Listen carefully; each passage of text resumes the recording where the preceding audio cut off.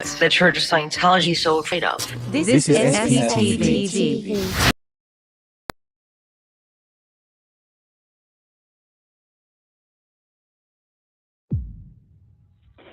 911, the address of your emergency.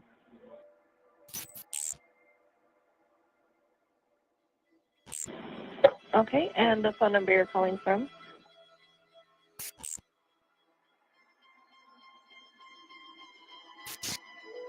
Tell me exactly what's happened. I just had a 12-year-old boy show up here at my front door asking for help. Said he just came from a neighbor's house, and we know there's been problems at this neighbor's house. He's emaciated, he's got tape around his legs, he's hungry, and he's thirsty. And he asked us to call the police. What's So his he's name? very afraid. Okay, this boy has been... He needs... This kid has obviously been... He's been detained. He's obviously covered in wounds. Are the neighbors out of their home, or is anybody looking for them that you can see? I'm not sure. How did you get out of the house? He says you just left through the porch at the neighbor's house. Her name is Jodi Hilderbrandt.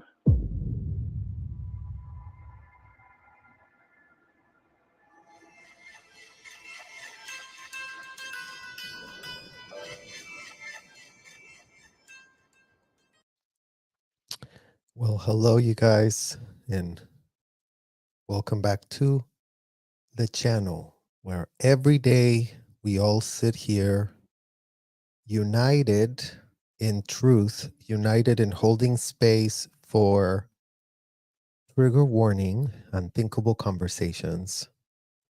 There is no subject in the literal universe, you guys, that is more unpalatable than deluded, disgusting adults that take it upon themselves to entitle themselves to go against nature, because that's what it's called.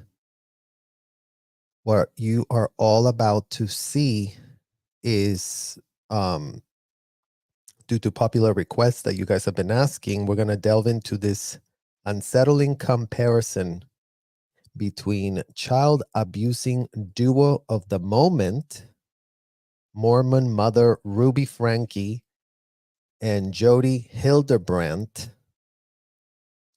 and our Scientology parents. The actual question emerges: who is worse? Who is worse, you guys? Y'all can tell us what you think in the comments. Tell us if there's even a way to put a scale on this issue, because we're having a hard time finding a scale to measure such unthinkable abuse. The discussion will revolve around the unthinkable punishments inflicted on children by parents like Ruby Franke, who has recently pleaded guilty to several criminal acts against her own kids. Literal child abuse, all under the guidance of her so-called partner and so-called therapist, Jodi Hilderbrandt. In our live reaction session today, you guys, we're going to analyze a corporate media segment that is covering this story and is featuring survivors of both Ruby Franke and Jodi Hildebrand, two individuals deeply involved and intertwined in systemic abuse of kids. There's a link on the description down below. The aim is to contextualize the situation for Scientology parents.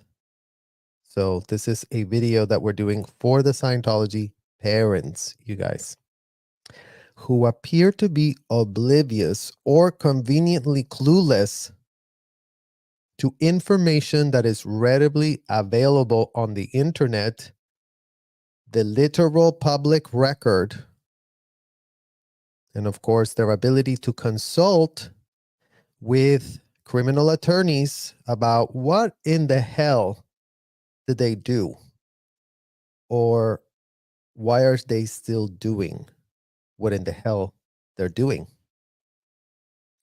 The focus of this is to help them understand the consequences, the legal consequences of acting recklessly and maliciously with impunity while hiding behind the notion that they were merely following orders, as if that's really going to protect them from the reality of their highly illegal AF adult choices. The broader issue highlighted here is concerning the state of affairs in America, including the enablers such as the Tampa Bay Times, who has portrayed a convicted indicted felon, L. Ron Hubbard, as an American-bred god. The reference to L. Ron Hubbard serves to juxtapose the man being a literal Jodi Hilderbrandt on crack and steroids. We need to emphasize the severity of this matter. And we're inviting our viewers, all of you that are out there, power surgers, shout out to all of you that are joining us in these very hard, unthinkable conversations. We're inviting our audience to weigh in on the conversation for a deeper exploration of these traveling dynamics that apparently America is behind pitching as a religious right. We would love to understand from America how abusing minors with full impunity, citing the works of a convicted indicted felon that entitled all Scientology parents to abuse minors with full impunity, and how that is such a religiously protected activity. Because right about now, that makes sense, you guys. That actually makes sense. It's a religiously protected activity. America religiously protects child abusers, religiously advocates for the rights of child abusers that act with full impunity, that do know as adult grown-ups that they are making choices and that they are responsible for choices. And America sits fully behind that practice. Isn't that great, you guys, that America purports to be so about the law, so about the Constitution. Oh my God, you guys, let's really pay a lot of millions of dollars to people who cannot do a shred of job, who cannot keep a shred of oath of office that they take, but do cash checks for themselves. Don't you worry, you guys. Shout out to the LAPD defending these hotels. So we're not just talking to the Scientology parents, LAPD. We're not just talking to the Scientology parents, Karen Bass. We're talking to y'all that host the scourge of child trafficking. And with a straight face, y'all been pitching it as, what is it? Again, you guys, religiously protected activity to abuse minors with impunity. So our question to all sitting judges of these United States is simple AF. Very, very simple. Are y'all really saying that child trafficking is America's true religion? Sitting judges of the United States, answer that. Get on the record already. get on the record and answer that question. Are y'all really saying that child trafficking is America's religion?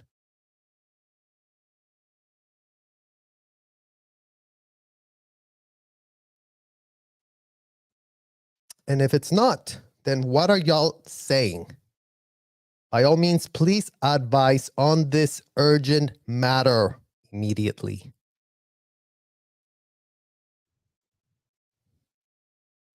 Literally. Because receipts ain't matching. You can't have a constitution that says abolish slavery and then have another situationship where you go, slavery is great. Help yourself to as many kids as you can bring from any type of country, because we will implicate ICE, the immigration office of this American that's supposed to be protecting borders. So shout out to all the people at ICE that work at the Tampa Bay International Airport that have seen, that have witnessed, or that are literally plucking their eyes out of their sockets to make sure they haven't seen a shred of child that has been landed into the International Tampa Airport to be brought into those hotels. Did y'all not check the paperwork? Did y'all not check their ID? Did y'all not see a systemic pattern of underage minors landing in y'all's airport? Tampa Bay International Security, ICE, FBI's, whatever type of so-called law enforcement is literally in on the systemic trafficking of minors through y'all's airport. We landed in y'all's airport. We were all over y'all's screens for years and years and years. Oh, there goes another minor. Oops, there goes another minor. Let me see your passport. Oh, you come from Sweden. Great. Oh, let me see your passport. Oh, you come from Mexico. Great. You're 15. Great. Oh, you're from Germany. Great. Yeah. Tampa Bay hosts this because, again, judges of Tampa tell the kids that don't have an education like y'all why it is that your city brought back slavery again. This is a situationship of let's make child slavery in America great again. Right? Because it wasn't enough when y'all literally built this disgusting country on the backs of slaves. It wasn't enough when y'all purported to really write a book to be, okay, you guys, yeah, we really did change our mind in America. No more slavery. Let me write it down on a piece of paper. No more slavery. Oh, aren't we just so great in America now? We just wrote it here. And we will pay millions upon millions upon millions of dollars to the FBI, including but not limited to the CIA, to ICE, to Child Protective Services, to Clearwater Police Department, to on and on and on and on. And we have a paper here that says this, and we don't have the receipts of that paper being enforced anywhere. This was and is a reality as we speak in the United States of America, in California, hosted by Mayor Karen Bass, who stood next to the literal chairman of the board, is what he calls himself, high school dropout and child trafficked victim himself, as if he wasn't sent across state lines from New Jersey to California. Karen Bass, Google it. Have your staff start Googling that shit. Literally this. Staff at Karen Bass's office, do this to yourselves. It's all you need to do. Oh, where did David Miscavige come from? Oh, look, there's an interview by his little daddy, who went on a whole book promoting all manner of stuff. Imagine that. The father that trafficked David also made money at the end of it all, because he really wanted to blow a whistle about how, oh yeah, ruthless. My son was real ruthless. You know what? Miss us with your BS, Ron Miscavige, and I hope you're not resting in any sort of peace. Because thanks to your bloodline, thanks to your child trafficking idea to send Dave over there, L. Ron Hubbard had his way with him. L. Ron Hubbard influenced the living F out of your little David.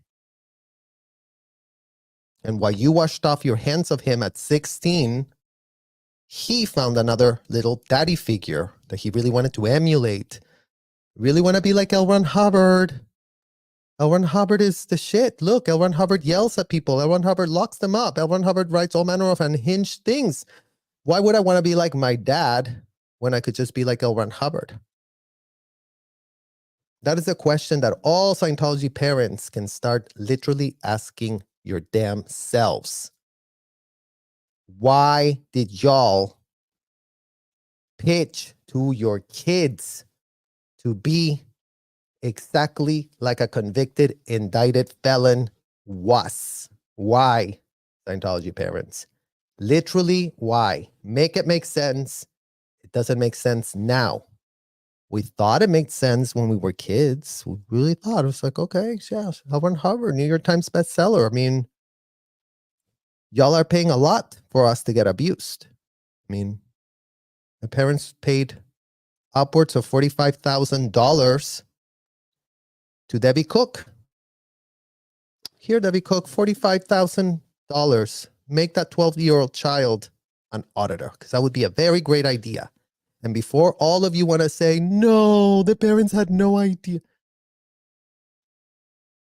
No, they had full idea. They couldn't have been more groomed and in on it. So y'all, judges of America, start typing conspiracy and clear that word for your damn selves. Because as you sit there from the benches in Tampa, with not even a shred of case ever been presented to you, because you couldn't have more of a kneecapped, idiotic police Clearwater department that doesn't have a clue how to enforce just no slavery. That's all we're asking. No underage slaves brought into the hotels.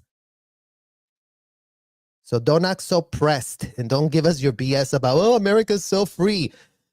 BS. That's not what the First Amendment says. And all judges can go read it for yourselves again. We read it with our 7th grade education, that little law that y'all are really relying to cover up systemic child trafficking and felonies that you purport to have on your books, all about how you shouldn't be doing that.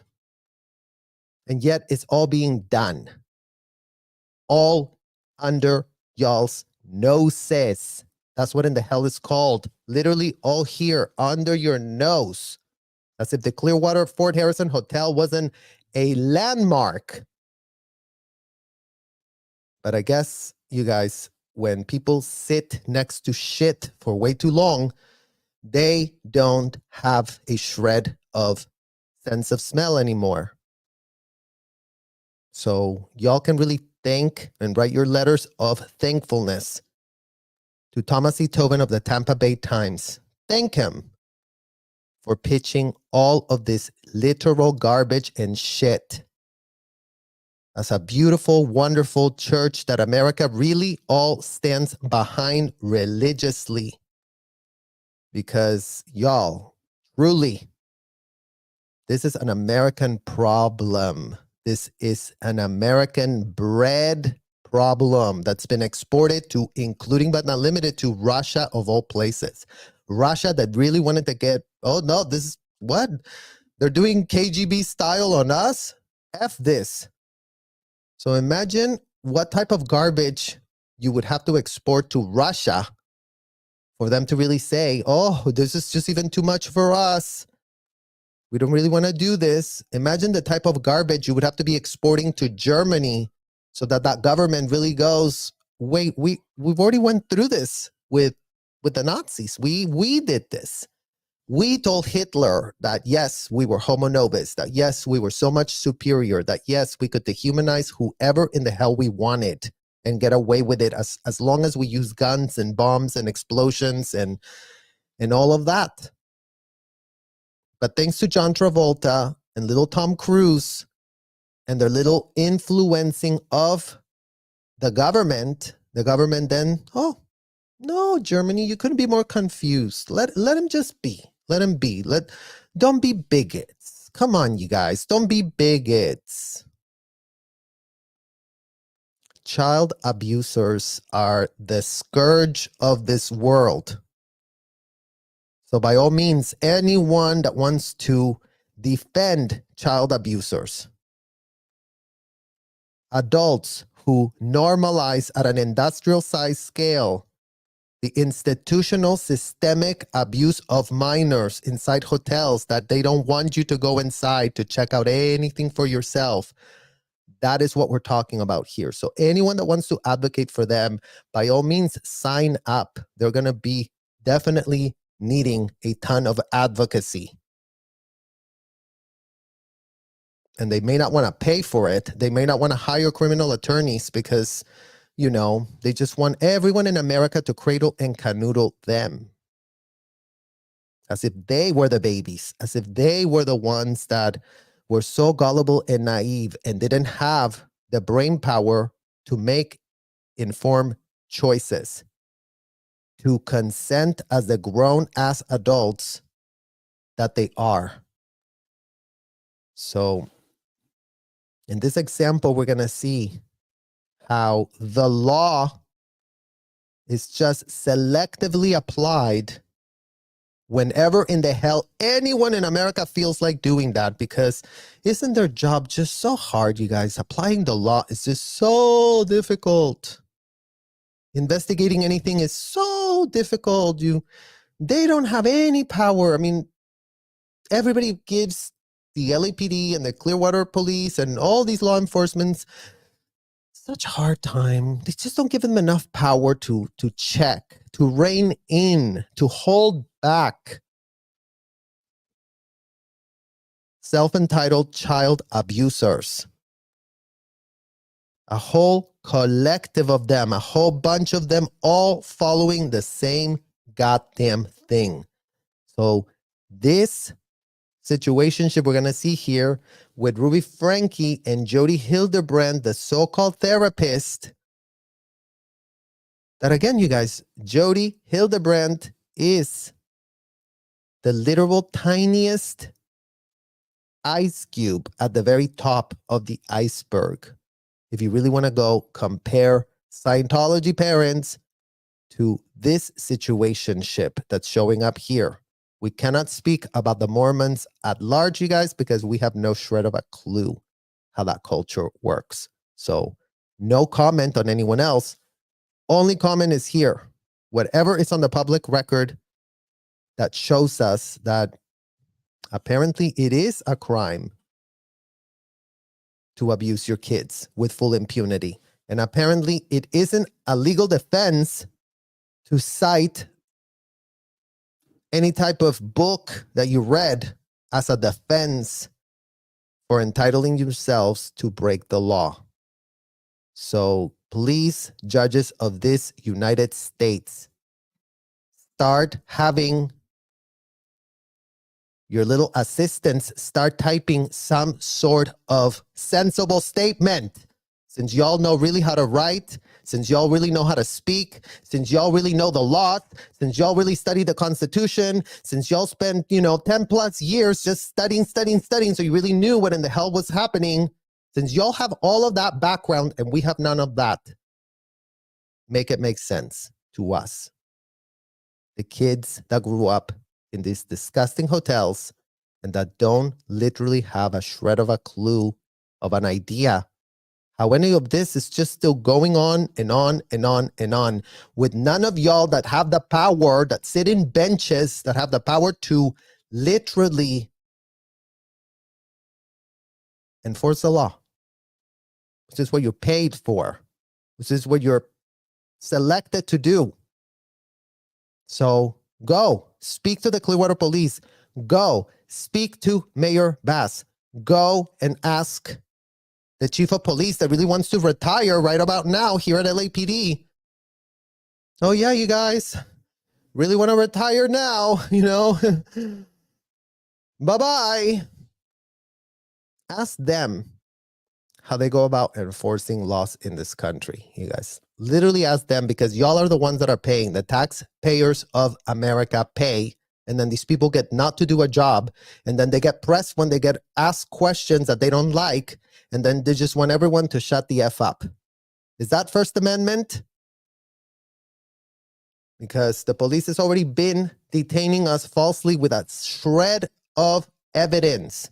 They've been harassing us with full impunity, as if they don't know what in the hell they're doing, as if all of these targeted tactics at the LAPD to come and abuse us and harass us and detain us and put us in handcuffs and humiliate us aren't just happening because what, LAPD? Because y'all answer fake AF calls. It's called swatting, and it's illegal to SWAT people. Y'all send helicopters, 8 police cars to make a complete and utterly made up BOMB threat that Scientology calls up. And there's never a shred of consequence for that level of unhinged waste of resources over completely delusional, outrageous allegations that y'all act so pressed that you can't do anything about the trafficking systemic of minors because, oh, we all know you didn't wake up when you were being trafficked. Oh, it sucks to be you. Oh yeah, no, I'm sorry. You really have to bring a case to us. You really have to bring all of these receipts because we can't do anything about it. I mean, it's just what you're alleging. That's what the Clearwater Police tells us, you guys. Oh, sorry. You know, you really should have woken up when you were being trafficked. You really should have figured out that when your passport was getting locked up, a crime was being committed because, you know, you were 15 and you were from another country. So why did you figure it out? Why is it taking you a whole half of your lifetime to go, damn, this was all just BS? And my parents couldn't have been more implicated and complicit in conspiring? Yeah, LAPD. Yeah, Clearwater Police Department. Yes, Thomas C. Tobin. Explain that to us right now. Right now. Right now is when we want it to make sense. In this year 2024, we don't give an F about all your fake pitches that you've made until today. They literally could not be any less irrelevant. But let's do this little presentation so y'all can see how there are laws that do purport to be able to rein back unhinged trafficking of minors. Unhinged abuse, cruel punishments. Yes, breaking news. Breaking news to the LAPD. Breaking news to Thomas C. Tobin. Breaking news to the Clearwater Police. Breaking news to y'all. When your parents act with a ton of confidence that whatever in the hell they're doing to you could not be any more protected, guess who doesn't possess the critical thinking skills to go, this is completely... So that was a rhetorical AF question for y'all that get paid to do nothing. That get paid to continue the cycle of abuse, to get paid to religiously protect these disgusting hotels, these disgusting commercial buildings that have been allowed to thrive in the city of MF Clearwater. And yes, by the time you're done watching this little presentation, you're going to need to start redefining your city as blood water of child trafficking. That's what's in y'all's beaches. blood of all the trafficked minors that have come from all manner of countries. And before y'all want to go, well, those are allegations. There's already federal child trafficking lawsuits with y'all are just pretending alleged. Well, guess what? Attorneys aren't allowed to just type whatever in the hell they feel to type because their law licenses get compromised if they literally just type whatever, if they have no corroboration, if they have no shred of receipt, if anyone is just allowed to delusionally make up whatever in the hell they want to make up to make it about themselves. So Google the federal child trafficking lawsuit of child trafficking of minors sent to a ship outside of the hotel as a crisis management handling because, yeah, including but not limited to one of those minors, mother who left Scientology and left her kids behind. David and Shelley were very pressed that that minor could not, get influenced to leave the billion-year contract, and all of a sudden she was disappeared out of the state of Florida across international waters. Make that make sense. FBI of the United States of America. Make it make sense now. Don't keep playing dumb on the sidelines. Don't keep pretending that you have no resources, no ability to rein anything back, no ability to enforce a shred of law.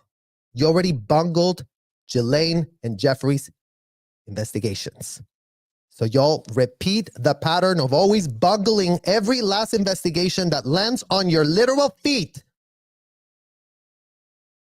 to do with kids.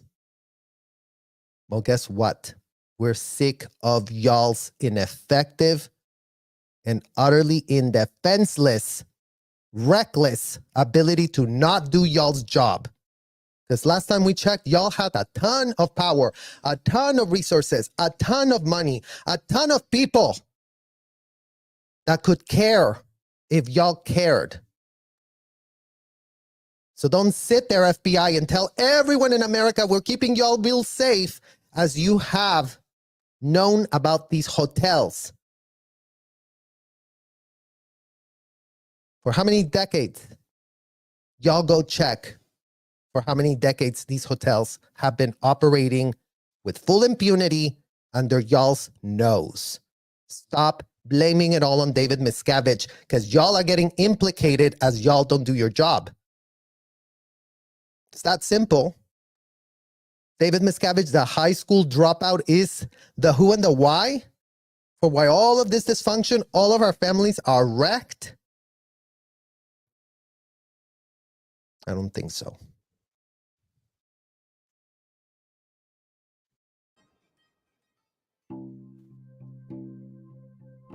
It's a call to 911 that changed a family's life forever. Ruby Franke, a popular YouTube family vlog. All right, guys, right there.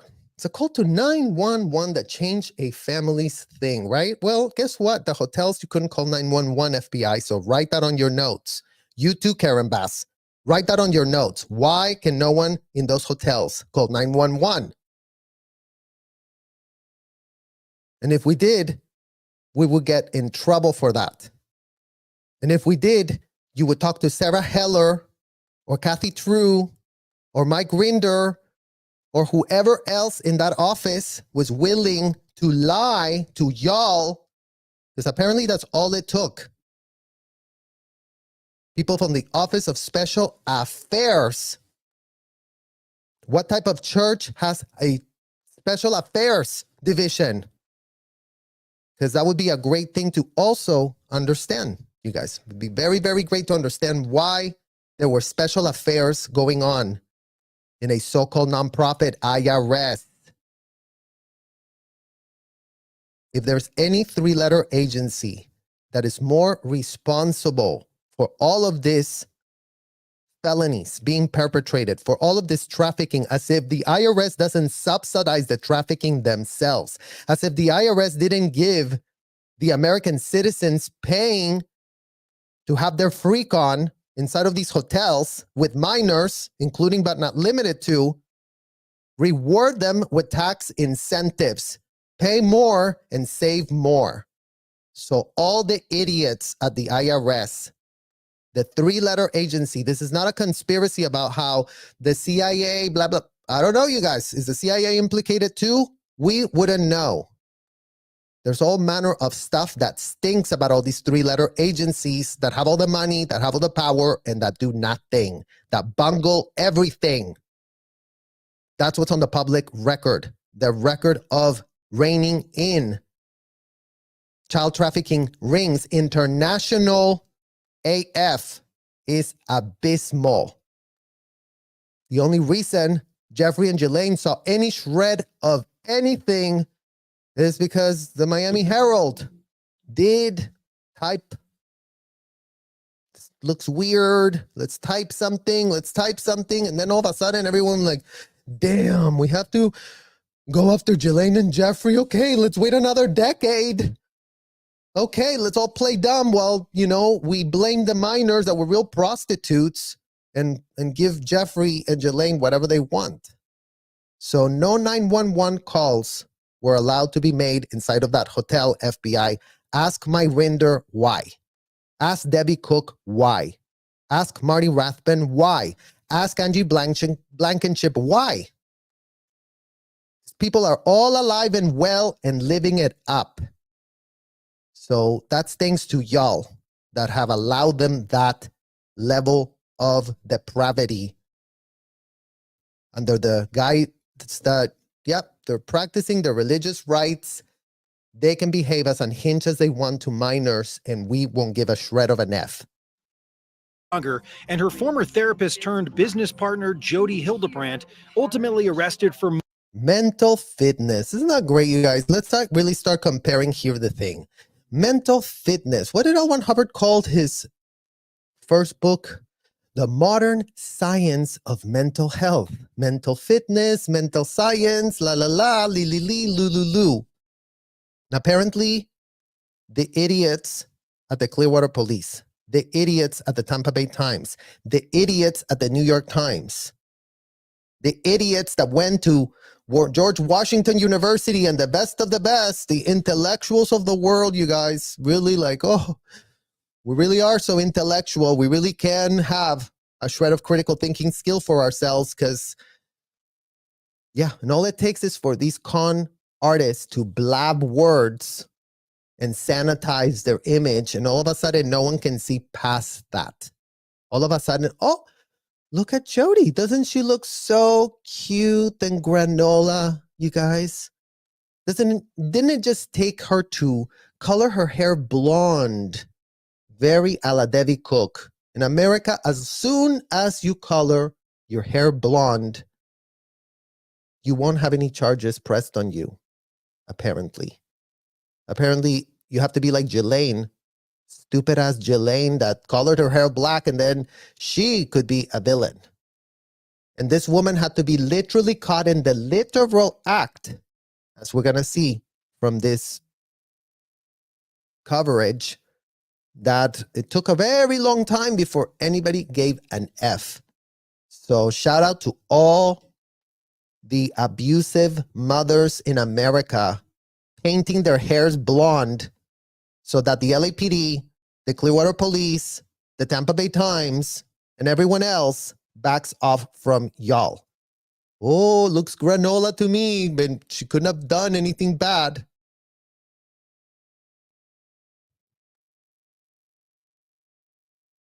multiple felony counts of aggravated child abuse against Ruby's 12-year-old boy and his 10-year-old sister. 12-year-old and 10-year-olds, you guys. So imagine that. Imagine that I am made an auditor at age 12. Different type of bondage situationship. It's true. It's true. Different type of bondage situationship where I was being made to role play the auditor.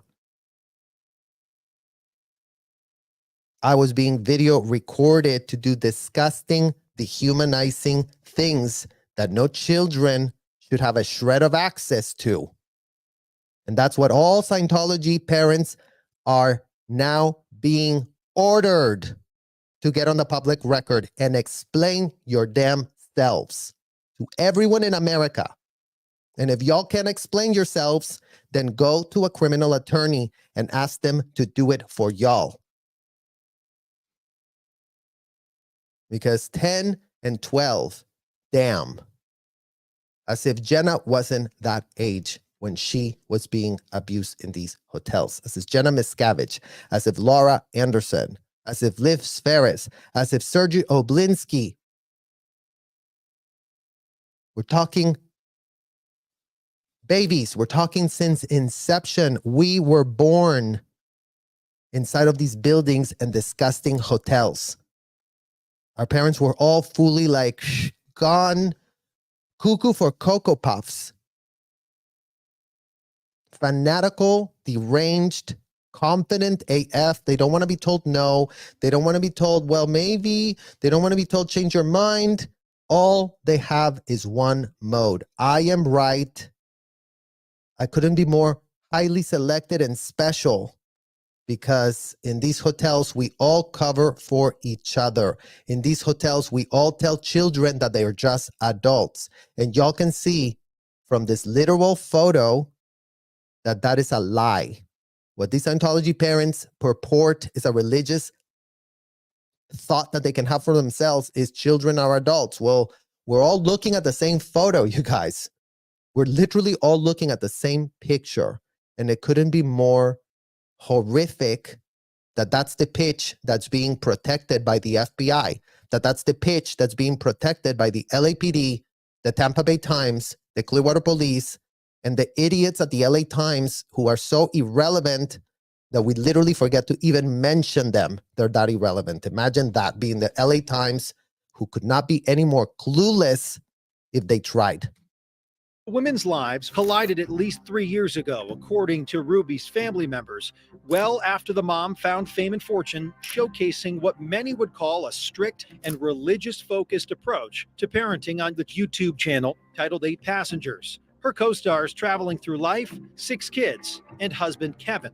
Court documents state a YouTube video filmed in Hildebrandt's basement, published 2 days prior to the arrest, showed the women who were present in the home and having knowledge of abuse, malnourishment. So let's really stop here and read this court document to all Scientology parents, to all Scientology executives, to all of y'all that have been laundering your image nonstop. Check out this court document. Being present in the home and having knowledge of the abuse, malnourishment, and neglect. And look at this, you guys. Miss Franke requested a lawyer and did not want to speak with us. Oh, I wonder why. I wonder why. Oh, yeah. You know what? Let me get myself a lawyer, you know? That's what these people do. That's what these predators do. As soon as they get caught with their pants literally down, they go, oh, I need an advocate. Imagine that no child, that no 12-year-old could ever hire a lawyer, could ever call anybody, could barely even call 911. So imagine the type of injustice that kids that are abused by parents with complete, utter delusions of grandeur, predatory AF, completely against any type of common sense.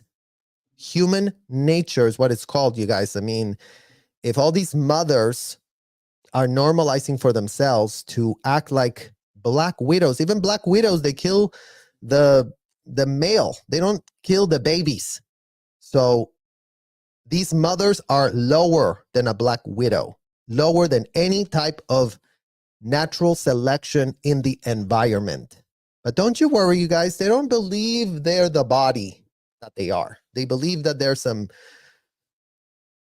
you know, whatever in the hell delusion. It doesn't even matter, to be honest, because it's just nauseating. So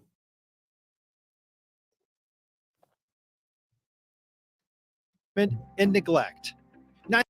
So being present in the home and having knowledge, Scientology parents, implicates you. Okay? So do go call yourselves a lawyer right about now. You too, Debbie Cook, because you were present in the hotel. You weren't in a home.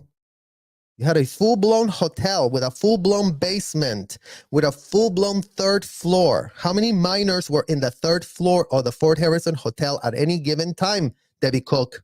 Because what could we say? 100? All the folder pages, all the tech pages, all the board ICs, all the auditors that you were selling specially to people that really wanted to pay you an extra 15%, all the examiners, literal CSs, as if you didn't even use CSs, minors that you trained to become CSs. So Debbie Cook didn't have a tiny home with a tiny basement, you guys. Debbie Cook didn't have that. She had a monstrous, gigantic, ginormous hotel with square footage like you wouldn't even believe. Neither Ruby Franke, 41, nor Jodi Hilderbrandt, 54, chose to speak to officers at the time of their arrest, according to court documents, though Jodi did tell investigators the two children in her care should not be around other kids. Both Ms. Hildebrandt informed that they should not be allowed to be around other kids.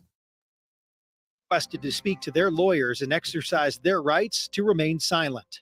Oh, wow. Isn't that great, you guys? They do have a right to remain silent, so stay as silent as you want, Scientology parents. Literally keep your MF mouth shut. Do that. Do that for yourselves. Now that you, as full-grown adults, can exercise that right, fine. Exercise it. Shut the F up. And let us continue carrying y'all's water as if you didn't literally raise us carrying y'all's water. And we will expose the facts. We will call you the F out. We will expose all of y'all's enablers. And then make a case for yourselves. And then convince judges that you really should be spared because you didn't know any better. Well, you know what? You're not having that excuse. As of the year 2024, all Scientology parents are advised, y'all know better. Y'all know way, way better. And here's a literal example that y'all can really take a look at and study for your damn selves to see how these two granola women with blonde hair that, you know, needed to only face consequences when a literal child ran to a neighbor's home and, you know, begged to be helped. Imagine that the Clearwater Police, you guys, has caught minors running around the beach, and you Clearwater Police can go check your records real quick. How many times you call Debbie Cook? Oh, we have a minor. We found him here at the beach, Debbie Cook, and he works for y'all. We'll bring him right back to you. So that's the difference, you guys. Again, what's the difference between the Mormons and the Scientologists? The Scientologists have the police doing their bidding. The Scientologists have kneecapped the Clearwater Police, have kneecapped the LAPD, have compromised their entire department that couldn't be more useless. They're not enforcing a shred of law. They're helping themselves and hooking up their buddies.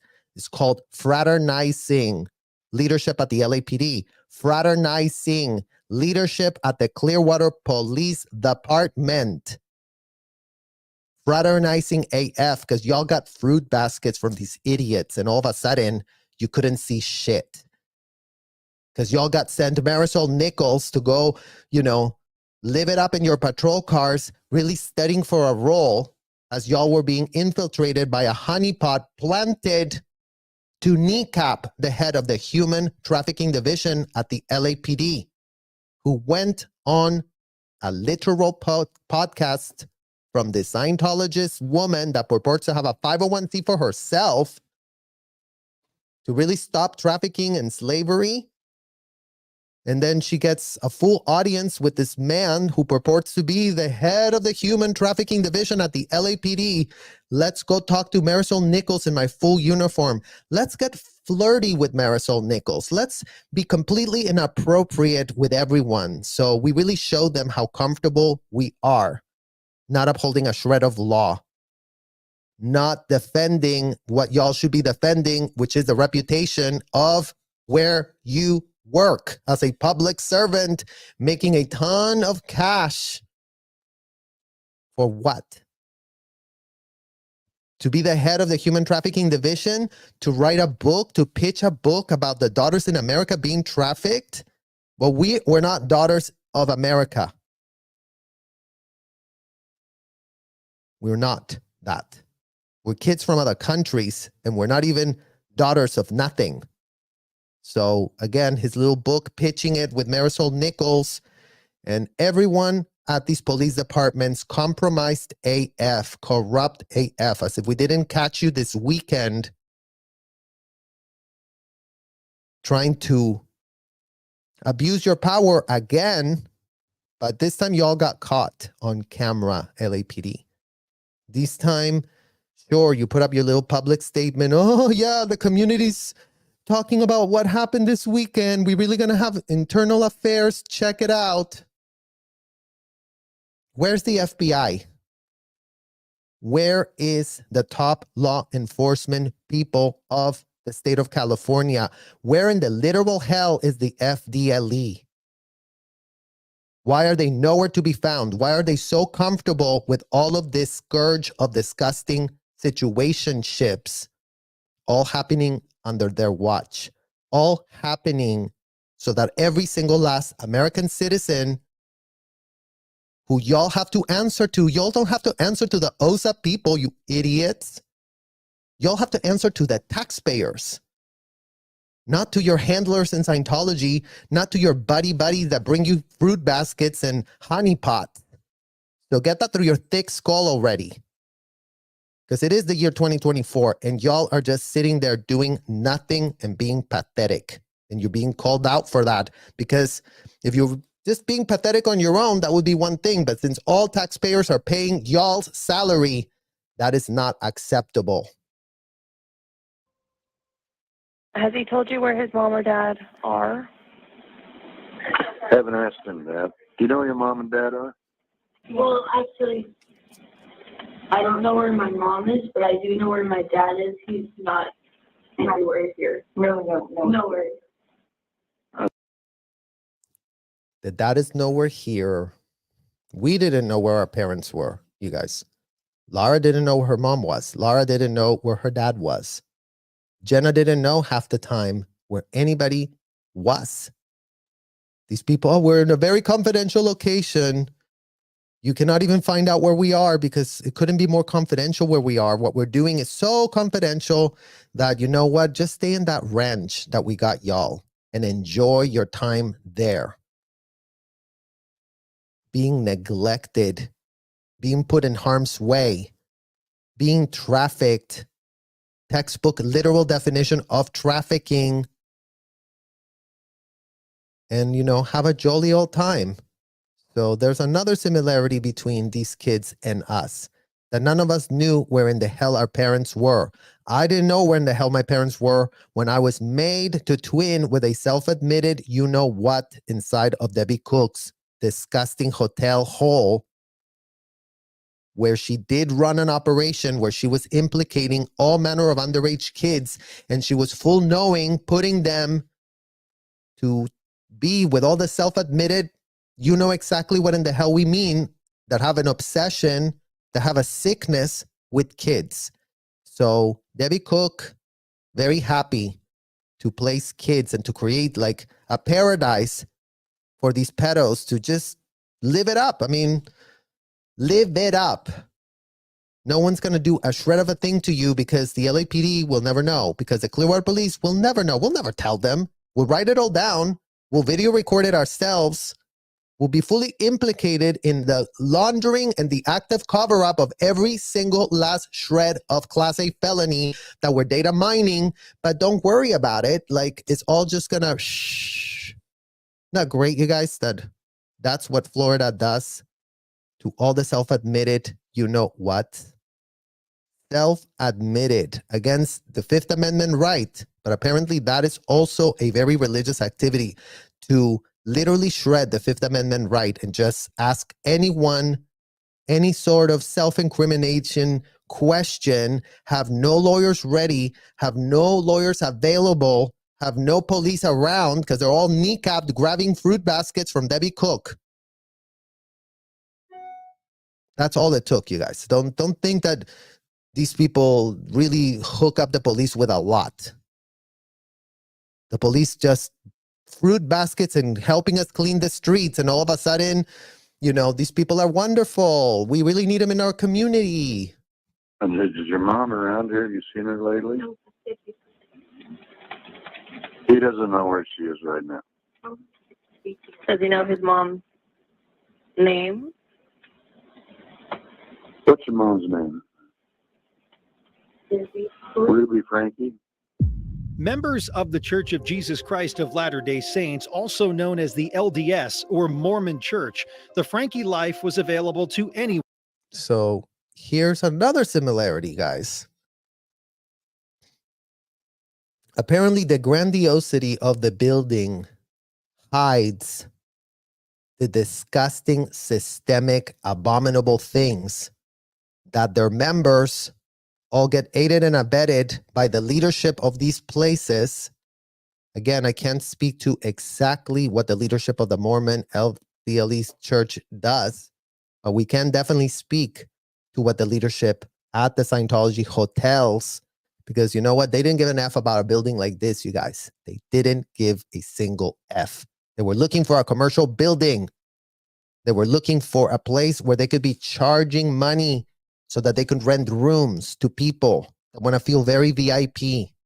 So yes, it couldn't be more glorious and amazing. The, you know, wannabe Chateau Marmont they have, Celebrity Center, the Manor Hotel. Oh, aren't we legit? Because look, we do have a Chateau Marmont looking space here. And it isn't like the city of Los Angeles would let us operate this level of real estate without paying a shred of taxes, because all it took is to be given fruit baskets by these people. I mean, that's what I can speak to, you guys. I don't know what other type of backhand deals OSA was operating to kneecap these people. But Mike Rinder can tell you all about the programmed infiltration. Step 1, do this. Step 2, do that. Step 3, do this. And step 5, do that. You completed the program? Great. Next program. How else can we? So it's all done full knowing. It's all done with the purpose of kneecapping whatever agency they want to kneecap. Let's kneecap the IRS. Boom. Let's kneecap the LAPD. Boom. Let's kneecap the Clearwater Police. Boom. Like, let's kneecap wherever the hell we want to go. I mean, these people were infiltrated up to the DOJ back in the Snow White day. So let's really keep in mind that America loves a nice, pretty building to purport that trafficking doesn't take place there, to purport that the law doesn't apply to these buildings, because nobody wants to help a shred of kid in America. Everybody wants to cradle and canoodle delusional adults that abuse their power and the naivete of kids so that they can have their way with them and get away with it. Anyone with access to the internet. Can you ask him if any other children were in the home he came from? Okay. Is there any other kids up at Jody's house? 10 and 14, and they're still at this house. Are they tied up as well? What's the deal with? Are they being held? Do they have wounds on them as well? Nothing bad going on with us. Okay. Okay. So they're able to walk around the house and everything. Well, okay. He says everything's fine with them. Grain of salt. Okay. He says what's happened to him is his fault. What happened to him is his fault. So another similarity, another literal similarity. If y'all would have asked me why I ended up assigned to Debbie Cook's hole, I would have blamed it on myself. And I did blame it on myself, seeing that I did do the entire program that these MFers were having me do. So yes, and we just posted this on our community line. So let's just read it for everyone, for y'all that didn't get to check it, or, you know, the community line, the community tab gets buried. Children who are lied to start to lie to themselves.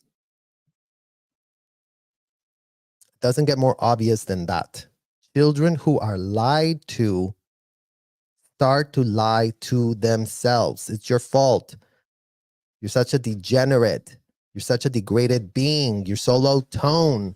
You're such a downstat. You're such a non-producer. You're such a every last shred of things these clown executives wearing fake military uniforms told us was a lie that we started to believe. It's a lie that we went, well, I guess you really are saying it, and you are really much older than us, and you really act like you have a lot of confidence, power, and authority. And our parents were all about y'all. So in what world were we supposed to suspect that literal Debbie Disgusting Cook, literal abusive AF Marty Rathbun, were completely unhinged and out of their mind if our parents were all about them? If our parents were like, listen to Debbie Cook, she's really gonna save the world, and now you're part of her army. So if you have a complaint, take it up with Debbie Cook, because we're not your parents anymore. That was the faith of all kids that ended up working for that disgusting woman. Our parents pretended that all of a sudden that woman had every right to do anything she wanted.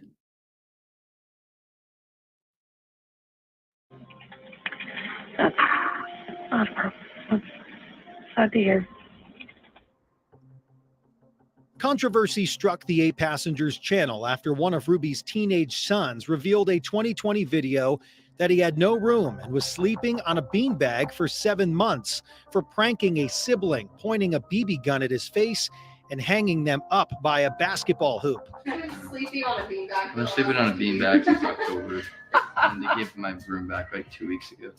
Despite the video being presented in a lighthearted way, even getting a few chuckles from the mom and other siblings in the clip, online viewers expressed their dismay, with one even starting an online petition demanding an investigation into the issue.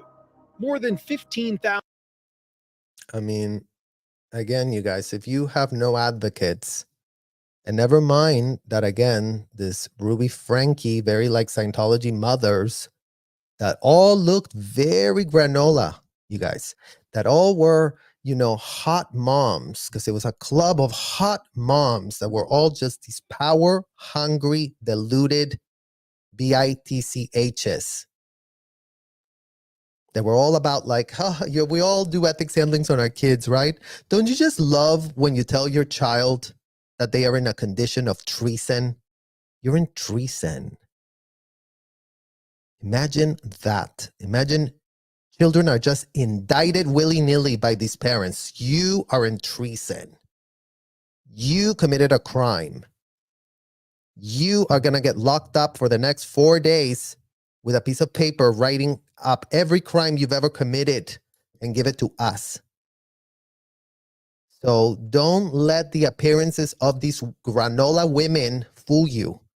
They need to look granola because that's what they need, so that the LAPD is kneecapped, so that the Clearwater Police is kneecapped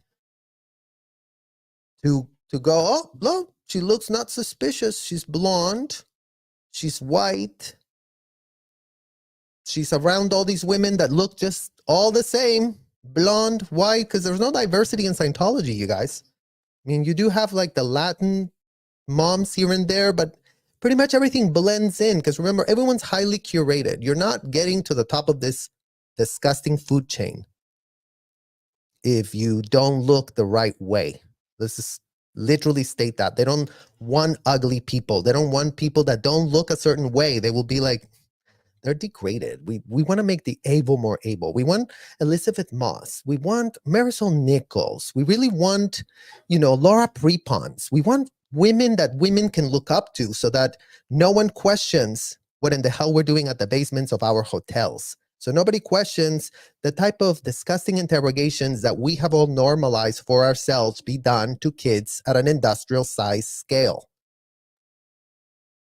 So all it takes is to sprinkle some granola and play the part of relatable mom, and then all of a sudden, no critical thinking skills are anywhere to be found anywhere. 1,000 people signed it. People flooded TikTok recounting the incident, pulling other clips from the channel, including one where Ruby recounted withholding lunch from her kindergartner. So there we go, you guys. TikTok comes up again. Isn't that great that TikTok, the app that just literally shut off 2 of the peaceful protesters' account protesting the fact that there are kids in danger. Leadership of TikTok in the Los Angeles office that is talking to your counterparts in China, telling you to shut it off, to not give people ideas, to groom young Americans to believe that a Chinese algorithm supersedes their right to speak freely, specifically given the fact that they're speaking about an issue that should be concerning TikTok's leadership, that should be concerning even the Chinese communists. Should be like, what? You're doing that to kids? You're interrogating them? What? But no, they don't give an F.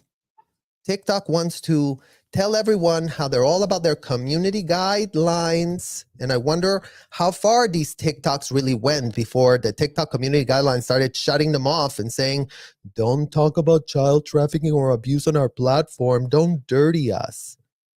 Don't dirty us. Like, that's dirty. Like, nobody wants to hear about child abuse. And yes, going back to our very beginning of this conversation, you guys, there couldn't be more of a disgusting, unthinkable conversation to be having. It defies common sense. It defies humanity, for crying out loud. If you have any in you, it does that to you. If you have none, then you're living it up in those hotels, getting your tax write-offs and getting your freak on in a hotel with a child. Who forgot it at home. The natural outcome is she's just going to need to be hungry. The husband and wife told Insider that the clips were taken out of context. Isn't that great, you guys? I'm sure that that's the little defense that Scientology parents are really grabbing from themselves right now, because that's the only thing they have. Darbo. D-A-R-V-O. Look up that little word for yourselves, Scientology parents, so y'all can really check up what in the hell you're. Blame it on the kindergarten that she forgot her lunch. She'd stay hungry so you learn. That's exactly what Scientology parents did. Suffer so that you learn. Be told you're disgusting so that you learn. Get plugged up to a machine with a random in a hotel being asked disgusting questions so that you learn. So unlucky for all the Scientology parents, we did learn. We learned very late in life that y'all are full of literal shit, number one, and that y'all are just a bunch of unindicted, cradled and canoodled felons, that y'all have been having all manner of really good buddies at the Tampa Bay Time that really will go to whatever lengths they need to throw a little tide on y'all to go, you're just a victim. Don't worry. We'll pitch you as a victim. Oh my God, Debbie Cook had such a hard time when she was put in a trash can by David Miscavige. Collecting a quick check. Let's go. Oh, Jenna Miscavige had a rocky childhood in church. You know, if I say hotel, then David will get mad. And then they're going to sue us. And then my legal department at the Tampa Bay Times will go, no, please don't let a trafficking ring sue us. Please don't let them get to discovery. What do you all have to hide at the Tampa Bay Times that you cannot even go through discovery with these people? Literally. By all means, Thomas E. Tobin, type that on your next pitch Type that on your Twitter. Type it somewhere. Start explaining what in the hell you have done. And tell everyone in Tampa why you've been pitching these disgusting hotels as children having rocky childhoods for themselves inside of them. After the couple began counseling with Jodi, Ruby joined her therapist's business, Connections Classroom, in 2021. There we go, you guys. Therapist. Therapist? Was this woman really a therapist? Because Scientology parents claimed they were taking their kids to the therapist. The ones that they were very comfortable. I just take them to the therapist, auditor, therapy, auditing therapy, the same thing.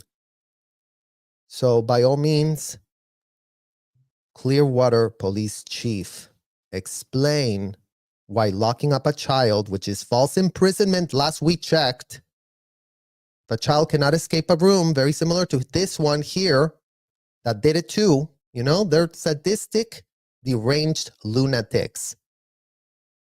That y'all at the Clearwater Police want to cradle, canoodle, and baby, and go, oh, rockabye baby.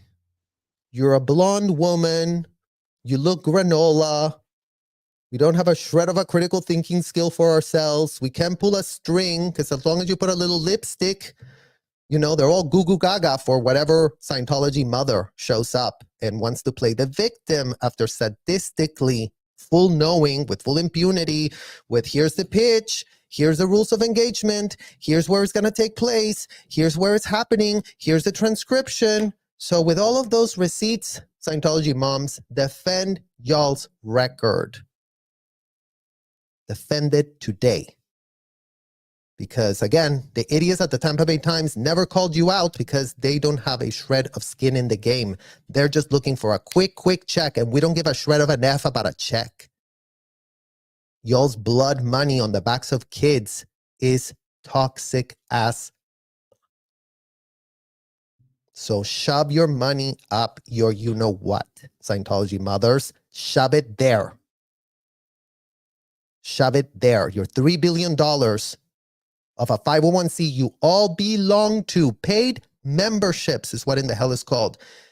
Put your money where y'all's mouth is what in the literal hell is called. Scientology mothers, all of y'all. We don't give an F if you left. We don't give an F anything.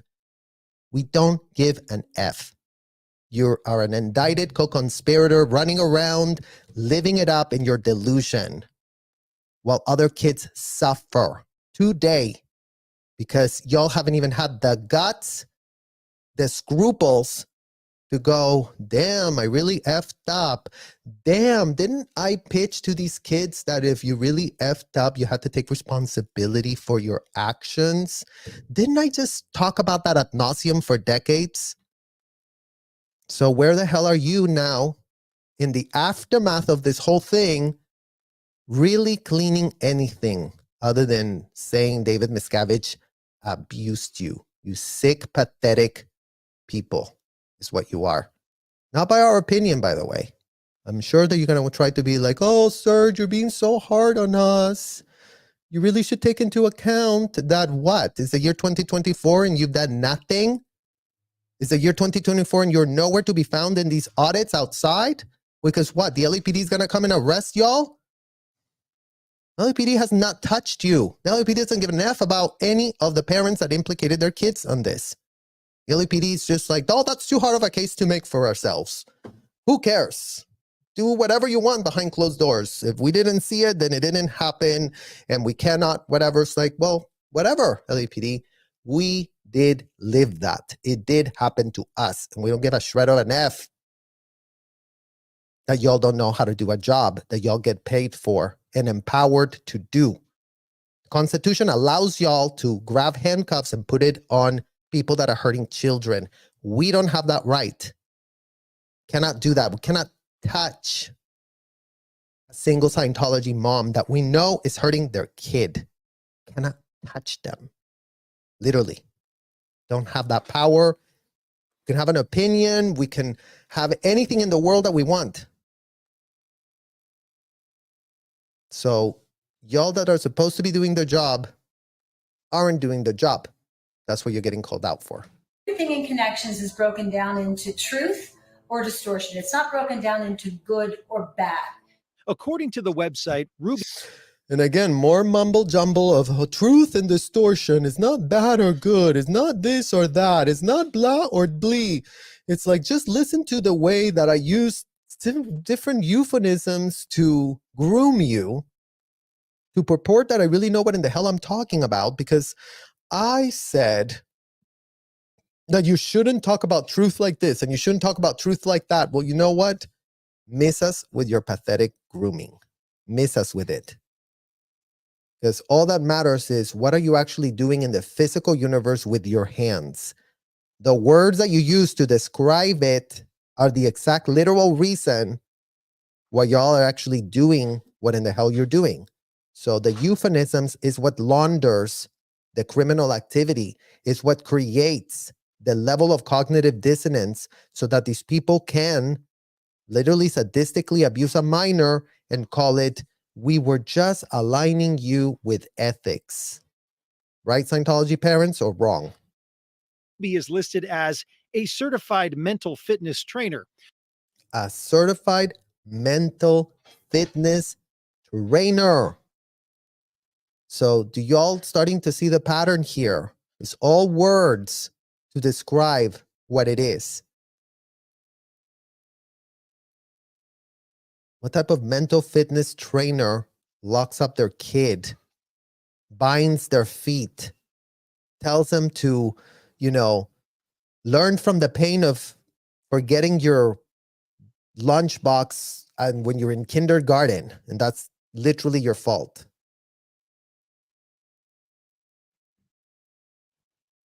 Who also creates content on social media channels focusing on empowering parents. Empowering parents and children to live in truth. So yet again, FBI, yet again, LAPD, yet again, FDLE. Y'all buy the literally stupidest pitches ever written on a piece of paper by granola moms with blonde hair. And all of a sudden you're like, well, they must be innocent if they're telling us they're innocent, because they really are trying to, what is it? Focus on empowering parents and children to live in truth. That's what Scientology parents do too, you guys, huh? We're teaching children to be ethical. We're teaching children to use great communication skills. We teach children to use technology that can float a Class A felony, so they don't have to go to law school, so they don't have to go through the rules of society, so they can just, apply law without a license inside of these hotels. Aren't we such great parents empowering you to be like that? And again, it's not what you say that matters. It's what in the hell you're actually doing in the physical universe. And children to live in truth. By August of 2022, Ruby separates from her husband, according to his attorney. 8 passengers stopped uploading videos after January 2023. At the time, the channel had more than 2.28 million subscribers. You wonder where I've been on my vlogs? You wonder why I left YouTube? It's to save my kids. No amount of money. I'm telling you, I was making millions. Well, guess who else is making millions, you guys? Again, because all of this sick talk about let's really rescue everyone out of the hotels, let's really rescue all the adults. They're all making millions, just like Ruby Franke. And they're very good at playing the victim real quick on command, crying, oh, I really wanted to do something, but please. Please. This woman locks up her child, binds them, acts unhinged, and puts up the little granola act. In America, couldn't just want to take it, except these kids had the salvation of a community like y'all. Literally, I mean, as if somebody saw what in the hell this woman was pitching and said, okay, well, what can I do? Let me start a petition to investigate this or whatever. And what did this woman do? I'm the victim. I'm being criticized. Doesn't it suck to be me? Yeah, it does suck to be you. And it sucks to be a Scientology parent that is either gone on the public record to sanitize their image or either gone on the literal oblivion hole to pretend that everything they did and were all about in those hotels, fully endorsing, fully literally committing their time to prop up, has nothing to do with them anymore. And they really have moved on because you know what? It was kind of a crazy thing. And if David Miscavige wouldn't have been there, then we would have had a great time. So here it is. Scientology parents and this woman play victim on command at the snap of a finger. And I left it because my kids were being hurt. On the website's About page, Hildebrandt said that Connections is the solution for anybody experiencing feelings of pain relating to relationship problems, anxiety, fear, or depression. Isn't that great, you guys? So what else is Scientology out there selling? Or are you scared of anything? Do you have any sort of depression? Do you have any problem? Because we really can help you here.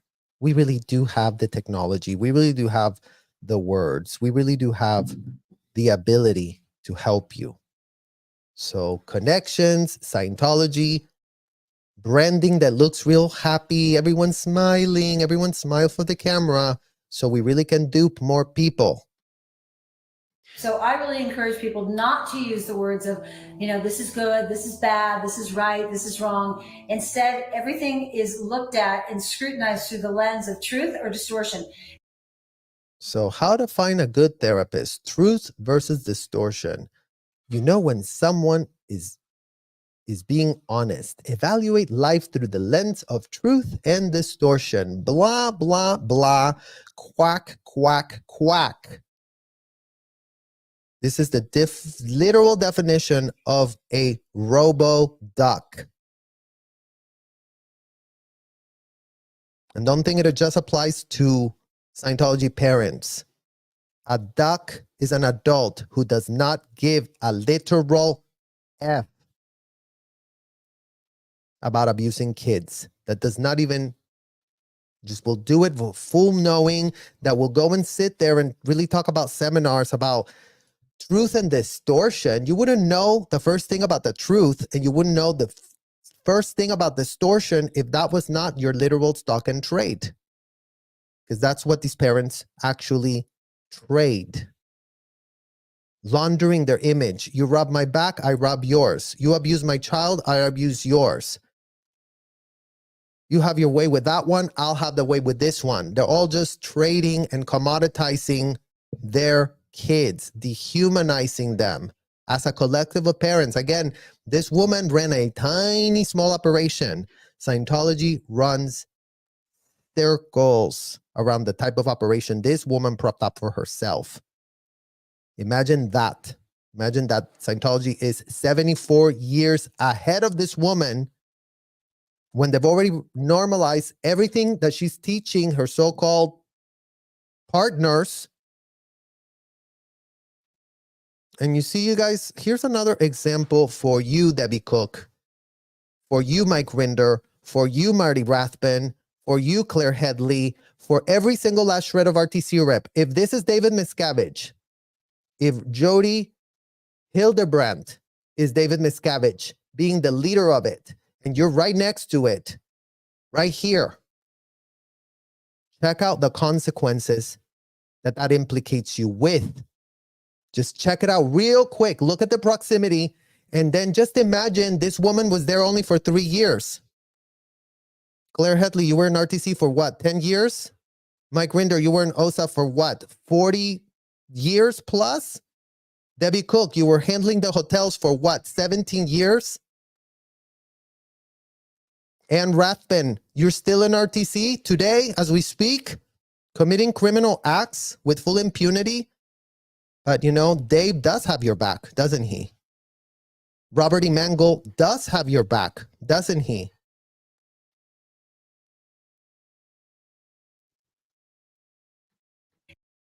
And that's why this is so powerful.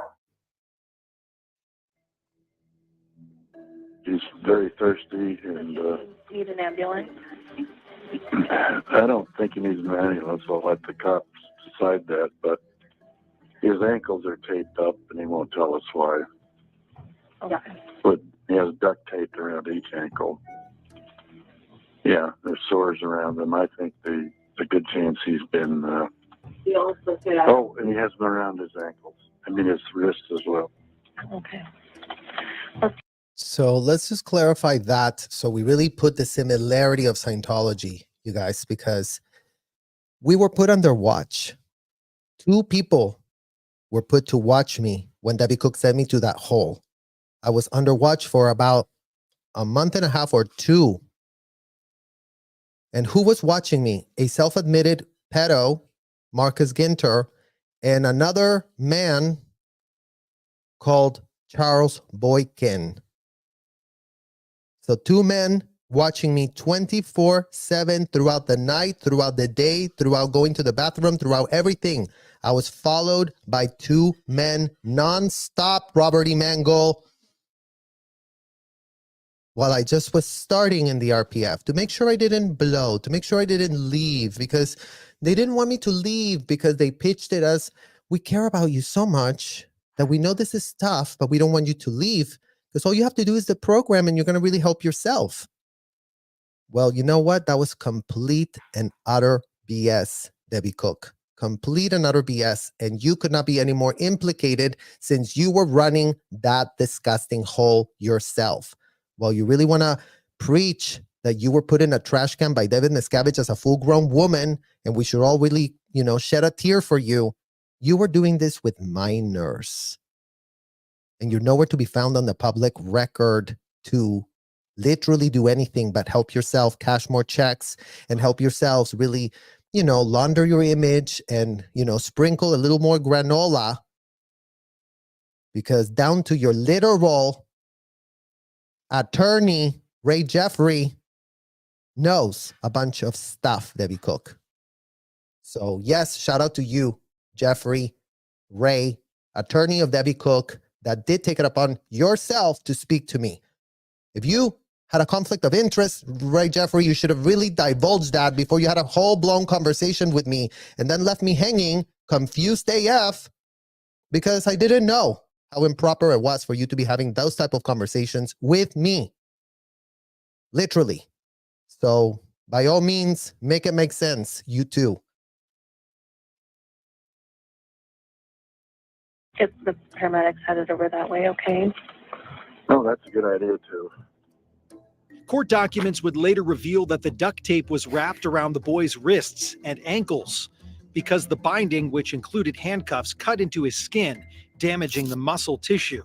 Ropes were used to tie 2 sets of handcuffs together so his arms and lower legs were lifted off the ground. So there you go, you guys. It's called bondage. It's called bondage. It's called sadistically abusing minors through bondage. These type of predators, these type of parents that get off on that level of power dynamic imbalance are depraved, disgusting degenerates. That's what in the hell it's called. And while Scientology was very, very careful, thanks to, I'm sure, Robert E. Mangold telling them, don't grab handcuffs.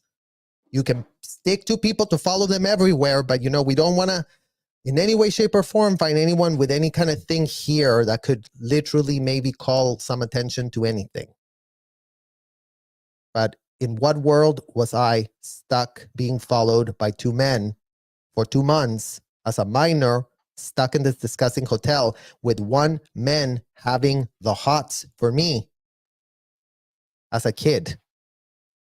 Literally.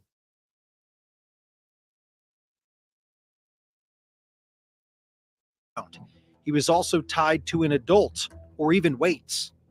The things that I experienced while living with Jodi, I experienced being tied, I experienced being duct taped, I experienced being blindfolded, I experienced severe isolation, I experienced severe emotional, spiritual, and psychological abuse. It's not the first time Jodi as a So everything this survivor just said, you guys, is exactly what I experienced. Like I told you, the tying of us was different. They didn't put a tie like this. They put a tie on our hands. Here's a Literal can. Hold it. Okay? And then you just had to be like this. You couldn't move. You couldn't wiggle. You couldn't stop moving. Gonna check the question again. Stay down. Like, don't move. Have you committed a crime for which you have not been arrested? Don't move the cans. We were strapped. We were being held against our will. We were being sadistically abused by, including but not limited to, Robert E. Mangle's clients. Angie Trent, Supishay Gentry, Ricky Jensen, Marina Pazzotti. Does those ring a bell to you, Robert E. Mangle? Do you know who the hell they are? Or are you so clueless that you think RTC only handles trademarks, Your Honor? We really need to get this lawsuit dismissed quickly because RTC only handles trademarks and we don't know anything about anything other than trademarks. So why in the hell was Angie Trent so thirsty to interrogate minors, Robert E. Mangle? What type of trademarking is that? Interrogating minors and sending them to pedos. What type of shit is that? Because that's the little pitch that you need to sanitize quickly. Call up Dave, call up Shelly, get her out of the hole. Ask her if she approved my CSW to graduate the RPF, Robert E. Mangle. Ask her that. Ask her if she read all my files. Oh, look. Here it says all this shit that Marty Rathbun, your other client, your other RTC client, sent Marcus Ginter as a self-admitted, full-blown pedo to this hole. So talk to your partners at the FSO, whoever in the hell those lawyers are. We don't give a shred of an F to talk to them, research them, or know who in the hell they are. They are your little buddies. I'm sure you can have your assistant get you in touch. And by all means, advise on this systemic, disgusting stuff. Why were we being bondaged inside of the Hacienda Gardens? Why were we cleaning asbestos on our hands and knees, scraping it off the floor of the Hacienda, disgusting 1960s toxic AF places where you were having us do that to let us know how disgusting and how insignificant we were at 16 years old, at 17 years old, where that was being done to us. So exactly the type of sadistic, disgusting things that are being mentioned here, you guys, is what you can find in the Scientology parent and the Scientology executive. It's those two categories and buckets of people that could not be more implicated to their literal ears. Therapist has been accused of using duct tape or other unorthodox, what some would consider cruel punishment techniques on a child. Unorthodox. Isn't that great, you guys, that that word just rung a little bell here, as we didn't sit there in court with the Scientology attorneys blabbing, well, you see, Your Honor, the orthodoxy of Scientology cannot be in any way, shape, or form considered by the court because the orthodoxy of Scientology. That what, Robert E. Mangle? That calls for kids to be locked up against their will? No one's supposed to have a shred of a clue about that? No one's supposed to have a shred of an opinion about that? Why? So you and your little clients can continue abducting minors and locking them up against their will? Make it make sense right the hell now. Because your orthodoxy and your unorthodox methods are what is being said in this report. Complete and utter child abuse from hell. Experienced the being told I shouldn't be around other people, being told that I was dangerous to be around. People were afraid of me to the point where I was afraid of myself. Jodi Hilderbrandt told KUTV2 News they were subjected to torture at the hands of their Aunt Jody as an underage teen. Jesse said their parents left them in Jody's care with no warning for nearly a year. I was forced to sleep outside in the snow. I was, like I said, isolated for up to 12 hours a day. If someone spoke to me directly, if I wasn't wearing duct tape on my mouth, I had to just stare at them and not respond, because she also had systems of people that would report back to her. Isn't that great, you guys? Another similarity we find here, because in Debbie Cook's hole, you weren't allowed to speak to anyone else outside of that hole unless they came and asked you a question or spoke to you.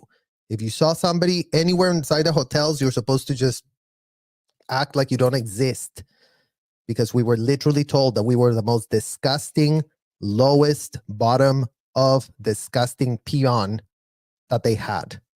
And we should be so lucky and so happy that they're taking it upon themselves to rehabilitate us from being so disgusting. So yes, Debbie Cook, I guess you can really tell Ray Jeffrey, your attorney, that you didn't put duct tape on my mouth. Literal duct tape was never placed in front of my mouth. But go and start telling your attorney, Ray Jeffrey, the one that negotiated your little cash payment so you could go live it up at the Bahamas, live it up wherever in the hell else you want. Go tell him what in the hell you were doing. Go tell him how many minors you did it to. Go and start literally opening and closing your mouth with something that is a monochrome of truth, instead of all these lies that you fabricated to pitch yourself as the victim, as the one that could really cry on command on the witness stand, as you sat there and told everyone that you were willing to sign the paper where you knew that 100K were coming your way. This is way before Ray Jeffrey ever got involved with you. You used Ray Jeffrey when that little 100K ran out 4 years later after you came out. You guys, let me write a little Facebook email to everybody. Oh yes, you guys, I really am Debbie Cook. I was all about the technology. And you know what? David is just asking y'all to pay too much money for buildings. Instead of paying money for buildings, you should be paying money to have more children interrogate you. That's what Debbie Cook was pressed about, you guys. In her own literal MF words. We've already done the reaction video.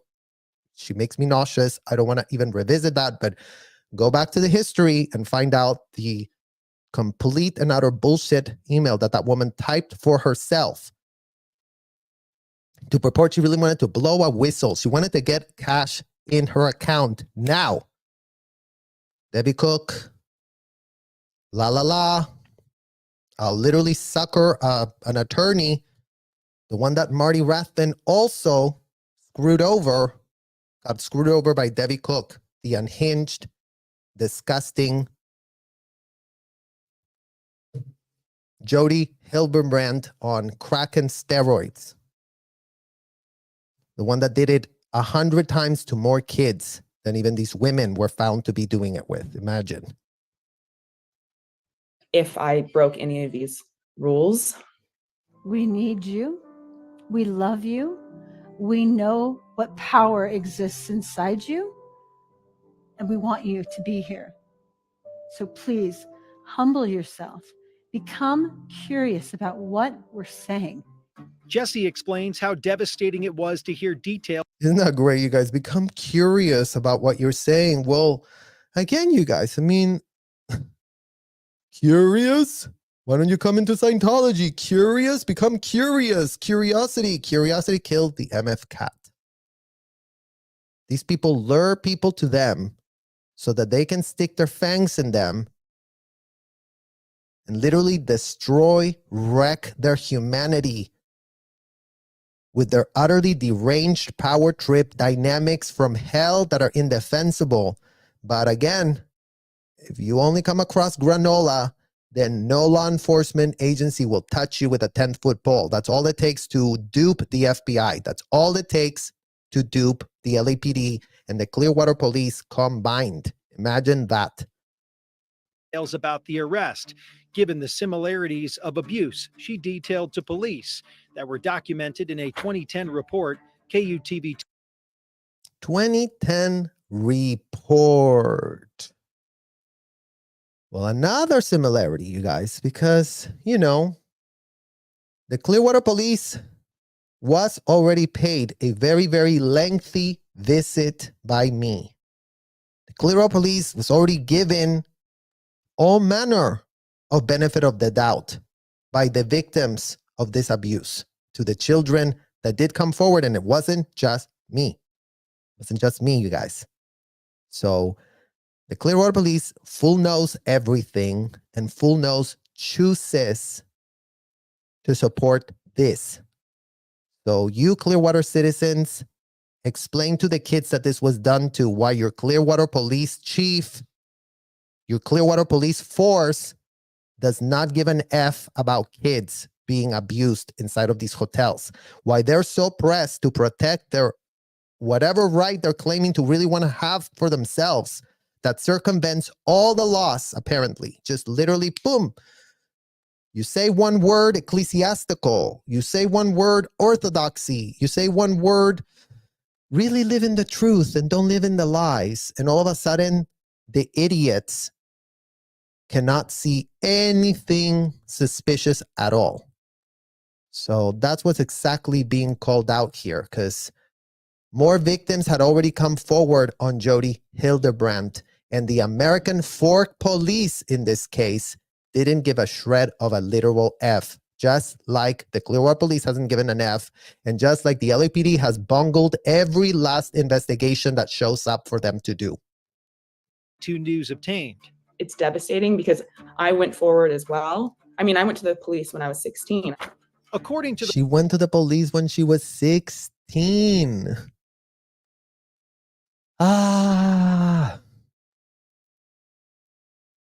Look at here, you guys. Back in the day, California.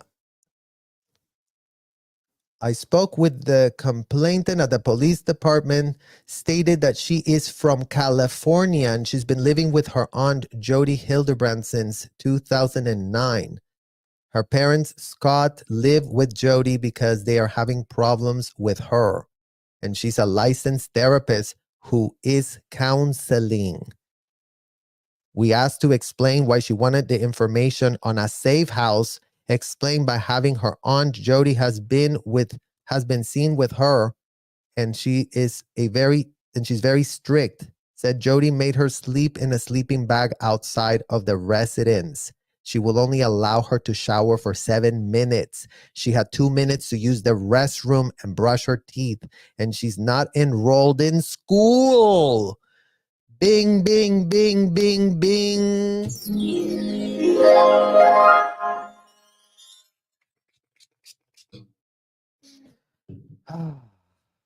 Not enrolled in school. Bathroom being controlled. Guess who else had to ask to go to the bathroom, you guys?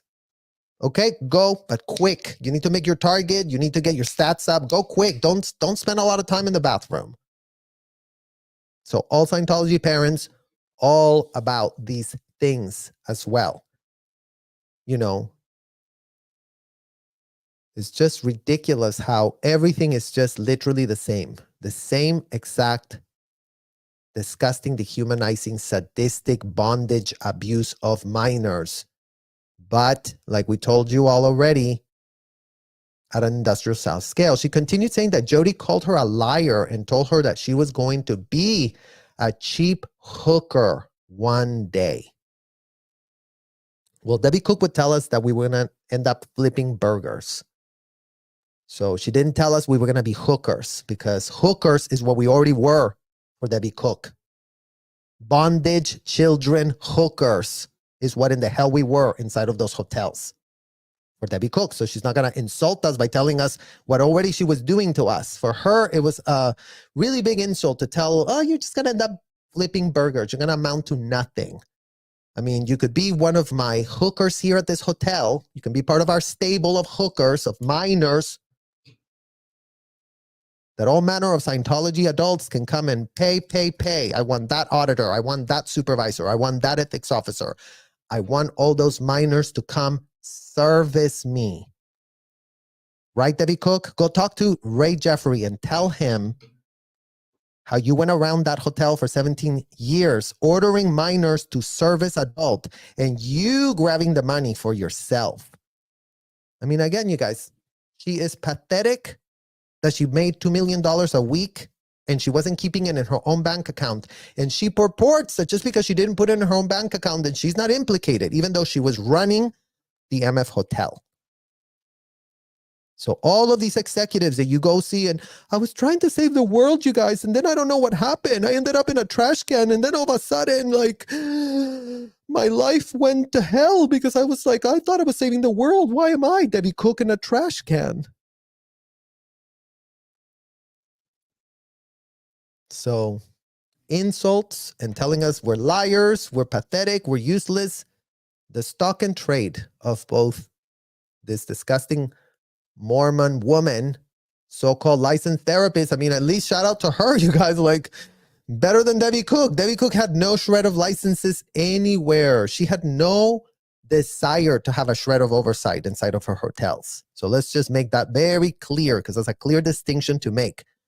Jodi Hilderbrandt was licensed as a therapist. So she must have had some sort of education. Never mind that she went rogue. Never mind that I'm sure that the teachers at her college didn't say tie up and bind kids. Never mind that Debbie Cook's people did tell her that. Put those kids under watch. Lock them up in a room. Strap them to a machine. Make them sit still. Don't let them move. Don't let them leave. Shame them if they say no. Abuse them more and double and triple down if they don't like it. So right now the balance is Debbie Cook like this. Because she is a Jodi Hilderbrandt on steroids without a shred of even a certificate to even talk about for herself. Continue by saying Jodi will not allow her to talk and has at one point placed duct tape over her mouth. So we weren't allowed to talk inside of these hotels again, you guys. Like, we're exercising our First Amendment right for the very first time in our lives. Because we were always being told, don't say that, that's critical, that's a problem, that's something's wrong with you if you ever open your mouth and say freely what in the hell is in your head. It's a problem. Don't blame this on the adults. Don't blame this on the executives. We're trying to save the planet. You're the one with the problem. You're the one that doesn't like it. You're the one that has literally no rights inside of these hotels, because Robert E. Mangle protects our right to destroy every last child's right of free speech inside of these disgusting, abominable, ridiculous hotels. The report, Jesse told police they had their mouth duct taped to prevent them from talking, were forced to sleep outside, had restricted shower and bathroom use, wasn't in school, and was wearing the same clothes for 3 weeks. If in any I'm sorry, guys. We have to stop again because guess who was wearing the same clothes? Us. I was just talking to Jenna Miscavige about this. We had to wear the same thing every day. We didn't have time to go and do laundry. We didn't have time to, there was no time. These people just, come on, produce more money. We need more money. Come on, stop wasting the time. As long as it looks kind of okay. It was like polyester, plastic, disgusting uniforms that were made so they looked, navy blue pants so that nothing would show on them that you had to wear for like a whole month, because when the hell did you have time to wash them? I mean, I shout out to my mother who would sneak in laundry for me. So my mother that I thought, she cares so much about me because she is helping me with my laundry, which she's really not supposed to do, which Debbie Cook would have her head on a pike if she ever found out that she was doing that special favor for me. But that's all it took for my parents to purport that they really cared about me. Oh, we're doing your laundry for you. Just bring it to us. We'll do it. We'll help you. Be Debbie Cook's slave. But, whenever you do need your laundry, we'll do it for you. Don't worry about that.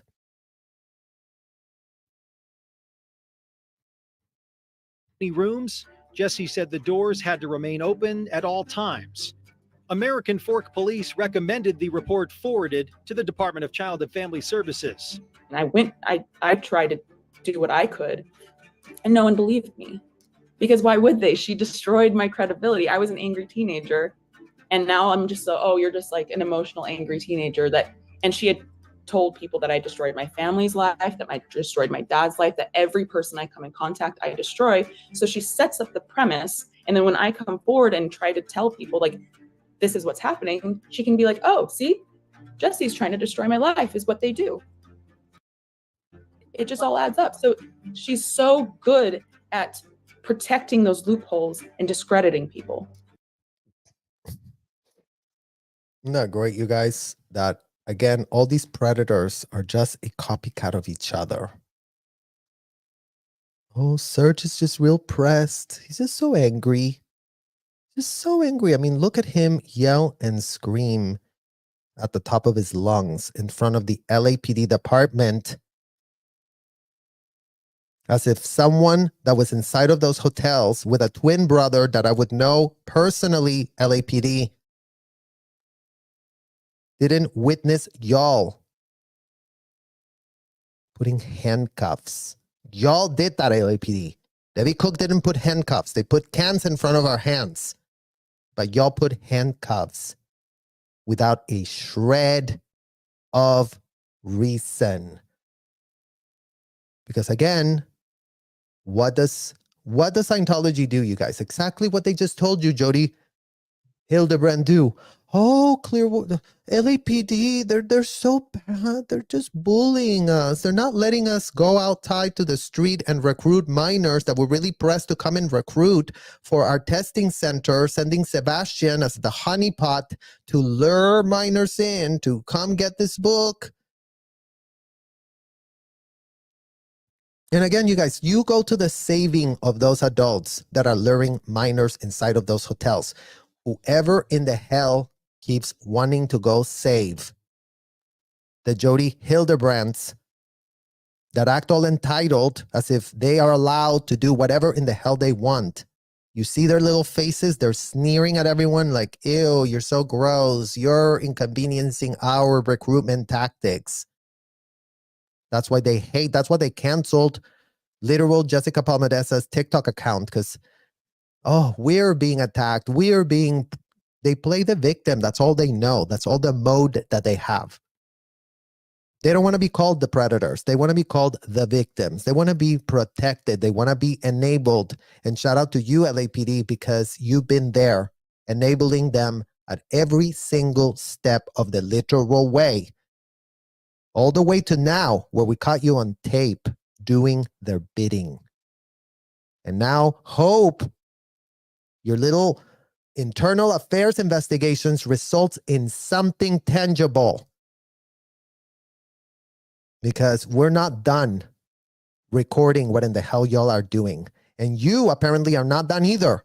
Because you'll all still been answering fake AF calls from these people. Unfounded allegations, unfounded receipts, and let's put them in handcuffs and let's really detain them. Well, good for you. A few weeks after that report was filed, Jesse ran away. Their Aunt Jodi filed the report with American Fork Police, claiming Jesse likely fled because they did not want to go to a girls' juvenile program for troubled youth. How many BS reports is OSA giving y'all at the LAPD? How many BS reports are Robert E. Mangels and associates and attorneys that are on full-blown retainer defending and propping up a 501c where child trafficking is allowed, where child trafficking is alive, where passports of minors can be confiscated without a shred of consequence? How many papers has OSA sent to y'all at the LAPD Hollywood Division? Oh, don't believe anything you hear. We really know what in the hell we're doing here at the hotels. That's all it took, you guys. That's all it took. And, you know, again, it's like, how are all of these police people being so recklessly incompetent, as if they're not getting paid enough to be competent, as if they're not getting paid enough. Every single time these people have come and detained us and arrest us, all manner of, oh my God, you're making 6 figures at the LAPD? Damn. Damn, 6 figures. Oh, and then you have overtime. Oh, and then you have other reported income, 35 grand. Damn, that's great. That's really great. It's a great day to be an LAPD officer making all that money and protecting child trafficking hotels. Because that's what y'all are getting paid the big bucks to do. Right, LAPD? Right, Clearwater Police Department? Jesse was found a month later by police at a shelter in Salt Lake City. According to the report, they told officers they ran away from their aunt because they were forced to run and confess their sins, calling it an attempt to break them down. She ran away from her Aunt Jody because she made her run and confesses her sins and tried to break her down. You, Debbie Cook, tried to break us down AF as well. Said her parents try and get her to go back to live with Jody. And then she will run away as soon as she can. Said Jody is some kind of therapist, just like you, right, Debbie Cook? You were a therapist, and I want her therapist. And then she thinks that she has all the answers. I mean, imagine this is a 16-year-old girl, you guys. I mean, again, imagine the audacity. A literal 16-year-old is already calling out the literal facts. But again, she wasn't believed because all it took is for Jody to say, oh, she's just real angry. She's just angry. Don't worry about it. She's just trying to destroy everyone's lives. Jody insults me all the time in front of others and acts like I'm evil by not letting me talk to her kids or others. Wow, I think you just found your twin woman, Debbie Cook, and I'm sure Jody would have loved to be your deputy Debbie Cook, captain of the Fort Harrison Hotel. Because then imagine, then y'all could have really had the time of your lives abusing minors together and coming up with the same exact disgusting tactics. She said that she went to Salt Lake because of all the shelters and resources to help homeless people. I just told them that my name was blah. I stayed one night with some weird dude and sat up on a couch all night. She said that she does not know his name, and then she left the next morning. So there you go. Shout out to all Scientology parents who, including Valerie Haney, own dad, go back to them. Just go back to them. Route out properly. If you don't want to be there, if you want to break your billing your contract, then just go back to your abusers and withstand all your abuse. And you know, now that you're back to your abusers, they really can sink their fangs in you, Valerie, so you can really sign a little contract. So all of a sudden you're in religious arbitration, right, Robert E. Mangle, or wrong?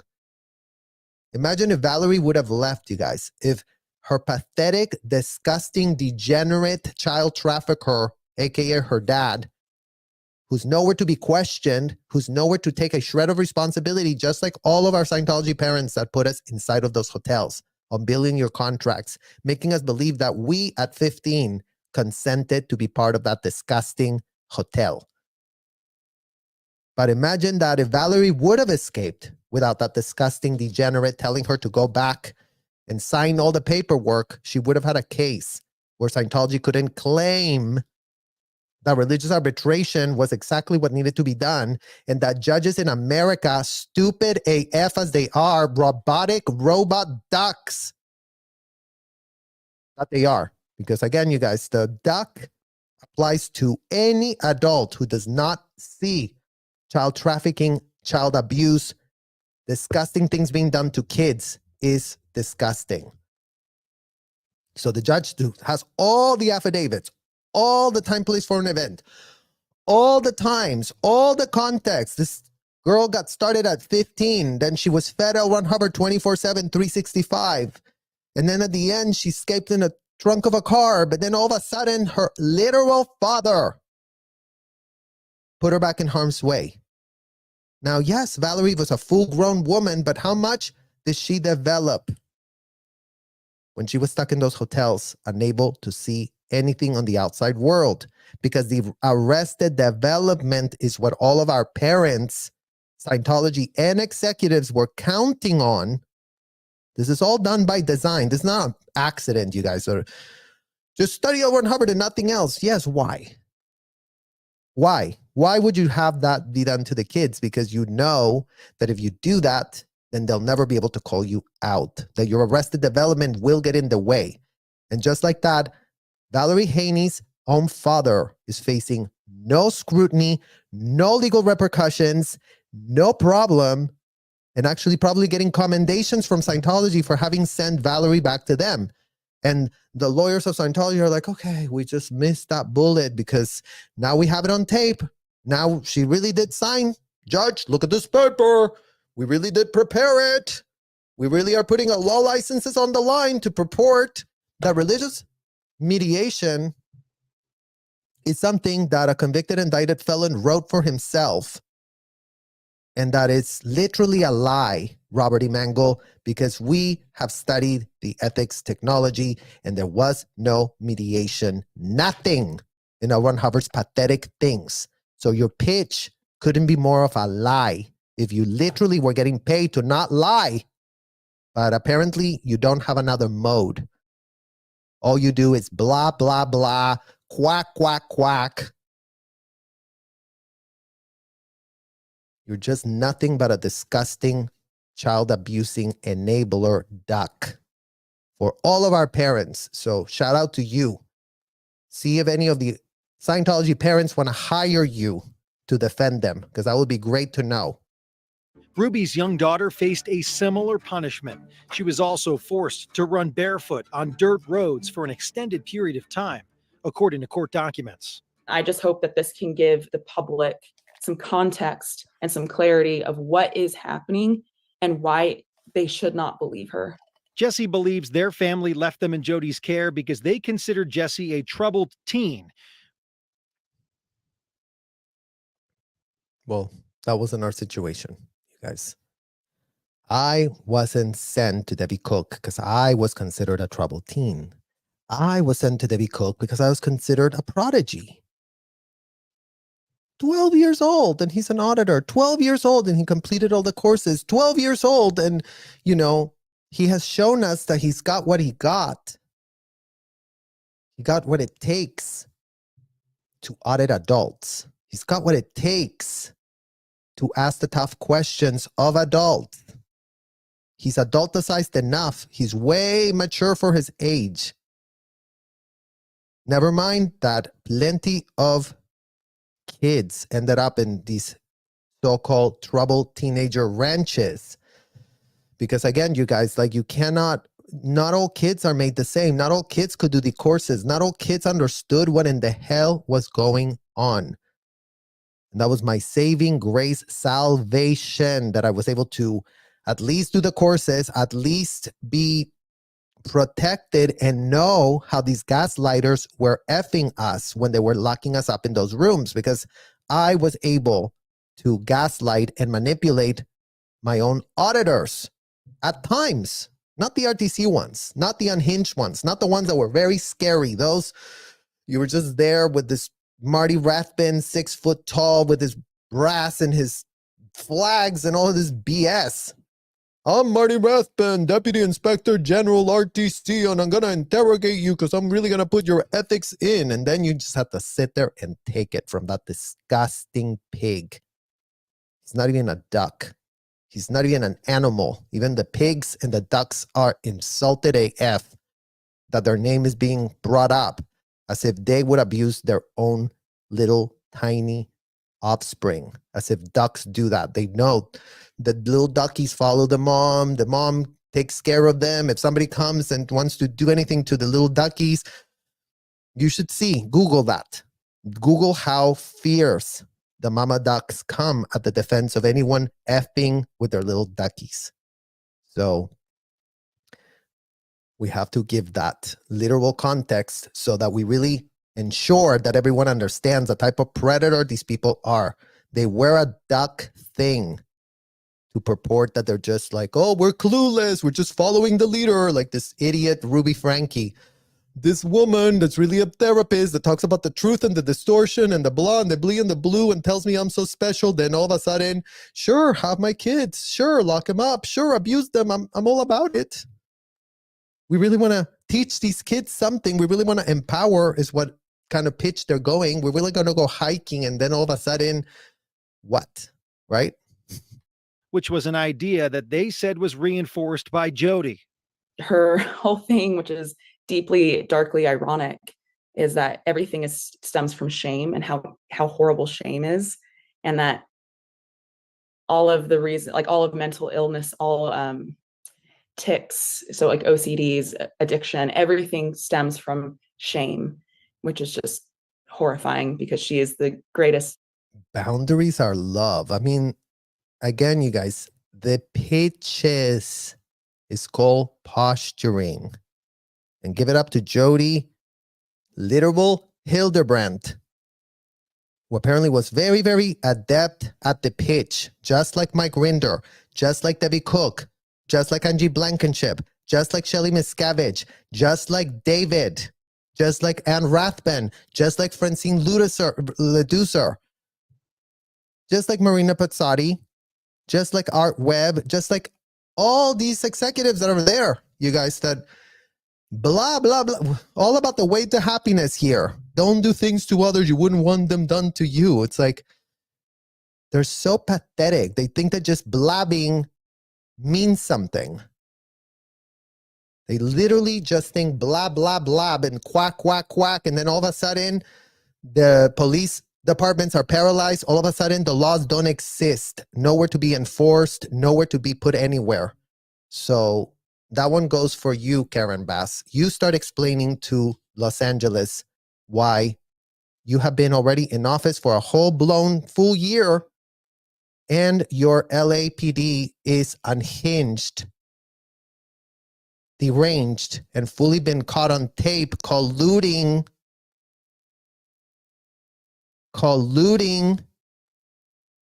So you ask them to show you what in the hell the conversations were. You go make that case. And if you don't, we will make it for you. Because Aaron Smith Levin will press charges, will open a civil lawsuit, and will demand discovery. We have the discovery ready to MF go already. We literally already do have that for ourselves. So I hope that your department and your disgusting tarnished reputation survives that. Hopefully it does.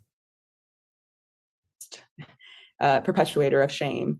She accused me of being a sex addict. She accused me of being addicted to masturbation, to the point where I wasn't allowed to, I mentioned this on the podcast, to the point where I wasn't allowed to use tampons.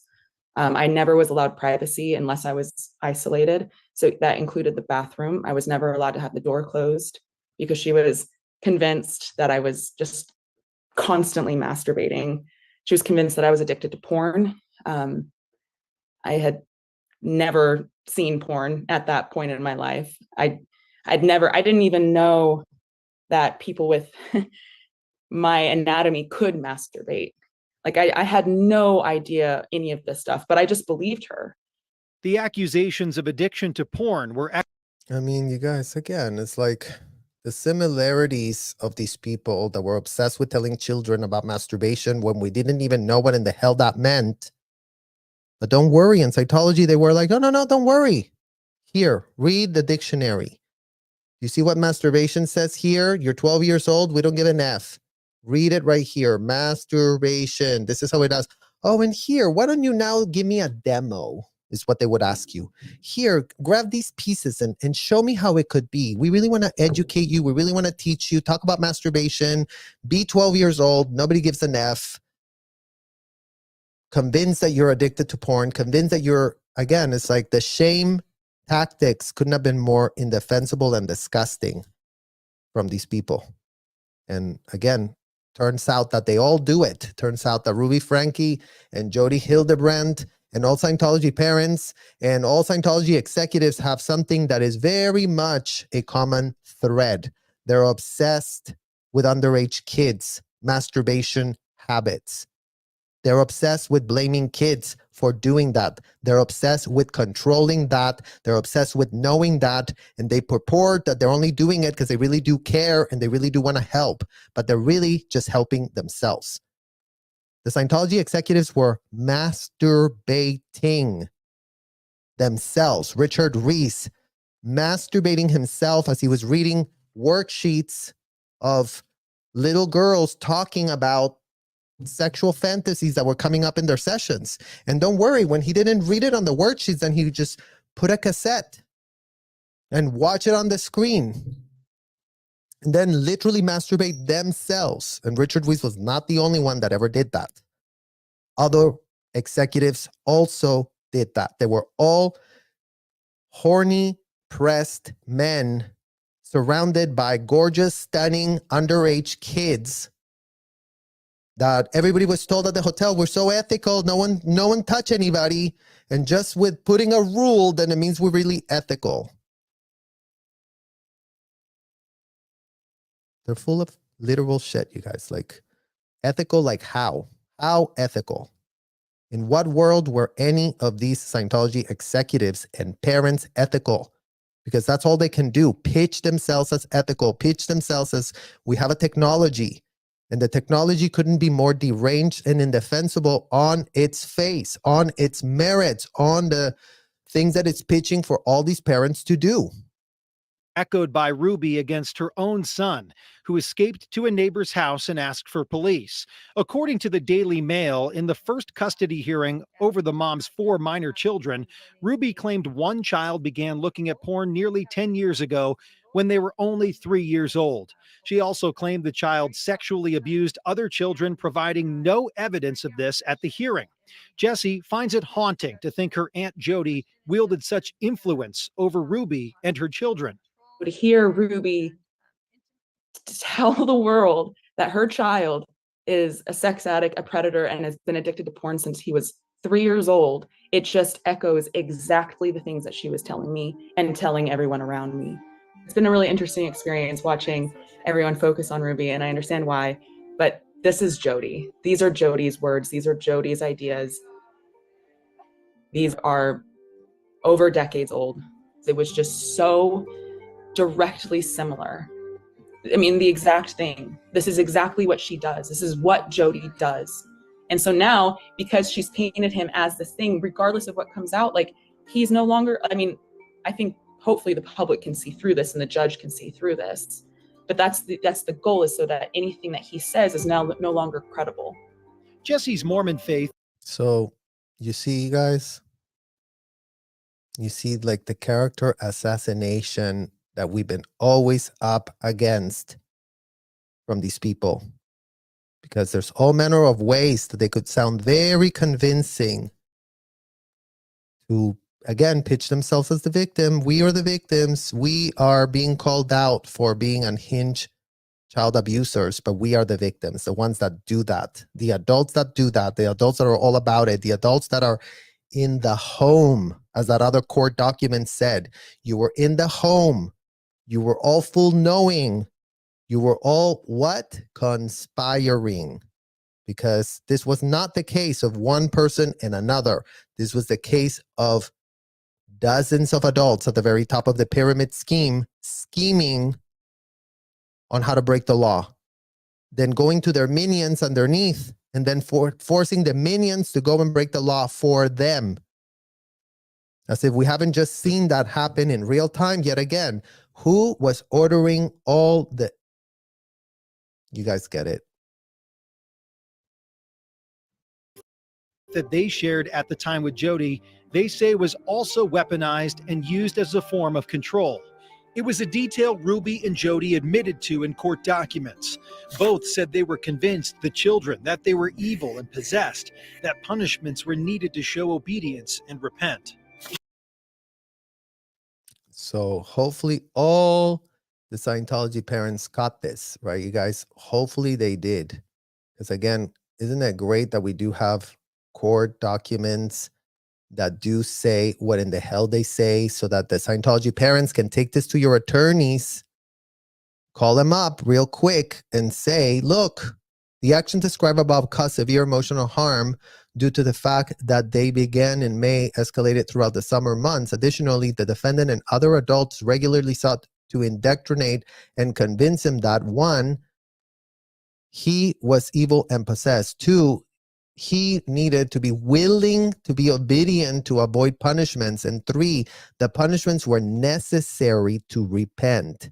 He was also told that everything that was being done to him were acts of love. The defendant actions also caused severe emotional harm. Other than binding and the specific instances of abuse, they were subjected to treatment as her brother. She was isolated and forced to do physical tasks, remained outside, and denied food and water. She was also repeatedly told that she was evil and possessed. The punishments were necessary for her to be obedient and to repent, and that these things were being done to her in order to help her. She was convinced that she was evil and that she needed to go through these things in order to repent.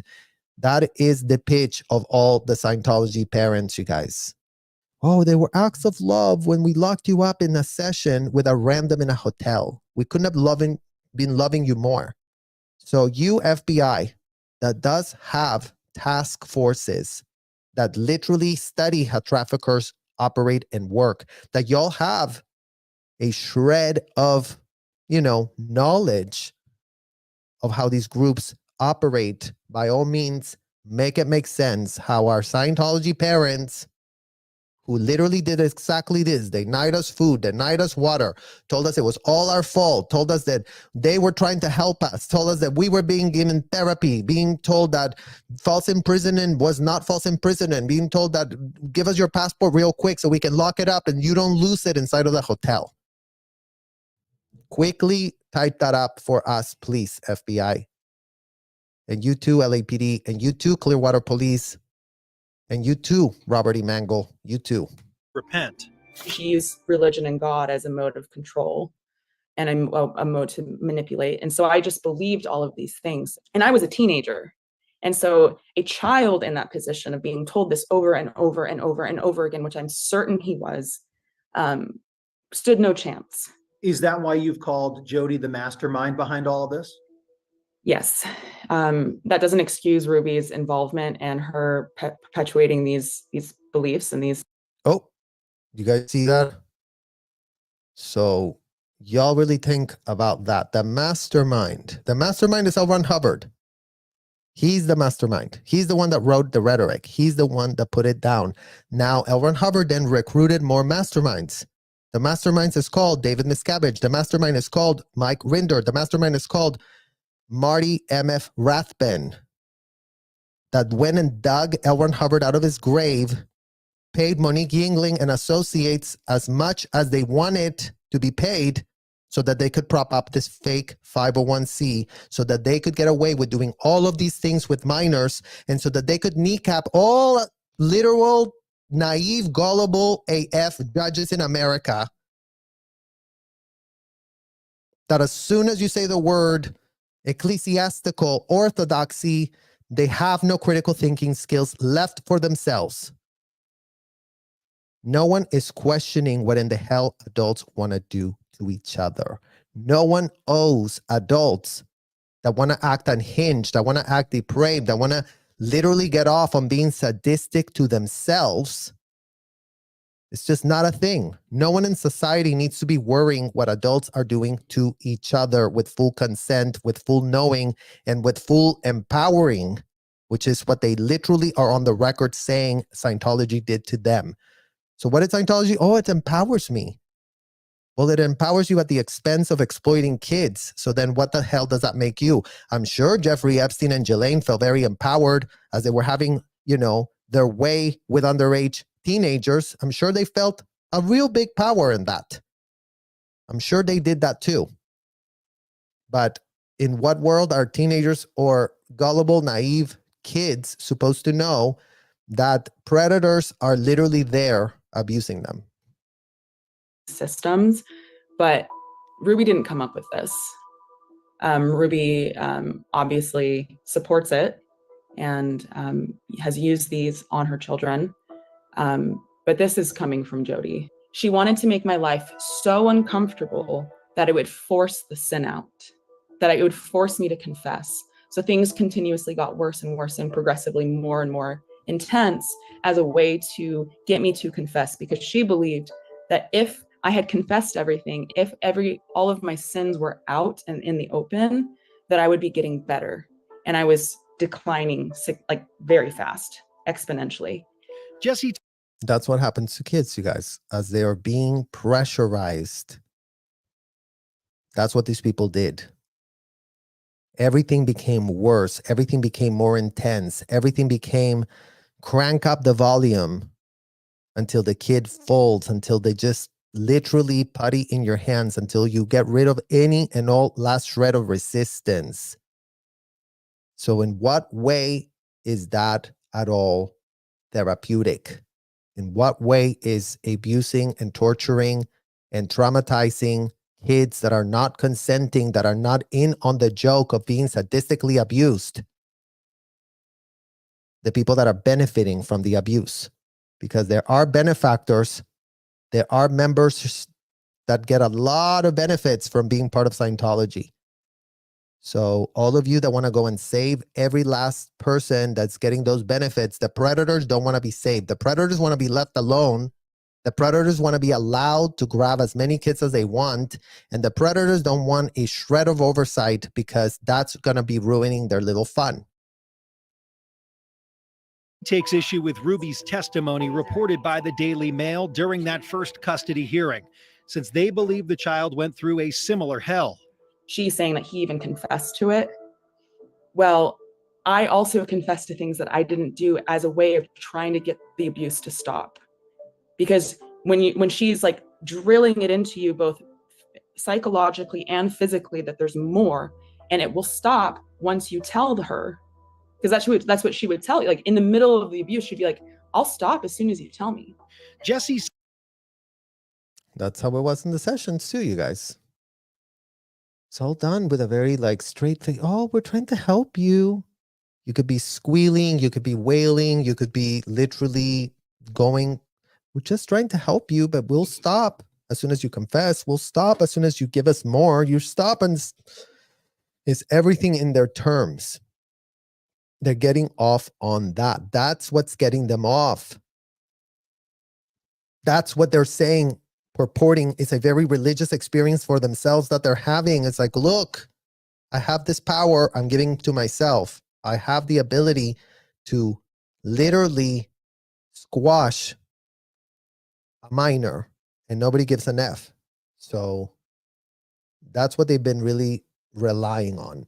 Said Jodi accused them of having an abortion and being addicted to drugs and sex, even putting them through a 12-step program, something that is traditionally followed at Alcoholics Anonymous. I'd never done drugs. I'd never had sex. Again, I didn't know that masturbation was even possible. I had no idea what these things were. So I just started making things up as a way, as like trying to get this to stop, because I had no one there to help me. And when I spoke to the detective down in St. George days ago, I told her that as well. It's like and so even if he had confessed, it cannot be taken seriously, because this child was being tortured. Some of the punishments inflicted on. We were being tortured. We also confessed to all manner of exaggerations, because if you didn't implicate yourself, you were told you were not taking responsibility. If you weren't making yourself be some gross person that is so disgusting that deserves no humanity, then they're telling you that you're not confronting, you're not really getting with the program, you really need to come more clean, you really need to do this, you really need to do that. So all the kids would have to be doing all manner of fake confessions. But imagine that too, you guys. Imagine that she said she had never had sex, and I hadn't necessarily had full-blown sex, but I definitely had done stuff with daddy figures of that hotel that spotted my predisposition to be used, because, yeah, my dad hated me. My dad literally was disgusting, and these people saw that, and these people, grew a very fond relationship. Imagine that I was getting love that I never got from my own father by disgusting men that really thought that was a great idea to do for themselves. I mean, they already had the hotel. They already had the hotel room. Debbie Cook was providing them all with it. Go recruit that child. Go recruit him. Go get yourself in a tiny room. I mean, these were called the submarine HCCs at the bottom of the Fort Harrison Hotel before they renovated them more. Because again, Scientology is always renovating, so we look nicer. When I first got to the hotel in the early 1990s, you guys, the Fort Harrison Hotel was disgusting. It was run down AF. All the so-called audits took place in these like tiny rooms, like not even hotel rooms converted. It was like tiny cubicles. And that's where the recruiters would take us to enlighten us about joining the Sea Org. So just like that, at 12 years old, come with me. I'm going to recruit you. I'm going to do this. We're going to talk about a lot of things. Oh, you were my 2D in another lifetime. Oh, I'm sure. I'm having a lot of ARC for you right now. I'm feeling so much ARC.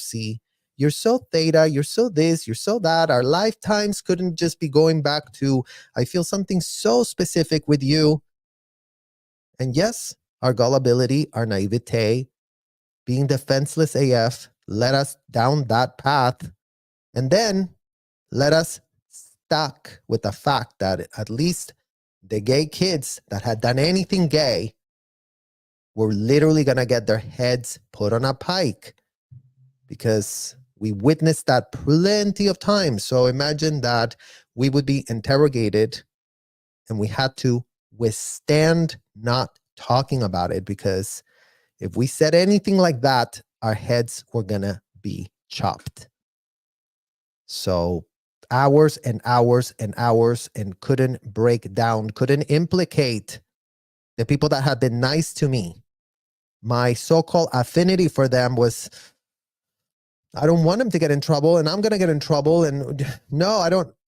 So just implicate yourself, make up other shit, whatever you could to make it stop, is what the program was inside of those hotels.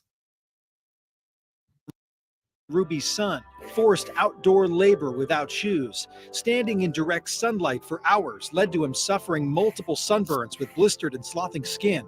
He was punished for sneaking a drink of water.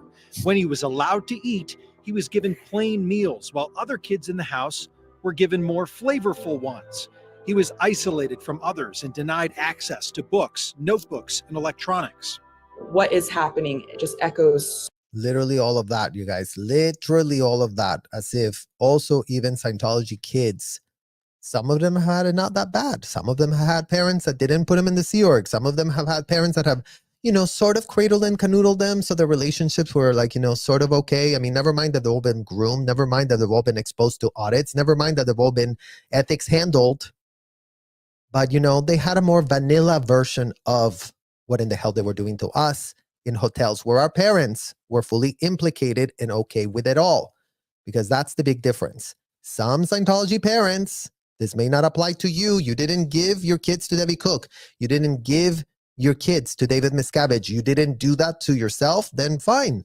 Were you all vanilla and thiety-weety on the sidelines with your kids not being raised in that thing? Okay, well, maybe that doesn't apply to you. But plenty of other Scientology parents know that this applies exactly to them. So close to home of what she did to me. They're coming to you as quick as they can, okay? Okay, yeah. Really want Yeah, to make sure. he's fine. We've got him sitting here. My wife, he got him water and something to, giving him something to eat, because he's hungry, and just a young man. He's hearing his stocking feet. So he escaped. What is your relation to Ruby? She is my aunt. So my Uncle Kevin, I'm related to by blood, and he married her. What do you make of this whole situation, or at least when you first heard about all of what was going down and Ruby and Jody being arrested on child abuse allegations? but it's kind of like a train wreck that you can't look away from. I was a little bit stunned that someone that I was related to had just been arrested and made the national news. I am still kind of trying to understand how anyone. And again, let's just really highlight that exact example, you guys. Oh yeah, she got arrested. It made the national news. The national news what do they do? What do they do, the national news, you guys? Do they actually investigate a shred of a thing? No. Do they ever have any skin in the game? No. What do? They look for quick bucks to make for themselves. Oh, there's a story right there. Oh yeah, let's all really care about this. You have all the editors of the news stations. Oh my God, signs, dollar signs. Can really go with this thing. America cares. ABC News is here with the story, you guys. Like, it's literally making national coverage because apparently your abuse doesn't count unless it's been literally publicized by the stupid national news, who never does their own stories, who only grift other pain of victims, including all these child abuse victims. To now, let's talk about Ruby Franke. Now let's all type. Oh, look, it's really selling in the algorithm, you guys. Let's do more YouTubes. Let's do more stuff to really stand for what America stands behind. You know what? Miss us with that BS, corporate media. Because y'all are getting called out for the grifters that you are, for the data miners of pain of kids that you never do anything about until it's convenient for y'all to really get it through your editorial boards and your legal departments that apparently don't care about your job, don't care about your story, because you can only just pitch whatever in the hell you want all after the fact. After the fact, yes, let's really all talk about it, right, guys? Like, after the fact, let's go gadget. And my family, whether they're directly related to me or extended, could do that to their family. We haven't really seen Ruby for like 10 years. Matthew told KUTV2 News he's concerned with what he described as the influence Jodi had on his Aunt Ruby. Starting this group with my aunt that is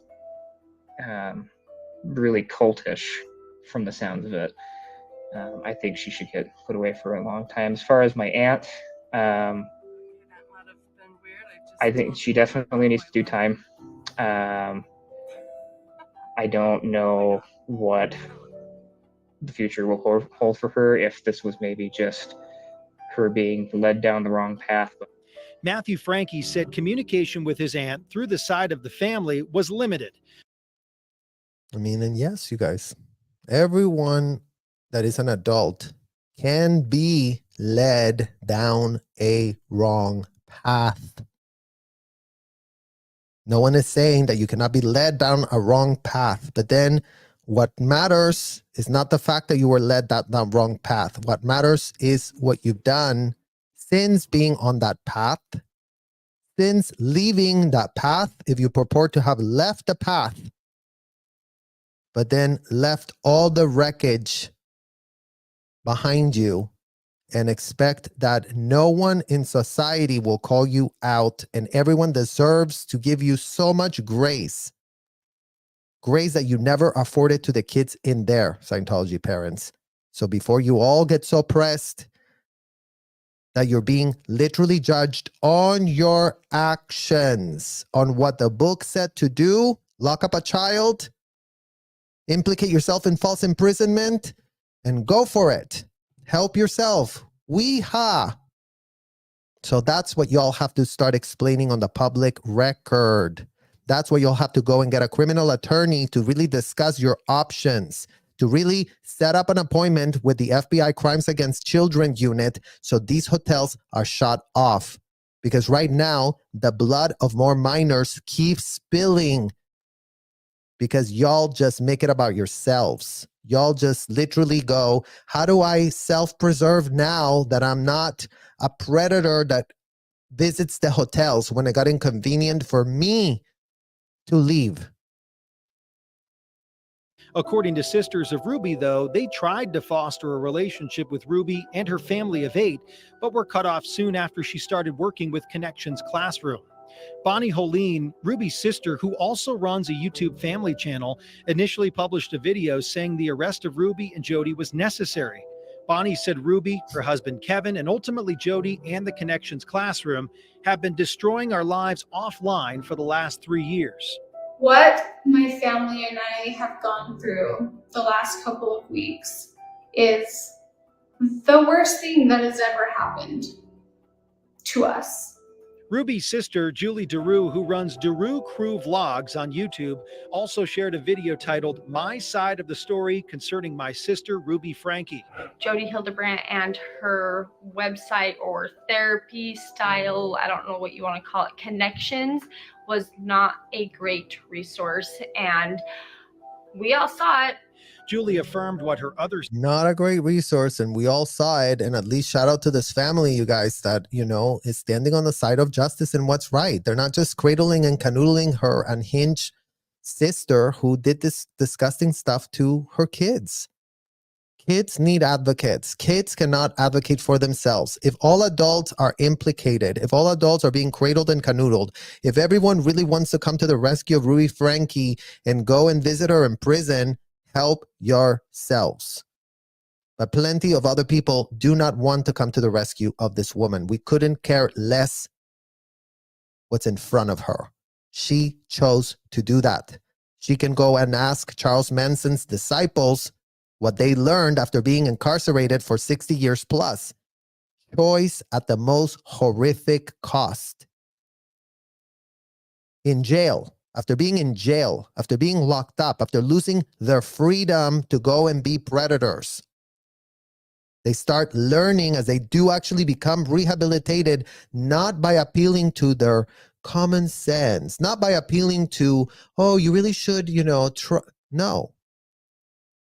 Predators don't have a shred of common sense. And until they're not locked up, facing actual adult consequences for felonies that are written on a piece of paper that society has purported it has a country that really doesn't enforce laws, that really doesn't stand for abuse, that really wants to advocate for kids. And again, you guys, the receipts don't match. Why are all of these investigations having to do with systemic trafficking and abuse of minors always bungled? Because the minor is the worst, most pathetic advocate that exists. Imagine that we were just so pathetic that we couldn't advocate for ourselves in any way, shape, or form. Imagine that even after leaving this disgusting stuff, we haven't been able to find a shred of advocate unless we come to communities like y'all, people that are not literally in the pockets of our abusers, to actually allow us to understand that we were gaslit, that we are not the crazy ones. That was the program that was run on us 24/7. You're crazy. You're making it all about yourself. You're exaggerating. It wasn't that bad. It could have, you know, we had good intentions. Don't be so tough on us. Let's all just, you know, carry on and get along and kumbaya. Kumbaya, kumbaya. That's the solution for everything. Let's all just kumbaya. As soon as you say the word kumbaya, everyone's supposed to just what? We're not here to kumbaya nothing. We don't give an F about the kumbaya. Sister Bonnie said Ruby cut ties with family 3 years ago, around the same time she started working with Jody and Connections Classroom. And again, all of you who want to really say, oh, adults, and we really stopped the disconnection in Scientology, adults can make a decision to stop talking to anyone they want. And you can try and call the police. 911, your emergency. My sister stopped talking to me and she's 38. And I really would like police to intervene. Can you come? Can you come to my house? Can you tell my sister to start talking to me? Oh, no. She was told by Scientology to not talk to me, but I really would like to change that because, you know, it's a toxic policy. It's a toxic policy. And yes, you guys, pathetic enough, the law cannot come and say, why are you not talking? Why are you talking? Why? They don't have time for that. So it's an insult to law enforcement to keep pretending that they're really going to come to the rescue of adults who decide not to talk. For 3 years, Ruby Franke made that decision against the wishes of her sister, against all common sense wishes. There was nothing to stop her from doing it. She was an addict. She was addicted to her own delusions of crack. Imagine she wasn't even taking a drug-altering, mind-altering drug, and they act as if they are just full-blown crack addicts, addicted to being abusive to kids, addicted to being predatory, addicted to sadistically empower themselves by squashing kids. So good luck, all of you Scientology parents that really want to cancel the disconnection policy. The disconnection policy needs to be applied to every last minor that is inside those hotels, 21 and under, because they don't stand a chance next to the adults that are all about Ruby Franke and Jody. So y'all really tell us why that disconnection policy is the main talking point to really come to the rescue, to really save Scientologists. Let's really stop helping them not disconnect. All kids need to be disconnected from these disgusting predators. All kids that are being audited need to be disconnected from whoever in the hell is saying, go and get audited, go and get abused. I'm paying for it. You should be so thankful. You should literally be so thankful is what we're being told by all these Scientology parents. Oh, didn't you get better by being abused? Didn't you really find a lot of therapy there? Crap hit the fan and she left the family. Is Jody up there right now? Yes. Okay. Jodi Hilderbrandt is up there right now. Okay. So she may come looking for him here soon, but she's not gonna, obviously. I think we need the cops here as soon as possible. I'm just asking where he is now. Yeah, she's a bad lady. We didn't realize how bad. It isn't the first time. See you guys. She's a bad lady. And we didn't realize how bad. You guys, it's not normal for us to have to think that people would be this depraved, would be this unhinged. It's not even normal for our heads. It hurts our brain to think of the indefenseless minors still fully implicated in this scheme. It's not comfortable to talk about it. It's not kumbaya to talk about it. It's not funny to talk about it. We don't give an F. We're literally here in our literal midlife crisis, having seen not a shred of guardrails that have been put or instituted by these disgusting hotels. I tell you all 100 times already, if there were no minors implicated in this scheme, if all minors were completely released from the hotels, 21 and under, if every single last person had to be carded before they stepped foot inside of there, do y'all really think that we would be wasting not only our entire formative years, but now our adult years to go talk about the stupidity of people that want to do whatever in the hell they want to do for themselves? They have that freedom. They're adults. You want to go get drunk at a bar? Go do it. You want to go step into a place where, go do it. There's all manner of things that you can do as an adult, and the government or your friends or your family or nobody can come and tell you you cannot do. Jodi's character or methods have come into question. While she voluntarily turned in her mental health counseling license in mid-September following her arrest, she did have it suspended once before for violating patient confidentiality. I was sent to Jodi Hildebrand. Yeah. But me and my wife together. Adam Steed has come forward, identifying himself as the person who was at the center of Jodi's license suspension in 2012. KUTV2 News confirmed the Division of Professional Licensing suspended her license with limitations for 18 months. It was eventually reinstated. According to the suspension documentation, she was reprimanded because she discussed sensitive information about Adam and his wife with his LDS church leaders and 2 other mental health therapists without their permission, while both attended Brigham Young University, according to the licensing division's official documentation of the incident. Adam said he was recommended to go to therapy by his church leader, known as a bishop. The bishop was saying it was for both of us as a couple. There's a lot of trauma here. Jodi was found to have violated state law by contacting BYU counseling services and Adam's LDS church leaders with privileged information. Therapists cannot share patient information without patient consent. They record in their writings the phone call where Jodi Hilderbrandt contacts them to talk about me. As a result, the church also dropped Hildebrandt from their family services referral list, according to a 2012 report filed by the Salt Lake Tribune. Adam said Jodi destroyed his marriage, life, and career ambitions due to her actions that led to his dismissal from BYU, the private university operated by his church. I was sitting there with my baby who's hugging me and crying. She hasn't seen me. And next thing I know, I got served a protective order, and I'll never forget her screaming, yelling, "Daddy, no, Daddy, no," just screaming as this lady I don't know pulled her out of my hands, and then they hand me this restraining order against me. Adam isn't the only one who has come forward to criticize Jodi's methods. Some people who participated in her Connections program in Utah told KUTV2 News Jodi's approach to counseling was problematic.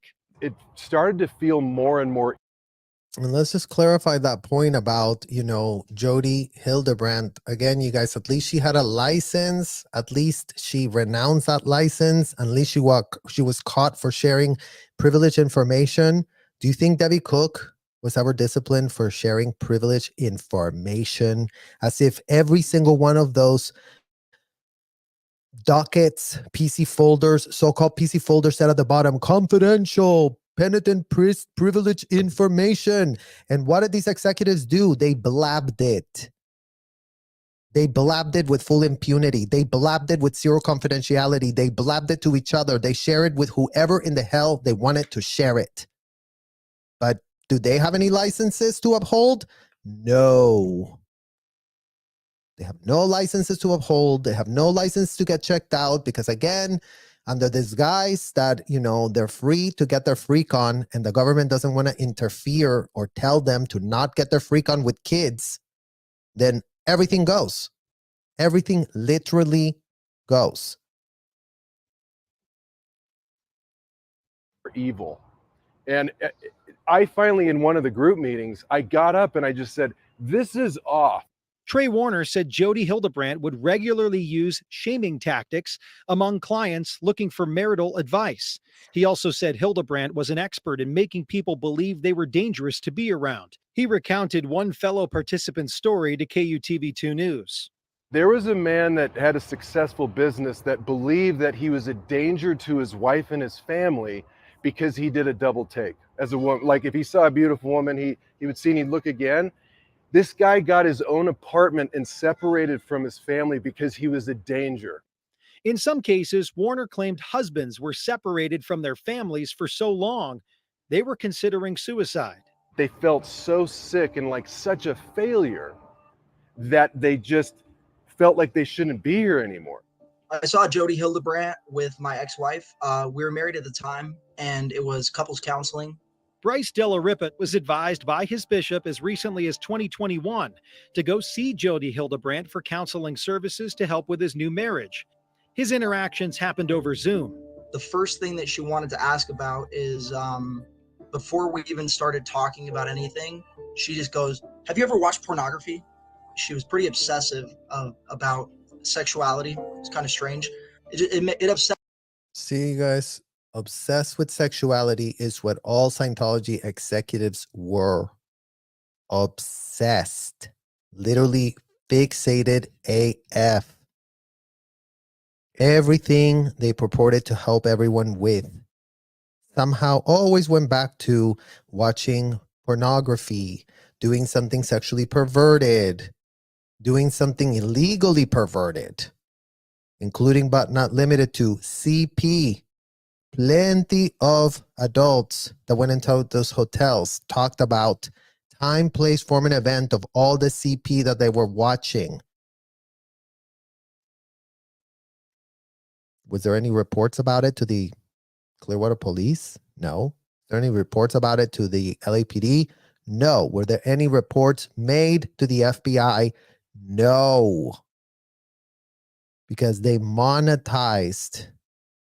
Okay, you told us. Tell us some more. Tell us some more. Tell us every time you did it. Tell us how you did it. Tell us where you did it. Tell us everything. Let's video record it. Let's transcribe it. And then let's sell you a package. Imagine that their package was clean your evil purpose. And what does that mean, you guys? Clean your evil purpose. They would literally ask them, so have you ever have anything to do with CP? Which you guys know exactly what that means. Oh yeah, the other day I went on the dark internet and I Googled this and I checked that, whatever in the hell works. And I watched it and I did this and I did that and I did everything. Great. Your needle floated. Now, was there an evil purpose or destructive intention that prompted you to commit that?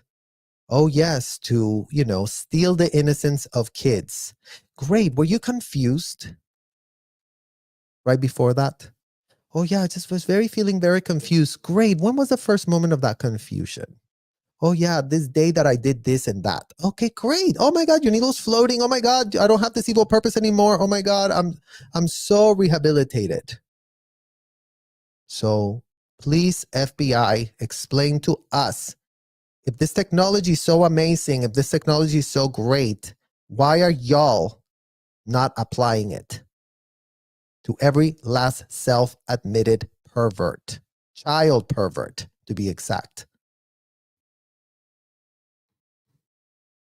That's me because I know that she has affected a lot of marriages and they've come to an end because of her. Her business, Connections Classroom.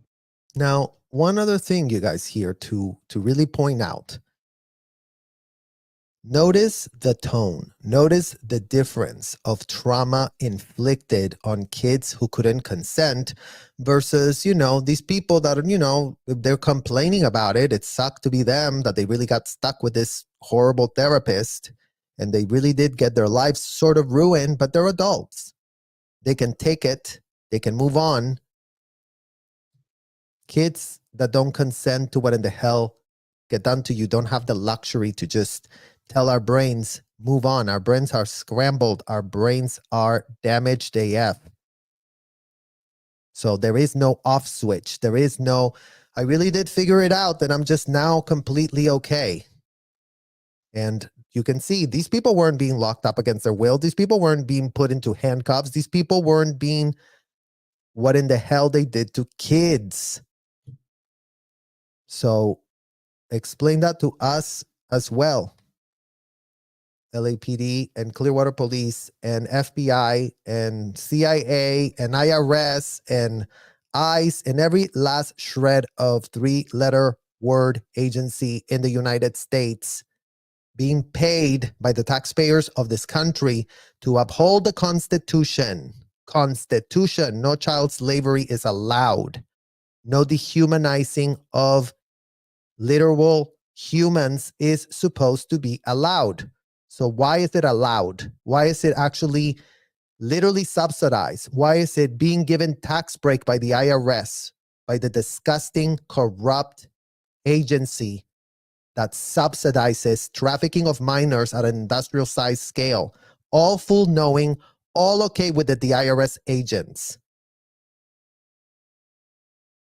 Or get on the record, IRS commissioner. In what world are you really gonna tell people? Because you know what? What's great about numbers, you guys, is that numbers don't give an F. So let's really start finding out how much tax write-offs is the IRS allowing all Scientology parents to really save for themselves on their tax report.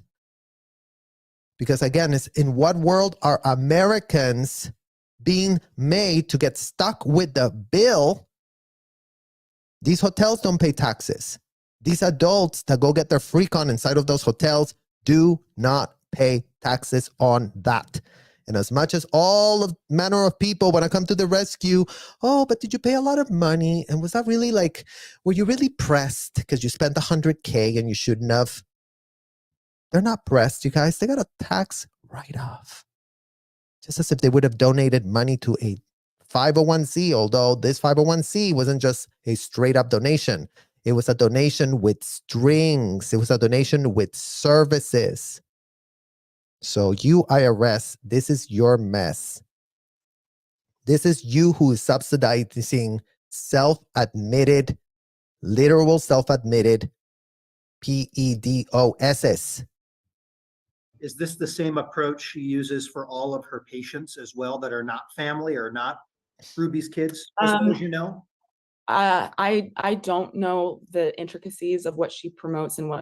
And look at these guys. Again, it's like they want to be celebrities. They want to be, oh, we're here in our studio talking.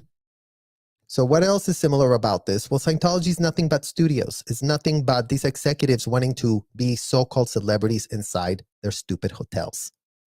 So let the record show that they're all about sitting down, putting little microphones next to their ears, and, you know, putting a little makeup, because again, the granola washes off the sadistic, disgusting stuff they're doing inside a basement. Imagine that. What she teaches on Connections Classroom. If it's anything even close, then, I mean, I'm certain that there's going to be parallels. I'm certain, I know that she believes that all shame should be punished.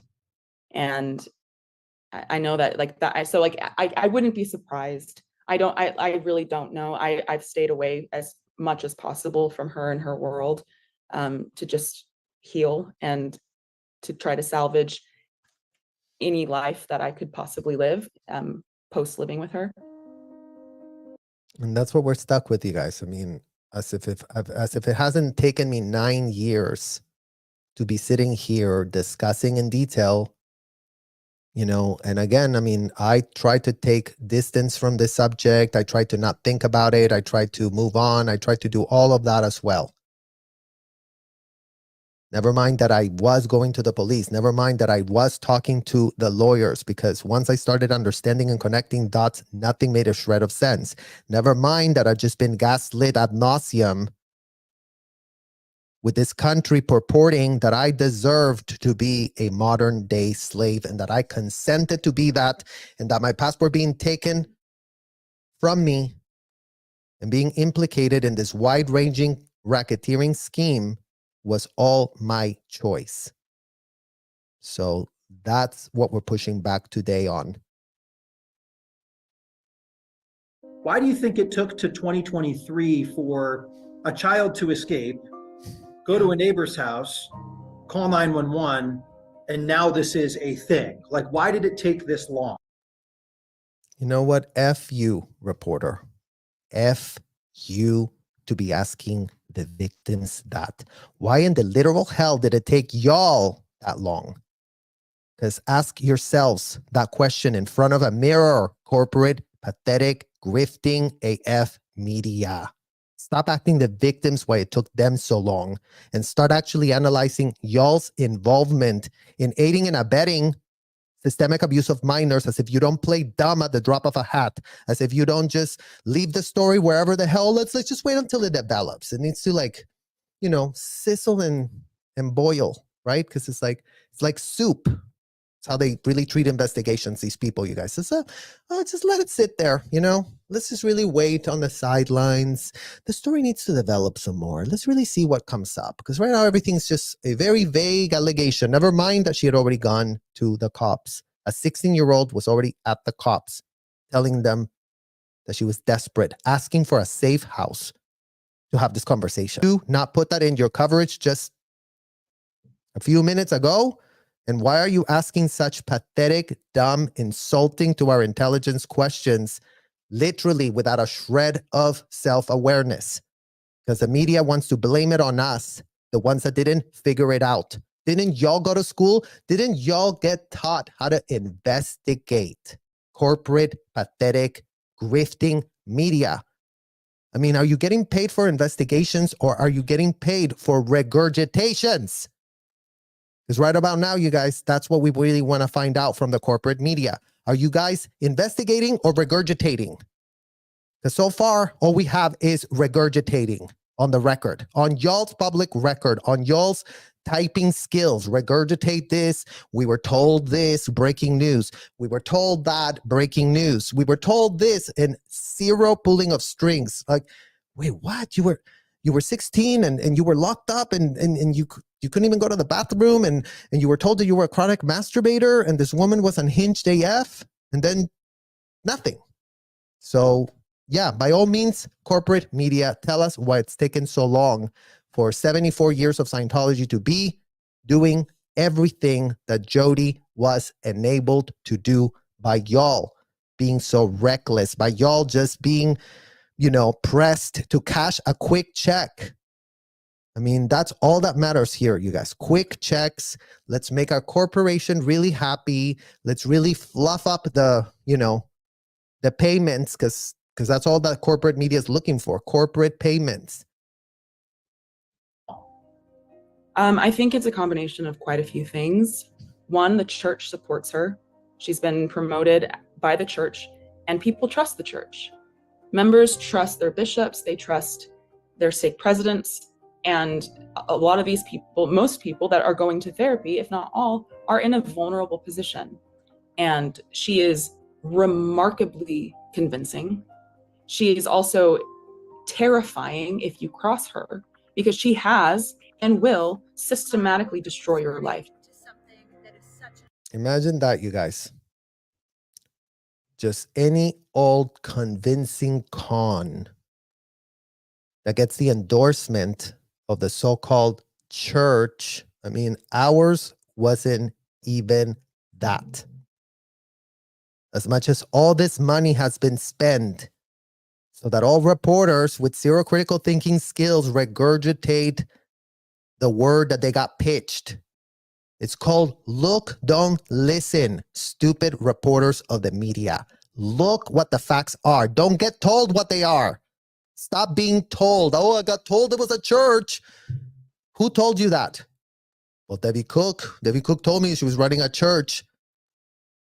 Well, what type of church was she running as she was sadistically abusing minors and locking up their passports? By all means, Tampa Bay Times, Thomas C. Tobin, put that on the MF record already. Stop playing dumb and put it on the MF record. How is the Fort Harrison a church? There's a literal church right next to the Fort Harrison. You would know that. That is a church. That is a literal church building. These people didn't even bother to have that type of building because guess what? They couldn't do what they were intending to do with the minors in a room that is really big where, everyone can see what's going on. They have no use for that. They have no use for that. Look at all their commercial buildings. What do they have in common? They're all hotels. They're all commercial buildings, and they all got a ton of compartmentalized rooms, and they all got a ton of places where, oh, nobody can go here. Oh, no one can see this. Oh, we need security. Oh, we need, check your retina so that you don't open the door and you don't come across all the evidence that we're holding for ourselves, because that's all the executives of Scientology think. As long as we document our felonies, then it doesn't count as a crime, because I guess they got told from L. Ron Hubbard that everything he wrote was meant to be a very religious experience. So good luck making a person with a brain cell inside their head buy that pitch. Good luck to y'all, Scientology parents and Scientology executives. By all means, let's see if the FBI and all the other law enforcement agencies are still gonna be playing dumb at your convenience. Let's see. We have a culture of people not believing children and not trusting children. And also children trust their parents, and then the parents trust the church. So there's been, and Jodi, what she does that's so terrifying is that she utilizes and uses whatever is available. So if you go to her with OCD, if you go to her with severe depression, she'll use that information as a way of control. Oh, you have OCD because you have deep-rooted shame. And she also separates people. She keeps people so they can't talk and corroborate. Like, it is so vile and tricky and ingenious. Jodi is, she is a very unwell person. There you go, you guys. There's the playbook of Scientology. with a different cover. So exactly what she just said about Jodi applies to who? David Miscavige. Applies to who? Shelly Miscavige. Applies to who? Mike Rinder. Applies to who? Guillain Laserve. Applies to who? Mark Yeager. Applies to who? Norman Starkey. Applies to who? Debbie Cook. Angie Blankenship. Angie Trent. All these Jodi Hildebrandts on steroids that also do exactly what she just said. Separates people, ingeniously destroys people, gets very pressed when there is any pushback to them. They don't want to be asked questions. They don't want to be held accountable. They don't want to be told no. And that's why they're very dangerous predators, because they get very pressed and they want to destroy anybody who stands in the way of telling them, no, stop being a predator. And look at the lengths of how Scientology is going to destroy us, abuse us in the aftermath of all of this thing. Imagine the Scientology attorneys have made it all my fault that I dared to ask Robert E. Mango questions on a sidewalk, as if he's going to give me the time of day anywhere else. And very quickly, oh, I'm very afraid for my life. Oh my God. Well, you know what? I was literally as far away as I can from you. You disgust me, Robert E. Mango. So you know what? There's already, I don't want to be anywhere near you. I'll stand 10 feet away from you because you're that disgusting to me. So don't you worry. No one's going to come and touch you. We don't want to touch you. We cannot stand you. Much less want to touch you, much less want to be close to you. A disgusting enabler of all our predators. You enabled our parents. Your law license is on the line defending the corporation that you propped up of a convicted, indicted felon, that you said that you're all about the trademarks and let's really protect this because God forbid someone's trying to steal what in the hell L. Ron Hubbard wrote. They're going to copy it and then all of a sudden it's going to be really bad for people. Yeah, if they want to get some horrendous legal liability on their side, it would be. So you're only protecting people from not copying you so that they don't do the same stupid stuff that you do. Well, congratulations. Congratulations for that. At least no one else is doing what L. Ron Hubbard is doing, unless it's very, very special to just y'all. Never mind that all the techniques you use are still being copied. By who? By predators. They all follow the same MF playbook. So that's the breaking news, you guys, that all of L. Ron Hubbard's disgusting derangement has already been modeled by every other predator. They're all just cheap, generic AF people that use branding, gaslighting, and words to ensnare people in unthinkable ways. And yes, everyone is a victim that comes across these disgusting degenerates. By design, on purpose. This is what they wanted. This is what they needed in order to fulfill their fantasies and the deranged power trips that they were having when they were really having a jolly old time for themselves as adults inside of the hotels. You did good. Enjoy that banana, okay? Yeah, he You did the right thing.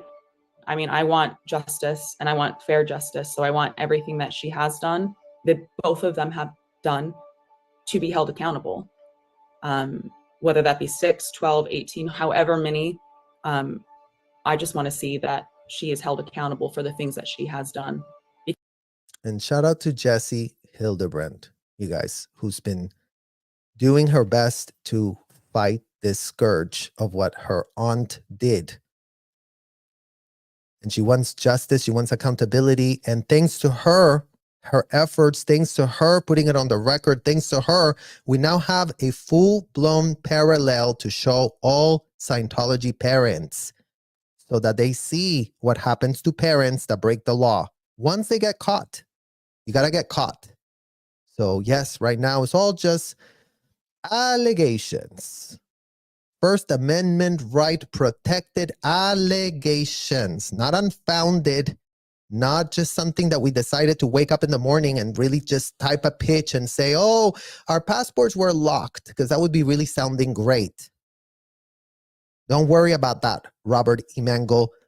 Your client was so unhinged, so disgusting, so lawless and reckless that there's nothing we can even literally, I mean, as if we just went through this, you guys, and we'll see at the end who had it worse, but literally, shout out to Jesse that is setting the example that you cannot not do anything, because these people go and pray and pray and pray. That's the only mode they have. They have to suck the blood of innocent young children so they can feel better about themselves. But I personally believe that is not covering everything that she's done. And I can say that because I know that she's not being held accountable for what she did to me. Imagine that, you guys, again. They're not being held accountable for what they did to them, to her. Even though she went to the police, even though there's a record, even though there is this, and then still the lazy AF police, the lazy attorney generals that go, oh no, that's going to be really hard. That's really a tough case. I don't want to touch it. I'm just going to show here to the media that we really did do something, that we really investigated one little thread, and, you know, maybe 6 years later she'll be gone and out of jail and we're all just done. Because in America, we really do have a system of laws and checks and balances that we really do all pay so much money. Imagine the Department of Justice has unlimited resources and money. Imagine they could hire unlimited amount of attorneys. So literally, miss us with your BS, Department of Justice of the United States. Attorney General Garland, whatever that you really wanted to be in the Superior Court, rein in your MF country, rein in your FBI, rein in your law enforcement agencies, Garland. Rein them the F in. Literally, where the hell are you in any of these conversations? I guess they don't rise up to your level. I guess your minions down there are really dealing with it, right? Or wrong? You're the top Department of Justice, really want to put some justice. Who is paying the Department of Justice budget? Last time we checked, it was us. Last time we checked, it was the kids that were stuck in those hotels, including but not limited to. Last time we checked, is all of our literal subscribers that are American citizens paying so that laws get enforced. Paying so that kids don't end up being abused and nobody giving a shred of an F. And so far, y'all's record is abysmal in enforcing anything. Y'all couldn't be more pressed about going after Robert Emmanuel. Oh, look, he went to Washington University. And that's all it takes, apparently. Pay someone quickly. They have really good attorneys. We cannot build a case. The Department of Justice is what? Kneecapped? So now the Department of Justice is kneecapped, the LAPD is kneecapped, the Clearwater Police is kneecapped, ICE is kneecapped, everyone is kneecapped, but all of you have what? The power and the money? So make that make sense to us. If you have the power and the money and the resources, why in the hell do y'all do nothing? Why? And you, Scientology attorneys, take a screenshot of this woman's face. Take a screenshot of the man that's sitting next to her blabbing about how, you know, Your Honor, we really don't have everything here, but you know what? We really should give her a real chance. And yes, you guys, yes, the criminal, everybody deserves defense and la, la, la, la, la. Sure, whatever. The victims that had this abuse happen to them, like we just saw with her literal niece, have never had a shred of justice presented to them. She's happy. She's finally being held accountable for another child that at 12 years old had the miracle of escaping the situation. But yet again, how many receipts were there of these disgusting women? before anybody lifted a finger, because we're not even getting into the weeds of that, you guys, but the police had already been called to Ruby Franke's fucking house. Like, they've already been around it all. So this idea that nobody had a shred of a clue until what? Until the 12-year-old ran out. And I told you a million times already, how many minors, Debbie Cook, go and tell Ray Jeffrey, your attorney, that set up a deal for you to get paid for eternity to shut the F up. Tell him how many minors were brought back, escaping to Clearwater Beach, trying to get to a bus station, trying to run to the Tampa airport to blow your hotel. And then you literally stopped that from happening and brought them right back and literally used the Clearwater police to bring them back to you. Because again, you guys, even when kids escape, they still have no chance. Imagine that.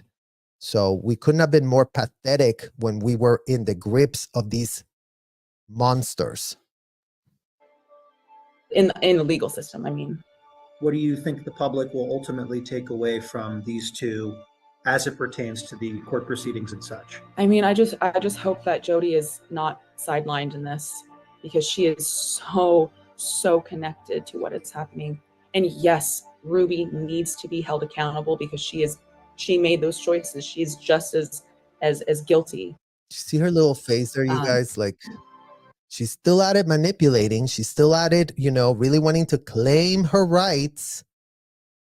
She's still really cutting her deals for herself, as if she's just not looking out for herself. These predators cannot change.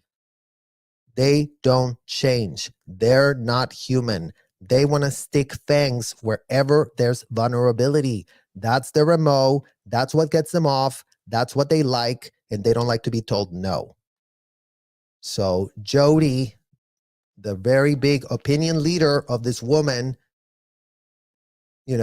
did get somewhat sidelined, and so have all the other executives that were literally there for decades, child trafficking kids for Scientology, on behalf of Scientology, on behalf of themselves. But Jodi's been doing this for much longer. So look at her looking real pressed. So take a look at that, Scientology parents. Take a look at that. Because in what world is this woman engaged in this much of what the hell y'all done? She's not implicated in an industrial, wide-ranging racketeering scheme spawning all states of the United States, spawning all the countries where the scourge of L. Ron Hubbard has been promoted as a so-called technology, you really do help yourself with these words of books that tell you that a 7-year-old girl should really get kissed by a grown man and have it be all okay, as if that's not literally the Dianetics pitch from L. Ron Hubbard. So take a look at that, Scientology parents, so you can see where you belong, where you should be right now. All of you, literally hundreds, if not thousands of you, deserve to be in this literal t-shirt that this disgusting woman is wearing. In this literal situationship, talking to these men who are really trying to figure out, well, how can we help you? I mean, let's claim that you really wanted to help the world, and let's claim that, sure, criminal attorneys, by all means, use all your education to sanitize disgusting child abuse. By all means, do it. Do it. Even the criminals deserve a shred of advocate, something that no child in those hotels ever had. So let the record really show the type of injustice that takes place when predators are all advocated for because they are full-grown men, because this woman is rich, because you can just put anyone on retainer to go blab their mouth about how she is such a victim in all of this and her rights, and she only got caught for this and she only got caught for that, and all of those other technicalities, Your Honor. Oh, that abuse happened so long ago. It's such a blurry case now that there's no president. She doesn't deserve justice. Just this one. Because you know what? In America, the courts are so tied up doing what? Why are you all so tied up with what? Literally. I mean, as if going to court is now so expensive and only really afforded to the uber elite, as we're seeing here with this woman. She's afforded the best attorneys that she could find on the yellow pages that can, be paid to defend her monstrosity, even though there's all manner of receipts that already show, all manner of patterns that already show how disgusting she has been. And has patterns and history in this. Patterns. Even though Ruby's the focus, I just hope that Jodi is not, that she's not able to slink away and just kind of fade into the background, because there you go, Scientology moms. See yourselves right there. You're no different than these two women. Don't sit there in judgment. Don't think that you're better. You're worst. If you're a Scientology mother, this is you. This is literally you. But you know what? Now add 1,000 more on the volume. 1,000 more on the lack of oversight. No one ever checked y'all's licenses. Y'all have never been under a shred of scrutiny.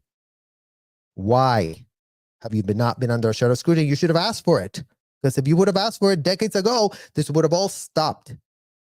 And then no one would have a shred of legal liability or disgusting depravities that they got caught up doing.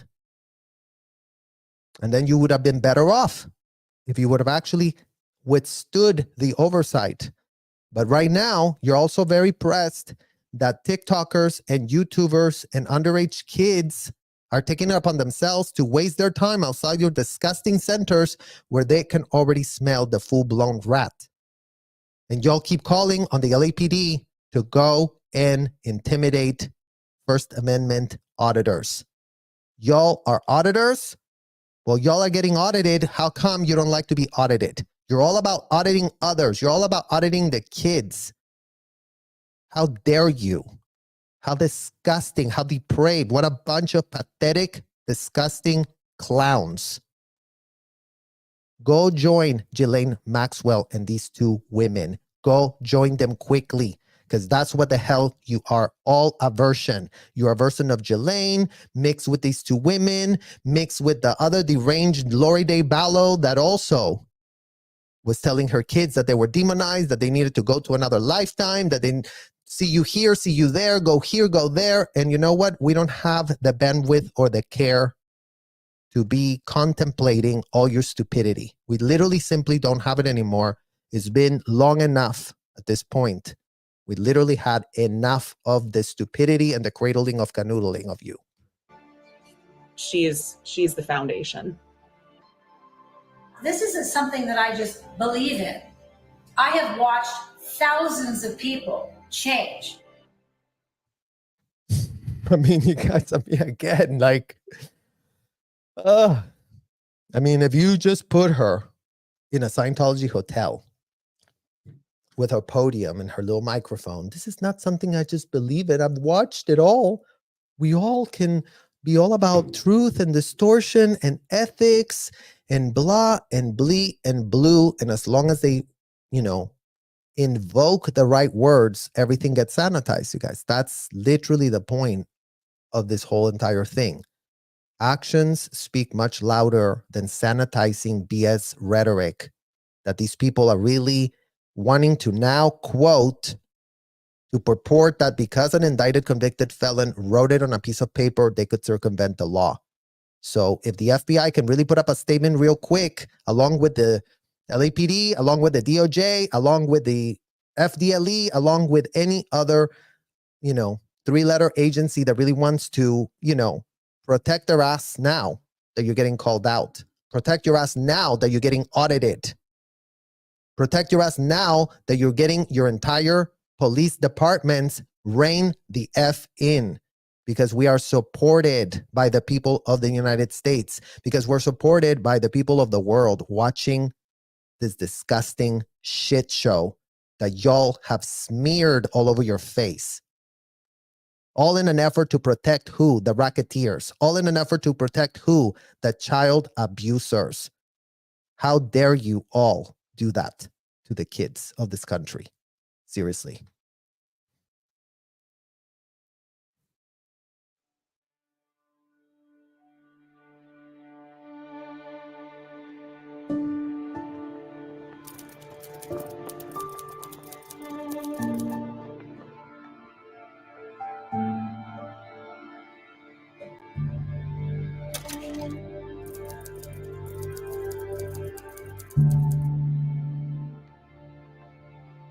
So let's really rewind that so that all Scientology parents can see the criminal charges that are implicated. Ruby Franke and Jodi Hildebrand were each charged with 6 counts of aggravated child abuse and held without bond.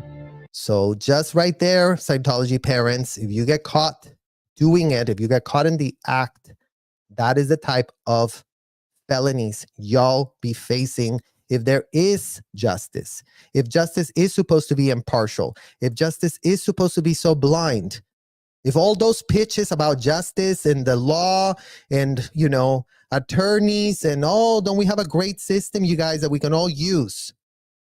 BS is a system to help the uber rich escape consequences.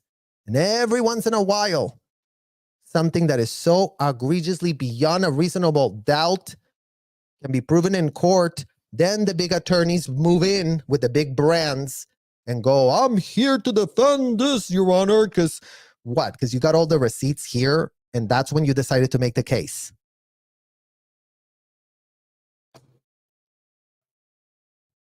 Ruby Franke and Jodi Hildebrand were each charged with 6 counts of aggravated child abuse and held without bond.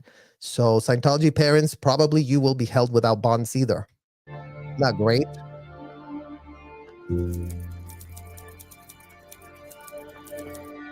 Look at that. Ruby agreed to plead guilty for 4 counts of second-degree felony aggravated child abuse in December 2023. So her little lawyer that she did pay a lot of money because the YouTube community enriched her. So before anybody goes, the YouTube community made her a millionaire.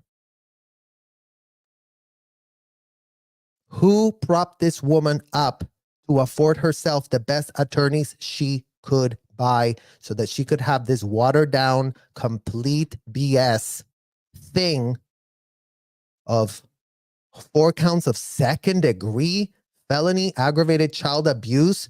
Courts of the United States, you couldn't be more pathetic. A 12-year-old leaves in chains, in bruises, in everything, and y'all side with this disgusting, pathetic monster. How dare you, United States courts? How dare you, prosecutors? How dare you, state's attorney of Utah? I mean, apparently it's not just the idiots in Florida. It's not just the idiot, corrupt people here in California. All these attorney generals are just okay. Oh my God, it's going to be so hard. Sure, let's make a deal. Second degree, will you plead to that at least? Okay, cool. Yeah, sure. See you next week. Use more of that YouTube money. Millions of followers. 2.3. You couldn't have been more of an influencer if you tried. So yeah, shout out to her that can really afford this man to make her that deal. Because that's what the law affords kids. That's literally what the law affords kids, because the law is very pressed. God forbid a child abuser that we have so much on them is unjustly locked up. Oh no, poor abuser. They're going to be unjustly locked up. Where was that level of empathy for the kids that this woman locked up for herself without a shred of law behind her? I mean, I didn't even know that this is what it was, you guys. I didn't even know. But her little plead agreement, another washed up version of what in the hell. I mean, no wonder Jody's niece, can't really celebrate because she didn't afford any justice. Everything was ignored. More kids got abused. And I guess we should all just be hip, hip, hooray that something got done when everything was so obvious. Hip, hip, hooray. The corporate media came to the rescue to grift and to really show everyone their face. And let's go to court. Let's really cover the story for many angles. Let's all have an opinion. Let's grab as many talking heads as we can for the media to all just blah, blah, blah about this situation. But they're not there for the right reasons. They're there to make money for themselves, grift, and, you know, let this woman just be pleading to second-degree felony, aggravated child abuse. Second. Imagine that, second degree.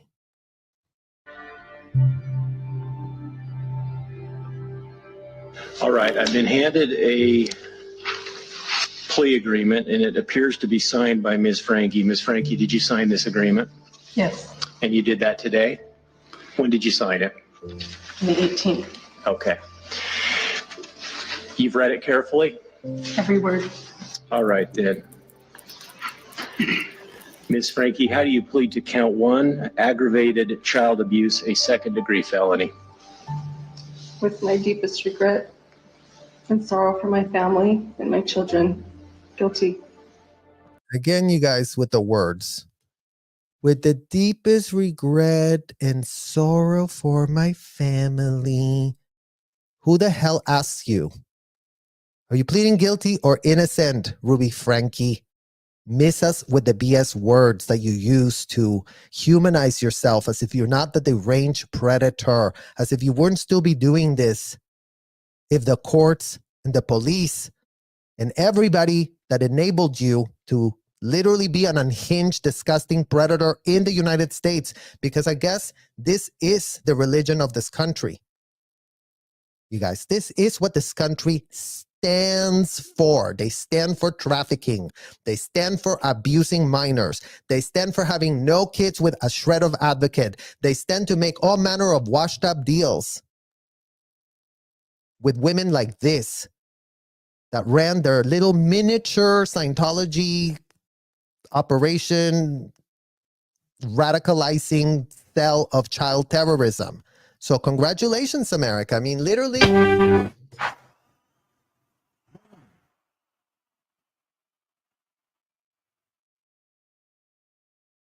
Congratulations, America. Show the world you don't give an F about kids.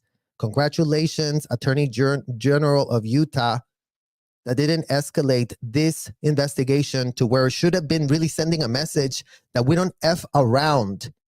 If you're found to be preying on the most vulnerable in society, the kids, breaking news, you guys, breaking AF news. We will come down hard on you. Maybe they'll send a message to all those other predators that are doing this in their basement as we speak.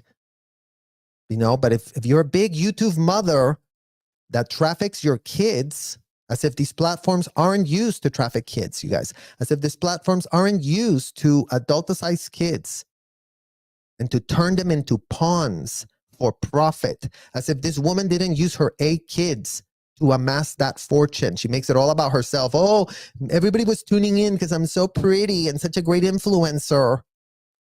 Aren't I so talented? How many TikTok moms put their kids to, yeah, go dance, go do this video, go do this next one. Oh my God, look how much money you made this $30,000. You just made $30,000. You're such a great influencer. You're 13 and everybody loves you. So America is due for awakening of consciousness. The one that it purported to have when the Constitution was written, only to be shredded by attorneys that take it upon themselves to wipe their you-know-whats with it. Apparently, all it takes is type BS and really go to defend disgusting predators that are afforded a lot more grace, a lot more dignity, a lot more plea agreement leeway. Let's really leverage your agreement. Let's really leverage what we could charge you with.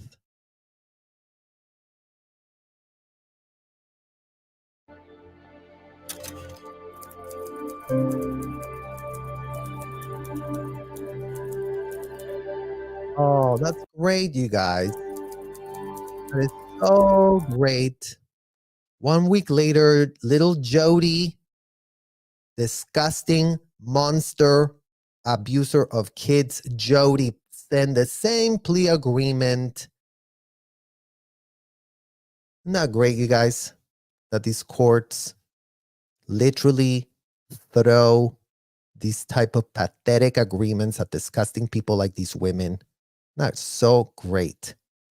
Y'all had the child with duct tape and handcuffs, emaciated. But y'all are really pressed to win your little cases, aren't you? Prosecutor of Utah with literally no shred of brain cells in your head. I mean, in what world are we living in, you guys? In literally what world? Because the people that are supposed to be making this make sense apparently are just, bullied by the felons that abuse kids. I mean, I guess they're very, very scared of child abusers and they don't want to insult them or, God forbid we really lose our case, you guys. God forbid we put these women in front of a jury. Insulting the literal intellect of, give me a jury, you guys. If you cannot make a case for a child being duct taped and handcuffed and have the marks to prove it and the emancipation to prove it, I mean, again, you have to be a perfect victim to get a shred of justice. Like, this is a modicum of justice, and this kid, 12 years old that he was the perfect victim. But everyone else is not a perfect victim. Your case doesn't matter. Nothing matters. We can't do shit. Let's really get these women off on second degree. Second degree.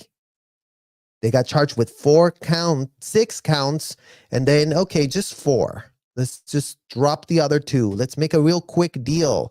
These high-paid attorneys, this woman was selling a $5 million house. So before you all want to cry and anything else, skip the tears. Skip them all together. Guess where there's a whole bunch of millionaire wives and mothers as well that could afford themselves a bunch of expensive attorneys that would literally be frothing at the mouth of coming to the defense of cashing a quick check for themselves, and then they will defend anything. They will make the prosecutors' lives miserable because they're getting paid the big bucks, the YouTube money that these women were making. So, as if YouTube didn't help platform these women, as if YouTube's algorithm didn't help this woman reach 2.5 million subscribers, because I guess she was real entertaining, right, you guys? As long as you do very fluffy BS content, the algorithm will push it all across the everywhere. As long as you speak to the issues of what in the hell is going on, you will either get fully canceled by TikTok. Do not talk about this here. Community guideline violations. And, YouTube will just demonetize every last shred of video you make and not push it because we don't want our brand to be associated with advocates that are talking about such disgusting stuff. In fact, just shh, quiet. Make funny content. Try something else. Try something else that we can help you, move the little lever so it does actually go viral. Because before anybody wants to really say that we really have achieved democratization of information, that we shouldn't be so like, oh, thank you, technology companies. You really have democratized information. Because now anybody with a microphone can really come here and explain the facts, and we can all just have justice because, it's just so democratic. It's just whoever tunes in. How about how it gets suppressed? How about y'all turn the volume down. How about Scientology can call you and be like, these people, you wouldn't want to lose Tom Cruise and Elizabeth Moss and all our other YouTubers and TikTokers. So, you know, just squash that. Squash it. Like, we don't want that with our brand. So injustice is what this is giving right about now, you guys. 4 felony counts of second degree, and these people were putting duct tape on kids. Imagine that.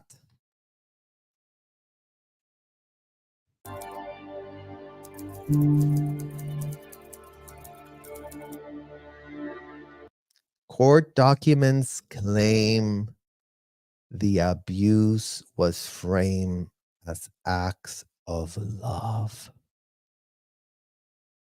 I mean, you guys, if y'all didn't go and pull a literal paper bag to vomit, to projectile vomit, in what world can court documents claim that this was framed as act of love? And the expensive lawyers that these 2 women afforded themselves so they could get pitched as being very confused as they put handcuffs on kids, as they duct tape their mouth, or as in our case, as we were literally locked up with self-admitted PEDOSs. Yeah, but I'm sure my parents just really loved me, and that's why I was left in that disgusting hotel. Right, you guys? It's just literally what it is. Is anyone pressuring you to enter into this agreement, or is anyone promising you anything that I haven't been told about or that is not in the written document? No. Then, Ms. Hildebrandt, how do you plead to count 1, aggravated child abuse, a second-degree felony? Guilty.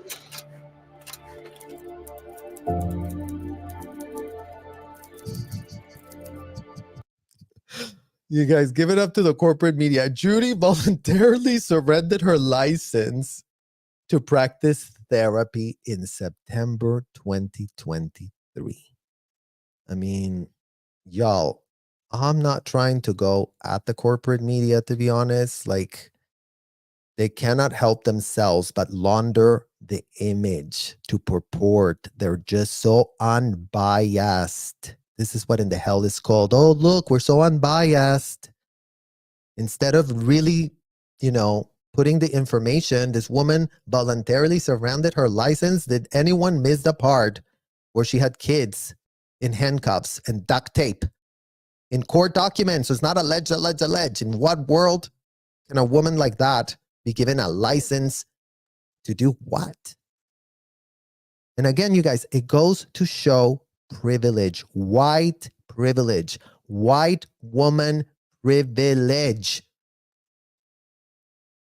I dare you all, there isn't even a case that we even know about of an African-American woman or a Latin woman doing this to their kids, getting all this media circus attention around them, you know, only to be, oh yeah, she was a therapist, but you know, she did voluntarily surround her license. How great of you, Jodi, to voluntarily surround your license. I'm sure that really sanitizes with your little smile and your little blonde hair and your little granola look from hell. Because again, you guys, it's like, as long as people see this image, then they cannot see that this woman had kids handcuffed and duct taped, and that she was allowed to do this as a form of therapy because her religion was involved. Her religion was helping her. Her religion said that she was a great person to really go to when you have a little problem for yourself. The religions that don't pay a shred of taxpayer dollar too, by the way. Let's not forget that. Let's literally not forget that. In what world are you religions not paying a shred of tax and literally enabling, standing for this type of disgusting women? Because now the FDL, the Mormon church is literally now implicated in this, you guys. Like, how many times did it come up And even the daughter said, she felt bad for the people that got ensnared because, they trust your bishop, they trust this, they trust that. And then all of a sudden, yes, all of these parents end up ensnared in the unthinkable, ensnared in these traps. And as long as there's no justice, as long as everyone cradle and canoodles them, as long as everybody gives them an out that wouldn't be given to anyone else. If they weren't blonde, if they weren't white women, they would not be. If they weren't YouTubers, successful socialite YouTubers that got a ton of millions off of YouTube, as if we don't have Frankie on the record, narcissistic AF, I was making millions, you guys, and I really did leave that because I wanted to protect my children. I mean, literally flunk corporate media. We didn't need to hear that she gave up her license voluntarily. How pathetic can you be? Literally.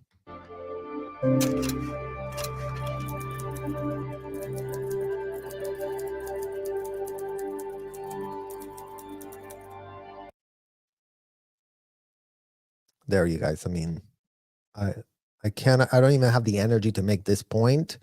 As of the time of this documentary, Connections Classroom remains an active website, pitching counseling survivors to people online. Not great that no justice was served. So congratulations, Utah, for serving literally no justice. Wonder how much y'all were having all manner of people influence you behind the scenes so that these blonde granola women didn't have to go down that badly, so that, the church doesn't look that bad. And it's all about looks. It's all about brands. It's all about perception that is not based in any shred of reality, you guys. That's what's literally being called out. There is literally a disconnect from literal reality here.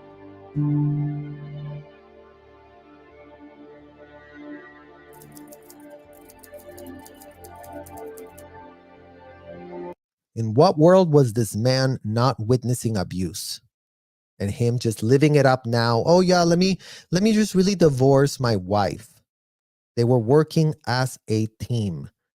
That's how these predators operate. And if you were there, if you were watching, if you were endorsing, if you were doing nothing about it, if you were fully in the know and looped in, by all means, how does he escape a shred of scrutiny? How? Because we don't get it. We literally don't get it at all.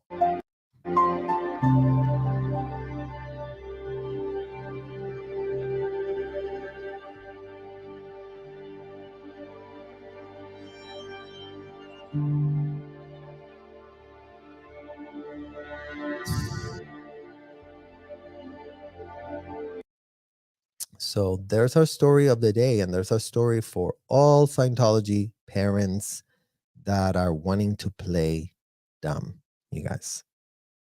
It's called "The Law is Supposed to be Administered the Same to Everyone. Otherwise, there is no law and there is no justice." I really appreciate all your super chats. Let's go off topic. Have you noticed Robert E. Mangle's non-Scientology clients are mostly hotel chains? His own website proves the points you've made. Well, there you go, you guys. The truth corroborates itself. That is the beauty of the truth. Oh, this thing doesn't make sense. Oh, now it makes sense. Oh, this didn't make sense before. Oh, now it makes sense. So thank you so much, Cookie Monster, aka COB,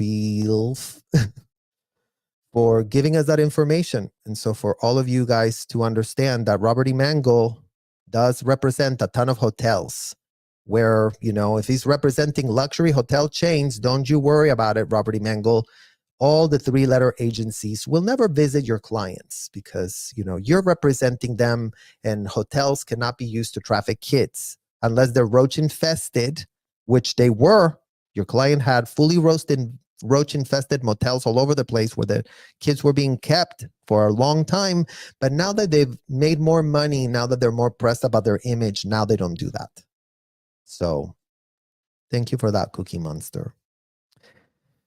William Peterson, Scientology doesn't have a monopoly on child abuse. As a victim of Mormonism, I'll tell you they do the same horrific BS to children, accomplished in a very different way than COS. Respect for bringing up the subject. Well, thank you, William Peterson, because, you know, shout out to all survivors of Mormonism. Shout out to all child survivors of Scientology's disgusting, sadistic, unhinged abuse that is all being governmentally sanctioned. You know, we do stand united as survivors, as all of you guys in our chats are survivors of abuse. As we did learn from this segment, it doesn't matter what type of branding you put on your website, on your walls, on your buildings, on whatever else you do to pitch that you're this. If you're sadistically abusing minors, chaining them, locking them up against their will, checking their bathrooms, telling them about masturbation, whatever. I mean, this was very, very similar, you guys. And I really haven't delved into the Mormonism stuff because, again, it's like, you know, it's like we barely have enough time to even comment on what is going on with the kids of Scientology. But this presented a very perfect way to put those two worlds together because, again, there's no Scientology parents telling on themselves or repudiating. Imagine if all the Mormon parents and all the Scientology parents called themselves out. Imagine if even if it would work out a deal with the three-letter agencies and be like, y'all, here's all the evidence you need to make a case. But you know what? Don't implicate me. I want to just be called a whistleblower.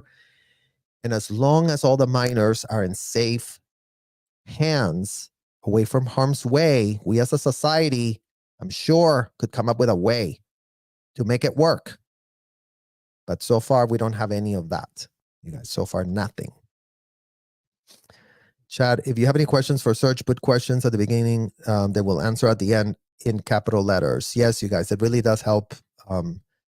We've gone on for so long, but I know you all come in and chat and then come back and, you know, so we're never pressed for time because, you know, we need to get into these discussions. But I'm sorry if I didn't answer your questions. You can always leave them there as well. I try to answer as many comments as I can. So if you have other questions, even if you have pushback, we welcome the pushback, you guys. It's part of this reconciliation of the truth. If people want to push back, if people want to advocate for the adults that we're all about doing this, by all means, make your points. You know, that's what we need to do. We need to literally defend the facts on the merits. And, you know, it's going to take a while to undo the programming that society is under this level of undue influence, thanks to YouTube, thanks to TikTok, thanks to all the platforms, thanks to the corporate media, thanks to all the platforms that are actively preventing the dissemination of this information, that are actively preventing victims of horrific, disgusting abuse to come forward and be heard with any sort of seriousness. You know, they don't want us united. They want us divided. They want us to think that you have no power, you can do anything, you deserved it all, there's no justice in America. Unless you have, you know, a lot of YouTube money, then there's going to be a little bit of justice for that, but nothing else, because we don't have time in America. Let's move on to the next thing. Brave Castrell. The U.S. is a country founded upon using religion as a way to eradicate the indigenous people and claim the land as their own in the name of God. Religion has been used for mass genocide since the beginning of time. Very, very good point, Brave Castrell. It's literally it's all over the soil of this country. Slavery, genocide, child abuse. And what has changed? In this year 2024, nothing has changed. Everything has just been sanitized so it can look a little different. And then all of a sudden, everyone looks away. And then all of a sudden, everyone plays dumb. And then all of a sudden, everyone is more pressed about their reputation. What if we really do find out that the U.S. exported the biggest child trafficking racketeering scheme across the whole planet? Let's all just play dumb until it develops. just like the Tampa Bay Times is waiting outside for the story to develop. Let's see what the judges of Tampa say of these 3 kids that filed a civil lawsuit. Never mind, no criminal charges have been brought. What does that mean, you guys? If no criminal charges have been brought, that this is not being considered a criminal matter. It's being considered a civil matter. So all we have on the record is a civil matter of kids being trafficked. And it's taken 73 years, because I believe it was filed last year, I believe. So 73 years or 72 years for even one civil matter be brought. Never mind that it could hit the skids in 2 seconds, because apparently Robert Emango's client did put it in the contract that all minors that signed binding contracts as minors and got, completely arrested, developmented the F out of them, don't have a right. Never mind that all the clients, that all the attorneys that represent Scientology in Florida, that represent Scientology in Clearwater, that represent that stupid, disgusting, asbestos-filled Freelands ship, are very, very, very much wanting to be ahead of the game so that all justice isn't served. So as long as you pay people to break the laws are broken. That's the system that we have. So I guess we should all be so thankful for nothing. Brave Castrell, that being said, perhaps that's why the U.S. is afraid to go after Scientology. Perhaps they fear it will bring scrutiny upon their own past atrocities. I mean, yes, Brave Castrell, but truth doesn't work that way, right? It's like, that's the excuse that people use. It's like, oh, we wouldn't want this to be known. It's like, let it be known. Be ahead of the problem. Don't hide behind skirts. Like, corruption needs to breathe in environments where it's being enabled. Corruption goes against human nature. That's why it's called corruption. It's corrupt. So, in what world could America really be thinking that this is going to be a long-term winning strategy for themselves? I mean, we're going to see what happens of the LAPD, you guys. We're literally going to see what happens to that investigation and all of that corruption that played out in front of all of our faces, literally. I'm going to go through a few of your chats here if I see any questions coming up. If you really want a question answered, definitely type it up now. If I didn't get to it, that would also really help. If there's anything pressing that you want me to read out, I'll consider anything right here. So let me know. Oh, here's Scooby-Doo. Scooby-Doo, did you see the BS that happened in Australia about the priest abusing of boys? Eventually, Catholic Church got him out of prison. I didn't see that. Scooby-Doo full. And shout out to Australia. You guys know that we literally hate Australia. Australia, if you're listening, you set the precedent, the legal precedent for L. Ron Hubbard and his degenerate clown proteges to be considered a religion. So by all means, get to work and undo what in the hell you've done. Because again, you guys, it's only public pressure that all of these governmental entities respond to. And that's why they don't want to organize. And that's why YouTube doesn't want, our videos to be seen by people, because, the government is in on not having people organize and unite.